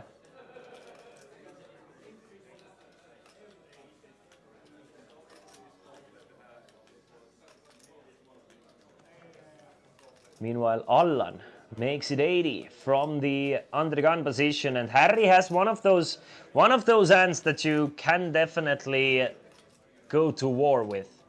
Ace 4 of hearts, you have quite a bit of fold equity. Should you get called, you have close to 40% equity. Really don't like to call. No, never mind. From the big blind. Yeah. Sorry, my bad. I like to call. I do like to call from the big blind. I thought Harry is from the small blind. I thought he's calling from the small blind and it would have been tougher. But from the big blind, definitely. Very decent call. And absolutely flops Allan dead here. Like Allan has 2% after this flop. Ace, 3, 6, and I don't think Allan can contain himself. I think Allan is gonna go after this spot. The ace high board being way better for Allan, him recognizing it, and I don't think Allan even should contain himself. Is that a 225,000 chip bet? No shot. What is going on here? Allan goes for a pot size bet on the flop and Harry just straight up folds the ace. This hand just made 0 sense to me from either of these guys. What is going? What just happened? I'm just baffled a little bit. Like, is Allan ever just pot size betting a strong ace there? Like, why? I don't think so. Maybe. But it just...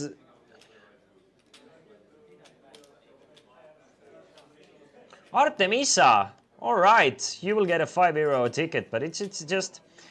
fascinating line from both of these guys. It just it wasn't the way I thought it's gonna go. I thought it was gonna go, maybe Allan is gonna fire until the river and Harry might fold the river, but probably Allan is going to double up Harry here, but didn't expect this one to go c-bet and fold.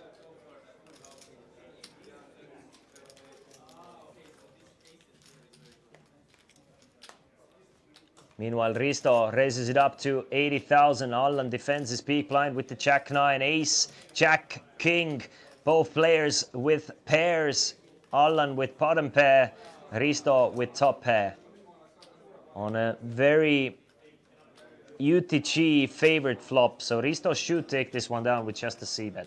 Like, there are different spots where you can call with like, you usually once you defend from the big blind and you flop a pair, you probably have to call at least once. But there are some sort of boards, and Ace, King, Jack being one of them, where you can definitely consider just folding your bottom pair.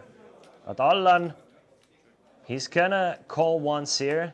We see a turn of deuce of clubs, no help for Allan.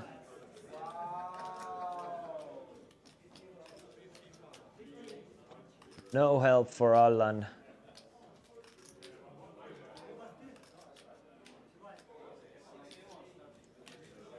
And Risto not afraid to continue firing here. Not afraid whatsoever, looking to be in great shape to increase his chip stack to 1.9 million after this hand. Because I don't think Allan can call twice.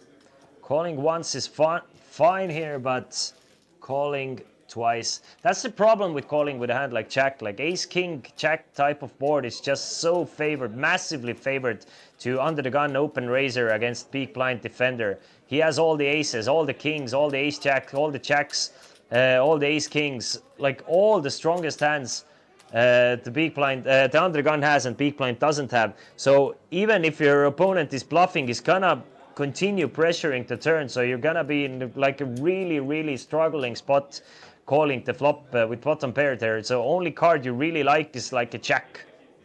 A 9 is even gonna not be the greatest card. So this is why I think you can, on these types of boards, you can actually just fold against the c-bet. But yeah, like the general rule is once you defend, you have to like call once after you hit the pair. But there are some, as with every rules, there are some expectations. So even if you get bluffed, you get bluffed. Shit happens. You have third pair. You're not. You don't have to battle with everything. But it's worse to get like to pay more to get bluffed.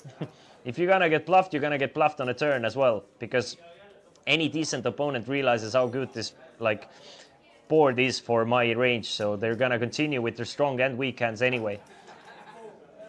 So might as well get bluffed on a flop. Meanwhile, Marius raising it up to 80k. Risto calls with his ace-6 of hearts. Marius now the undergun raiser, Risto the big blind defender. An open-ender with a backdoor flush draw for Risto. Marius with 2 overcards and a gut shot straight draw. Interesting. Interessati. Very, very interesting. This one can go slowly, or it can go like full steam ahead. Marius starts with a check, realizes that this board texture is not good for his undergun raise. So he's gonna check this one back and play this gut shot straight draw kinda sneakily. Now a not flush draw for Risto as well. Still ahead with his ace high, by the way. And bets large. Bets really large. I like the large bet. He's gonna get a lot of folds from ace kings, ace queens, ace jack, ace tens, all these hands that are still ahead of him. Plus, should he get called, he still has a lot of equity. I like the large bet from Risto. Risto has really played this past 30 minutes fantastically, in my opinion.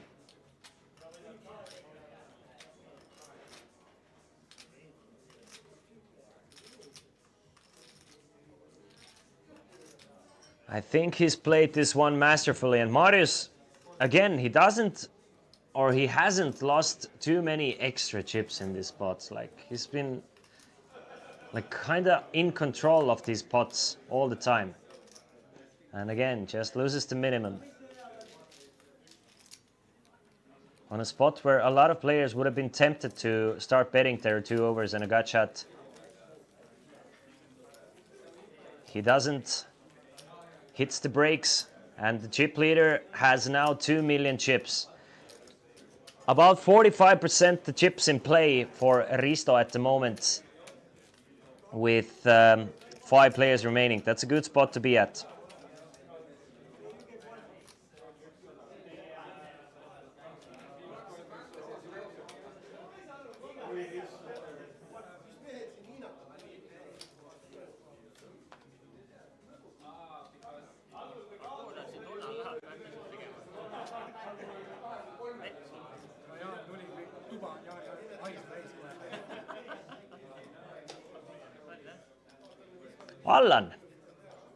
Allan with the ace-7 of clubs from the button. Now, I think 14.5 big blinds. I think you ship it. Yeah, I like it.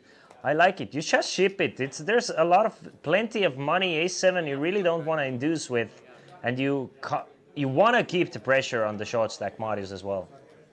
You don't want to give Marius an opportunity to outplay you. I like the ship with 14.5.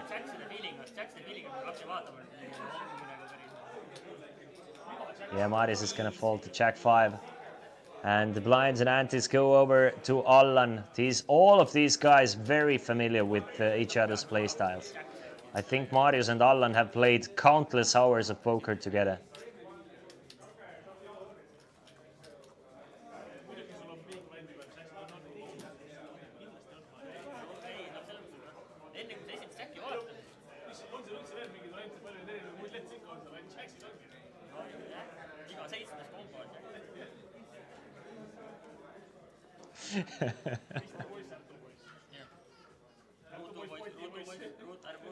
Meanwhile, Harry finds the ace-10 now.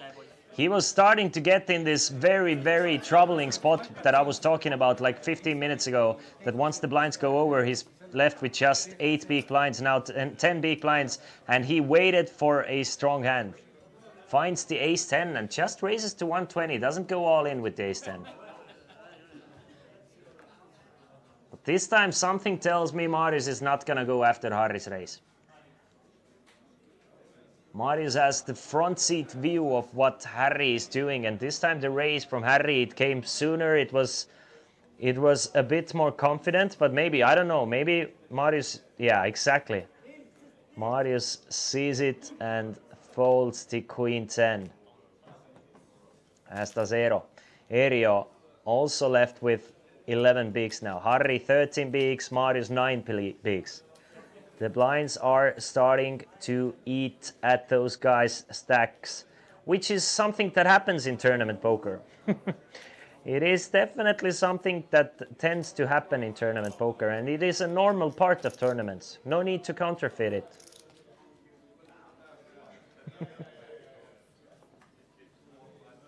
No need for any rollbacks or anything. It is what tournament players sign up for. The blinds going up every level. Baffling in my opinion. Meanwhile, Risto, our chip leader with 2 million in chips, slowly but definitely surely hasn't really been in any trouble with his stack, like steadily climbing. Mariushmin from the button with 9 bigs. Is he gonna go with the king 8? He doesn't want to have his chip stack dwindle down too much.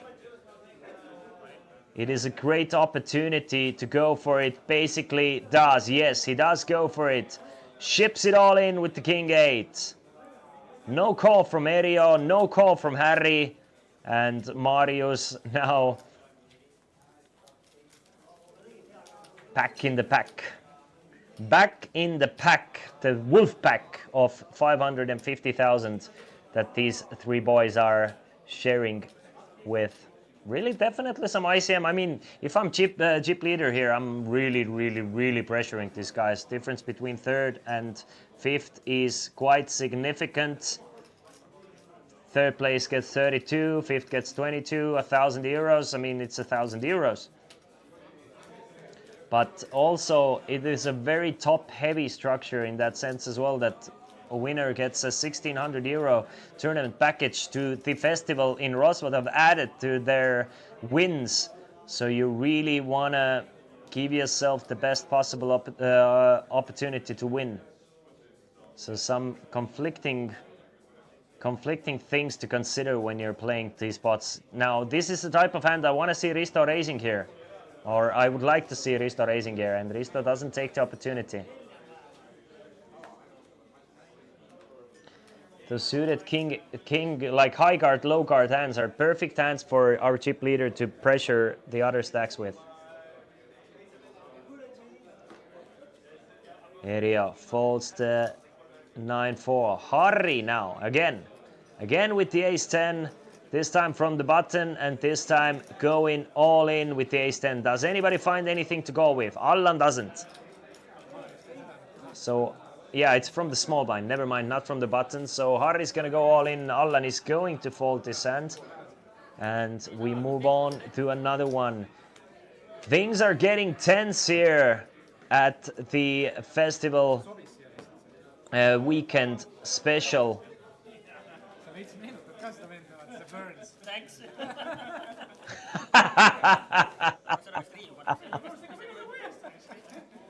Just a proper burn from Risto saying that Marius Morel looks a lot like Mr. Burns from The Simpsons. And Morel is like, thanks, bro. Risto woke up 1 minute ago and chose violence against Marius. But I like this banter, though.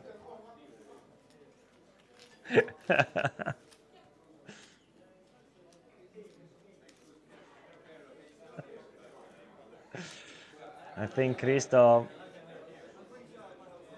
least experienced in this spot, but not sure.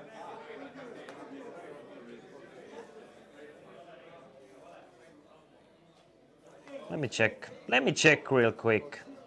Who is this Risto guy? Who is this Risto guy? What is he doing? What is your name? Risto Viljar is not like a new player whatsoever, but I think not as experienced as Morel for say. Risto, how many titles do you have? Yeah, not that many. Best live cash being $3,700. Just 2 live cashes, really. One of them coming from Chesterfield, 500, 5th place finish. 2024. And second one from an invitational tournament in live setting, so yeah, back-to-back results in back-to-back days as well for Viljar. King deuce 8, no pairs to be seen, and it's Harry. It's Harry betting out for 60,000 with his backdoor draws. Will Risto just give this one away? Yes, he will. Risto, who was definitely the most quiet player once the final table started. After a few shots, he's been opening up a little bit, loosening up with his lips and his play.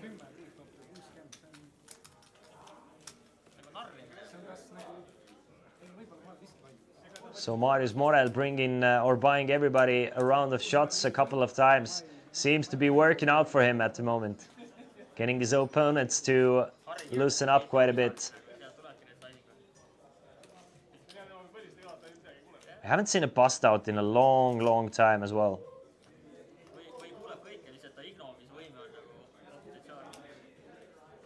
And the blinds have been slowly but surely going up.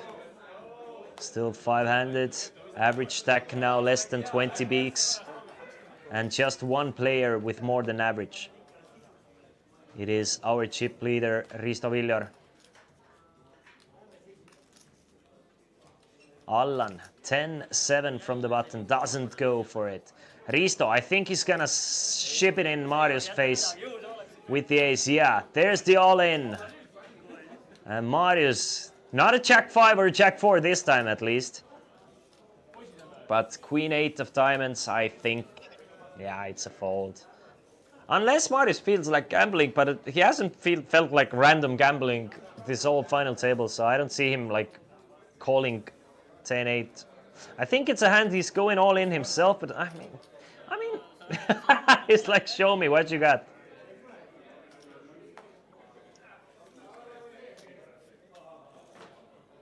It's not like a snap fold either. It's a toughie. It's a toughie. I think Risto has gone all in against him a few times. That goes through Marius's mind as well. And 10-8 of diamonds, queen 8 of diamonds, definitely not the worst hand. He knows that he's probably not ahead, but if Risto has something like ace 4 off, he's not doing bad. He has 46% and he doesn't want to give out the blinds and antes just like that. Really trying to I think Marius is not going with this hand here, but we'll see. He wouldn't be in too bad of a shape. But I think he's been like patient and waiting for too long to just call it off with queen 8. His all-ins have been working as well, so he figures that he still has quite a bit of fold equity moving in himself. So considering all that, he's gonna just let go of the queen 8. And Marius doesn't even want to give away the big blind. It's like, take a half. järgmised korrad paneb 7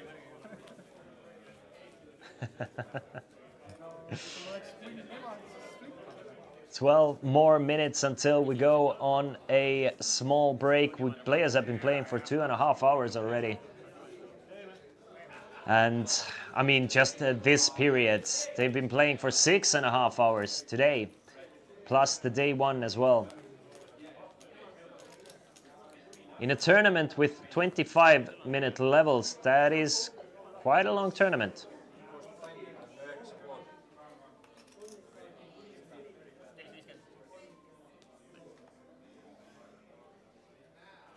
Harry. 32. Harry with 3-2s off. I don't see Harry playing the 3-2s. Yeah, no. He's for some reason he's thinking about these spots. Maybe Harry wants the blinds to go up even more. Maybe he likes when there's a little bit more like gambling in these spots. Allan going all in with the 7s. Not surprised whatsoever. 14 big blinds, 14.5 big blinds. Pushes it in with the 7s. Risto, our chip leader, is not going to call. Neither is Marius. Now, will the big blind find anything playable? Yes, he will. Erio finds the king-queen off. This might be just good enough to make the call.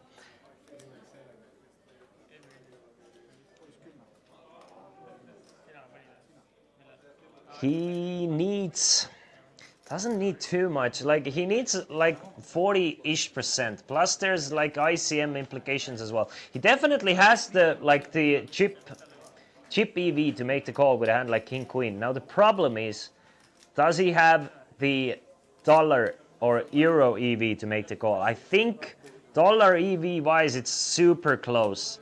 So it's just very player dependent. But chip EV wise, I think it's like a decent call. I don't think it's a mandatory call. So this is why I think Erio is going to fold it.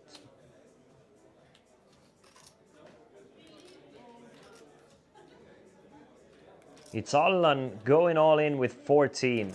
Allan is not going all in with 14 with aces or kings or queens probably. So you're not worried about being covered like completely dead.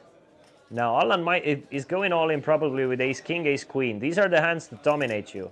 Everything else Allan is open ripping with 14 you're flipping against.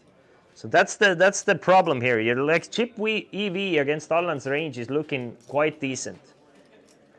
But at the same time, you're still like 3 players with very similar stacks, maybe even 4 players if you like squint your eyes and look at it glass half full way. So you really don't want to be the 5th post out here or the 5th place finisher. Yeah, it's a tough one. I agree, Area. I think it's a very, very tough spot with the king queen.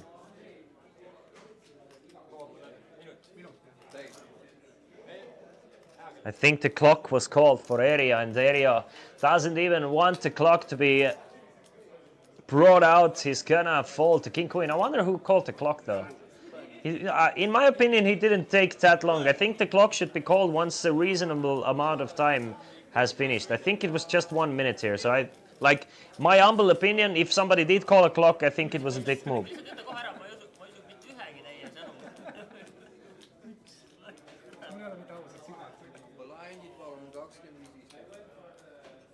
But you know, poker final table, it's a battlefield in that sense. It definitely is a battlefield where nobody wants to give an inch. And sometimes you play a bit dirty.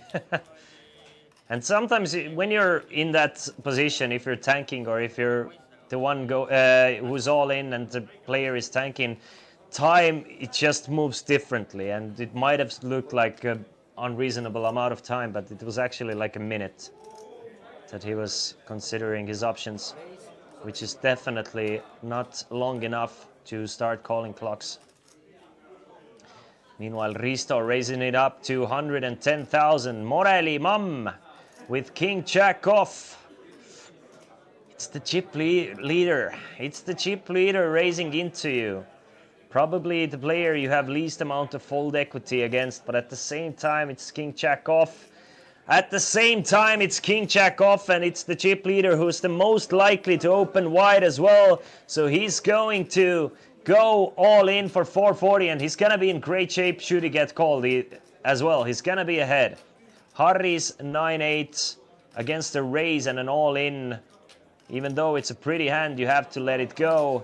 And Risto now getting 2-1, needing 33%, actually having 29% only. I mean, we've had a couple of like close ones here. We've definitely had a couple of close ones, but this time I feel like Risto is gonna make the call. Just 330 to win a million, basically. You need 33. It's interesting that Risto only has 29%. Did we have a lot of the queens and tens folded pre, or did I miss something here? Well, he does have 2 live cards, should he call. Marius definitely would prefer to just take down the blinds and antes and the raise here. Does not want to get called. Most likely. But Risto is looking like a man who doesn't want to give or do whatever Marius wants him to do. He wants to be his own man. Oh, man! Really? Another tough one. Another tank. And I do not blame these guys. Makes the call with the queen 10, and it is Marius Morel way ahead against Risto, 71% against 29%, but Risto does have 2 live cards. Marius Morel, tournament live at life at risk here, 1 million chip pot, and it is a safe board for Morel, 4-6-8. Risto needs a queen or a 10, there's the 10. Now Morel still can hit a king, jack, or a heart on the river, which does not come through. It's the 3 of clubs on the river, and Risto Viljor, our chip leader, eliminates maybe one of the most experienced and dangerous players from this final table. Marius Morel is our 5th place finisher, taking home 2,290 euros for his troubles, and all the players remaining, all 4 players, have now guaranteed themselves 2860.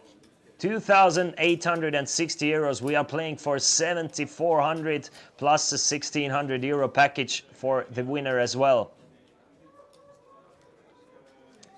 Finally, it took us quite some time to see a bust out, but it was our chip leader getting a bit lucky in an all-in with queen 10 against Morel's king jack to see another elimination, and now he is really separated himself, or he has really separated himself from the field. He can really pressure in this spot. I mean, honestly, you have 3 players with very similar stacks and you are the runaway chip leader. You can even, honestly, if I'm honest with you, you can go all in there with jack 7 of spades and not feel bad about it. Erio, he's gonna go all in with the king queen. Going all in with the king queen, gets a fold from Harry and a fold from Ollan. So blinds and antes go over to Erio, and I truly think that jack 7 is like an all-in spot there. Well, that's the thing. Like, I don't blame Risto for not knowing these things. From what I've seen, like from his live results, he has no live tournament wins. He's probably not super used to being in this spot where he's the huge chip leader and doesn't know the power it brings when everybody else is evenly stacked and you're the runaway chip leader. Like, every time you take down the blinds and antes, you take 100,000 in chips. So you go all in every time, you get 3 times the blinds and antes, you're basically free rolling the time you're getting called. That's how easy it is. And you're never dead once you get called. Erio with the ace 5. Close one, but I think it might be an all-in. It's an ace. You have 10-something P blinds, just 3 players behind you, but instead he elects to raise. Not a bad option either. Especially if you're comfortable playing post-flop. But against the chip leader, well, might be a bit more difficult. But our chip leader, we'll see. Maybe Erio is looking to play against our chip leader. 275,000 in the middle. Queen, jack, deuce. Now, that's the problem with not going all in with ace 5. What do you do? What do you do? Risto has taken the lead in this hand. The pair is jack.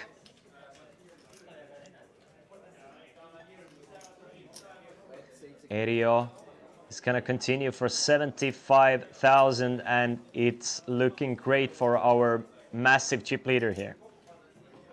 About 60% of the total chips in play in front of this man, and he's looking to get even more. Should this hand go to showdown, he has at the moment 85% to win this showdown. Erio is gonna need an ace. Instead, it's the king of spades. Both players with a straight draw now. Risto with an open ender, still ahead with his jack. Erio with a gut shot. Erio is gonna need a 10. That would give Risto 2 pair. Risto doesn't need anything, but wouldn't mind an ace. It's an all-in from Erio. Erio is moving all in for 365,000. The ultimate pressure. And can Risto even call here? I don't think he can. But maybe he can. Risto Viljor. I mean, he's a man who can do anything. And should he make the call here, Risto would be 92% favorite. He would be 92% favorite. But what is he beating? Like, such a rare hand to see that Erio has just the ace-5 that he took to war here. And Risto makes the call here, and we are about to maybe see a back-to-back elimination. Risto way ahead here, 92% against Erio's ace-5. Erio has just 3 outs remaining in this 1.2 million chip pot between those two guys, and it's the 5 of hearts on the river, the dagger into Erio's heart, and he has finished in 4th place. GG Erio, and Risto Viljor now up to 3 million in chips. A massive chip leader after busting and eliminating another player. Erio gets 2,860 euros for his 4th place finish, and we are down to 4. We are down to 3. Excuse me, guys. Just so many things happening. I am losing my mind here. We are down to 3 players. We are gonna go on a short break, and once we come back, maybe even crown the winner. Can anybody play against Risto Viljor here and give him a run for his money? We're about to see in 15. See ya.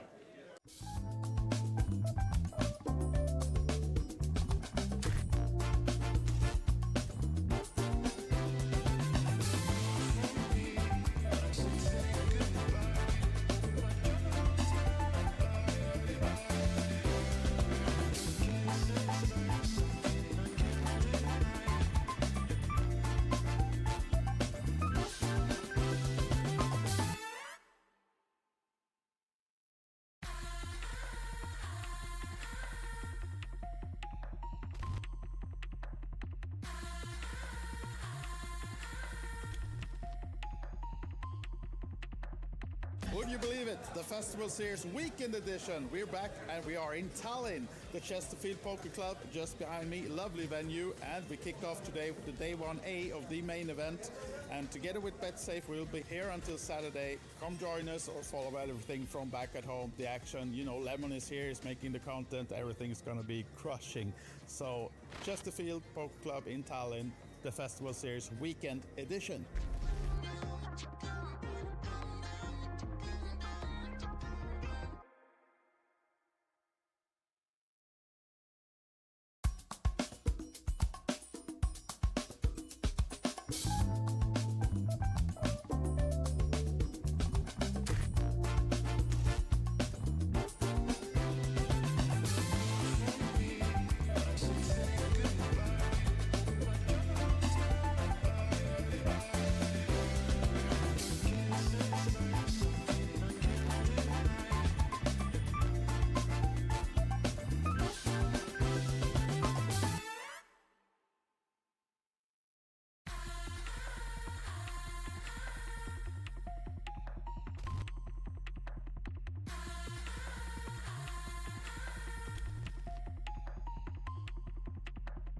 Would you believe it? The Festival Series Weekend Edition. We're back and we are in Tallinn, the Chesterfield Poker Club just behind me. Lovely venue, and we kicked off today with the day 1A of the main event. And together with Betsafe, we'll be here until Saturday. Come join us or follow everything from back at home. The action, you know, Lemon is here, is making the content. Everything's gonna be crushing. So Chesterfield Poker Club in Tallinn, the Festival Series Weekend Edition.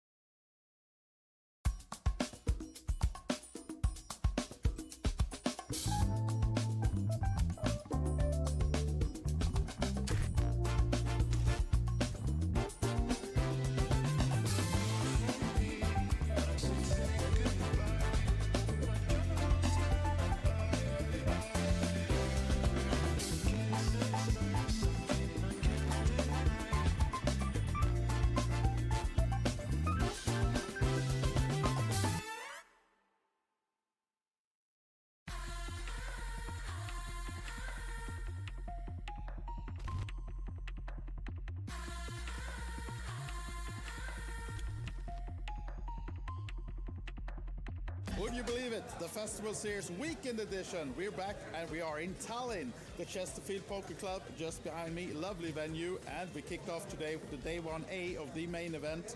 And together with Betsafe, we'll be here until Saturday. Come join us or follow everything from back at home. The action, you know, Lemon is here, is making the content. Everything's going to be crushing. So, Chesterfield Poker Club in Tallinn, the Festival Series Weekend Edition.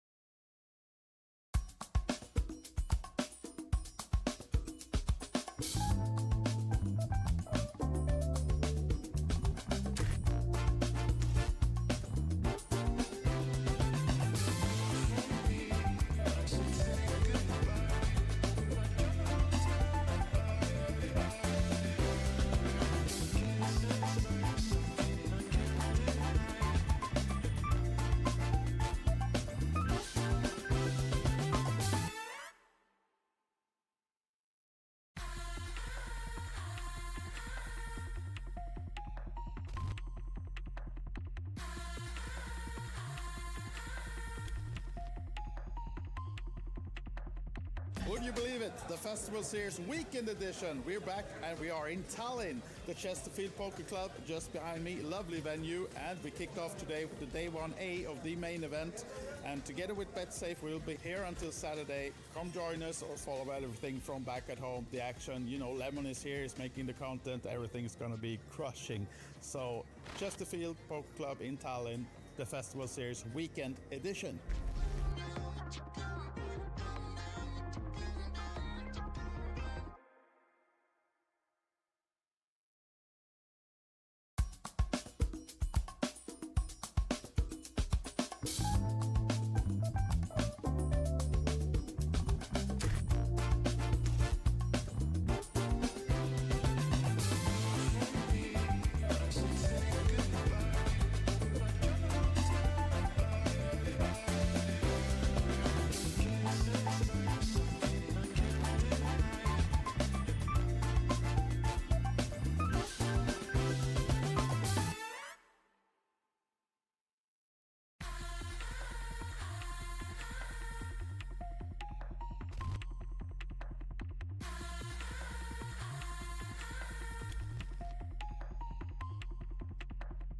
Would you believe it? The Festival Series Weekend Edition. We're back and we are in Tallinn, the Chesterfield Poker Club just behind me. Lovely venue, and we kicked off today with the day 1A of the main event.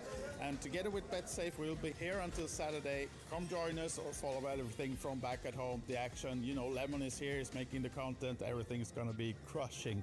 So, Chesterfield Poker Club in Tallinn, the Festival Series Weekend Edition.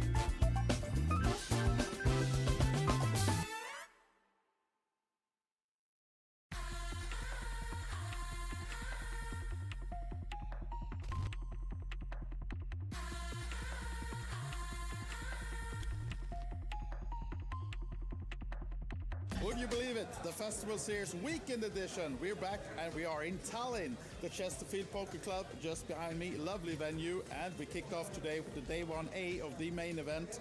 And together with Betsafe, we'll be here until Saturday. Come join us or follow everything from back at home. The action, you know, Lemon is here, is making the content. Everything's going to be crushing. So, Chesterfield Poker Club in Tallinn, the Festival Series Weekend Edition.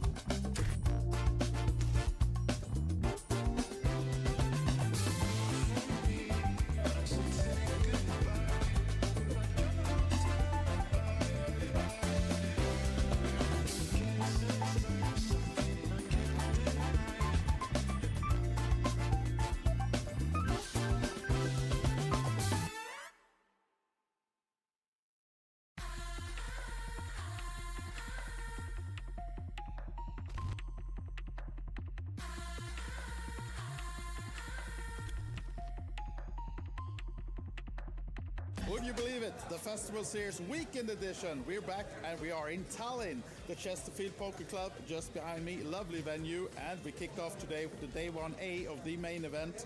And together with Betsafe, we'll be here until Saturday. Come join us or follow everything from back at home. The action, you know, Lemon is here, is making the content. Everything's gonna be crushing.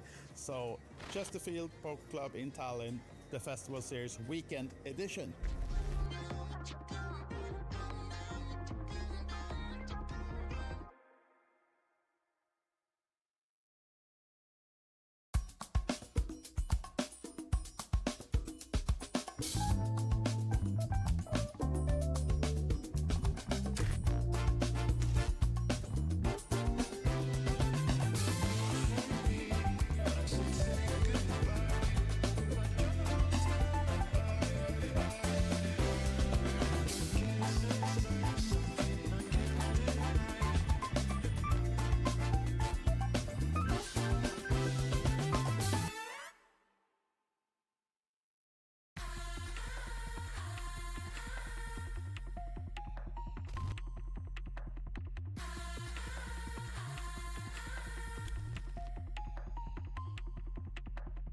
Would you believe it? The Festival Series Weekend Edition. We're back and we are in Tallinn, the Chesterfield Poker Club just behind me. Lovely venue, and we kicked off today with the day 1A of the main event. And together with Betsafe, we'll be here until Saturday. Come join us or follow everything from back at home. The action, you know, Lemon is here, is making the content. Everything's gonna be crushing. So Chesterfield Poker Club in Tallinn, the Festival Series Weekend Edition.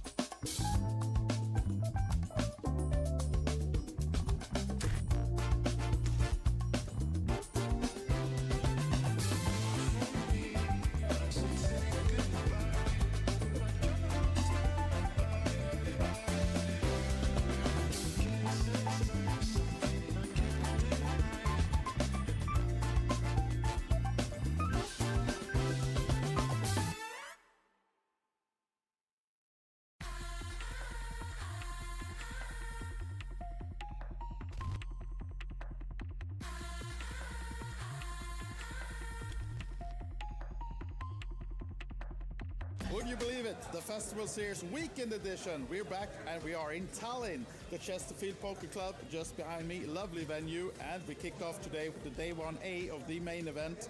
And together with Betsafe, we'll be here until Saturday. Come join us or follow everything from back at home. The action, you know, Lemon is here, is making the content. Everything's gonna be crushing.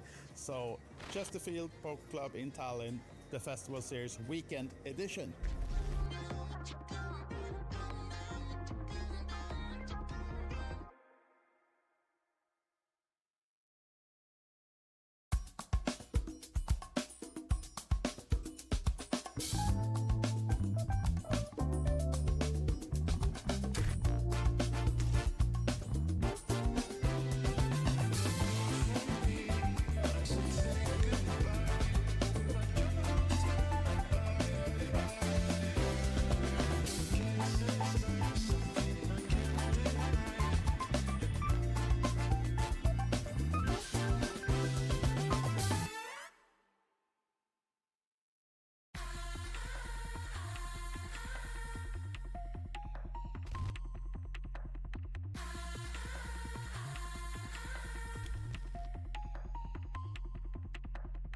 Would you believe it? The Festival Series Weekend Edition. We're back and we are in Tallinn, the Chesterfield Poker Club just behind me. Lovely venue, and we kicked off today with the day 1A of the main event.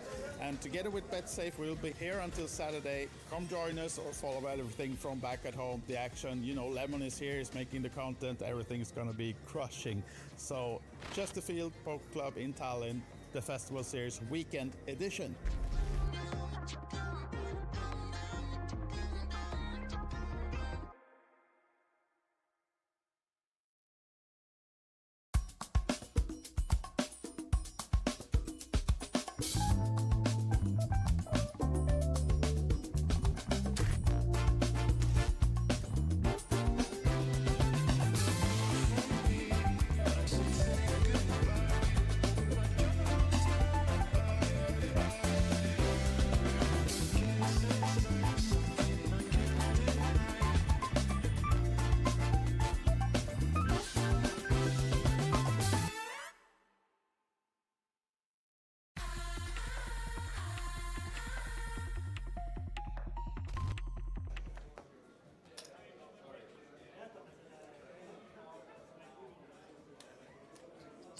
Gentlemen, welcome back to the final table coverage of the Betsafe Festival weekend main event. We are down to final 3 players and everybody has guaranteed themselves 3,270 euros, but we are playing for 74.42 up top plus the very important 1,600 euro package to the festival in Rosvadov happening in June 6th till June 16th. The blinds are 30 and 60,000. My name is Christian Laza. It's been a pleasure being here with you. I'm happy that we have given away like 30, 40-ish poker tickets to our viewers today as well. Good luck to you all. But now it's good luck for these 3 guys, and it's gonna be an uphill battle for Harri and Allan to fight against the machine that is Risto Viljar. Risto starting the 3-way battle with 3.1 million in chips, Harri with 600,000 ish, and Allan with about 750,000. So it's gonna be tough. But at the same time, anything is possible. The game is called No Limit Hold'em, meaning that anything can happen at any point. Allan Arjut at some point was our chip leader. 10 lost a massive flip against Risto. Had to climb his way up from the bottom of the feeders, the least amount of stack. He was at one point down to 200,000 and now he's still in it. Harri, he's been in the mix, hovering around that 500 to 700k stack all the way through this final table, just refuses to go down, and now it's time to make the final move. But it's Risto Viljar and his tournament to win, and he will definitely go and make it very tough for Allan and Harri. Raising it up to 150,000 from the button with the King 3. Allan, I mean, the difference between second and third place is about 2,000 euros. So Allan, having very similar stack to Harri, really needs to reconsider those ace-5 type hands, and Risto is just cleaning the table up at the moment, coming back from the break. Welcome everybody who's joined us now or who's been with us all day today. It's been a pleasure, and there's still a chance to play one of the tournaments today at 10:30 p.m. local time, or in a bit less than 2 hours there will be the Midnight Madness tournament. Just 125 euros is the buy-in, and there will be a 700 euro added prize pool as well. So if you're in Tallinn, if you want to play some poker today in this beautiful Saturday evening, then might as well come over to Chesterfield Poker Club and join the Midnight Madness tournament. I'm considering it. Definitely considering it. Harri now. 10 big blinds. The blinds are 30 and 60 big blind ante, another 60. Harri with the Queen 7, trying to figure it out. Should he go for it? He's having some Vietnam flashbacks at the moment, it looks like. And dealer is asking for a floor. So what I'm hearing is players want to discuss a deal. Players want to stand up for a table for a moment to discuss a potential deal. If I'm Risto here, I really want to squeeze these guys with the deal. I would do, since there is an added package for the winner, 1,600 euro added package for the winner, I would consider and I would agree to an ICM deal in case I get to keep the 1,600 euro package. Otherwise, I would never agree to a deal in this spot when Harri and Allan are similarly stacked. Like, I wouldn't agree. Let's say they consider a deal that let's make an ICM deal and play for the package. No way. No way, Joseph. But if I'm Risto in this spot, I would do an ICM deal, but I get to keep the added package. That would be my strategy in this situation. We'll see. Well, at the moment, no deal was made just yet, so we continue playing. It's still Harri with queen 7 of diamonds, and he's gonna fold the button. Allan, he can go all in with the ace 9 and feel quite good about himself. So he does, goes all in. Risto with the 4 deuce, definitely not gonna start calling Allan's all-ins with 4 deuce off, so he's gonna fold. And Allan now 730, Risto 3.2, Harry 620.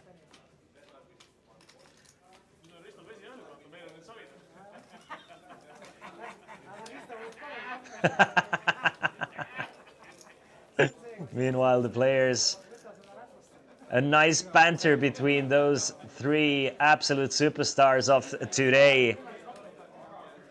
The buy-in for this tournament was 250 euros. We had 151 entries in this tournament, generating a prize pool worth more than 32,000 euros.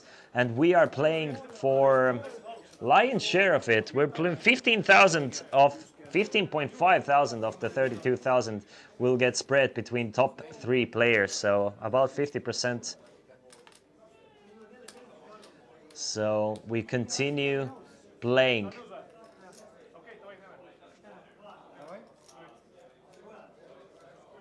Guys, deal.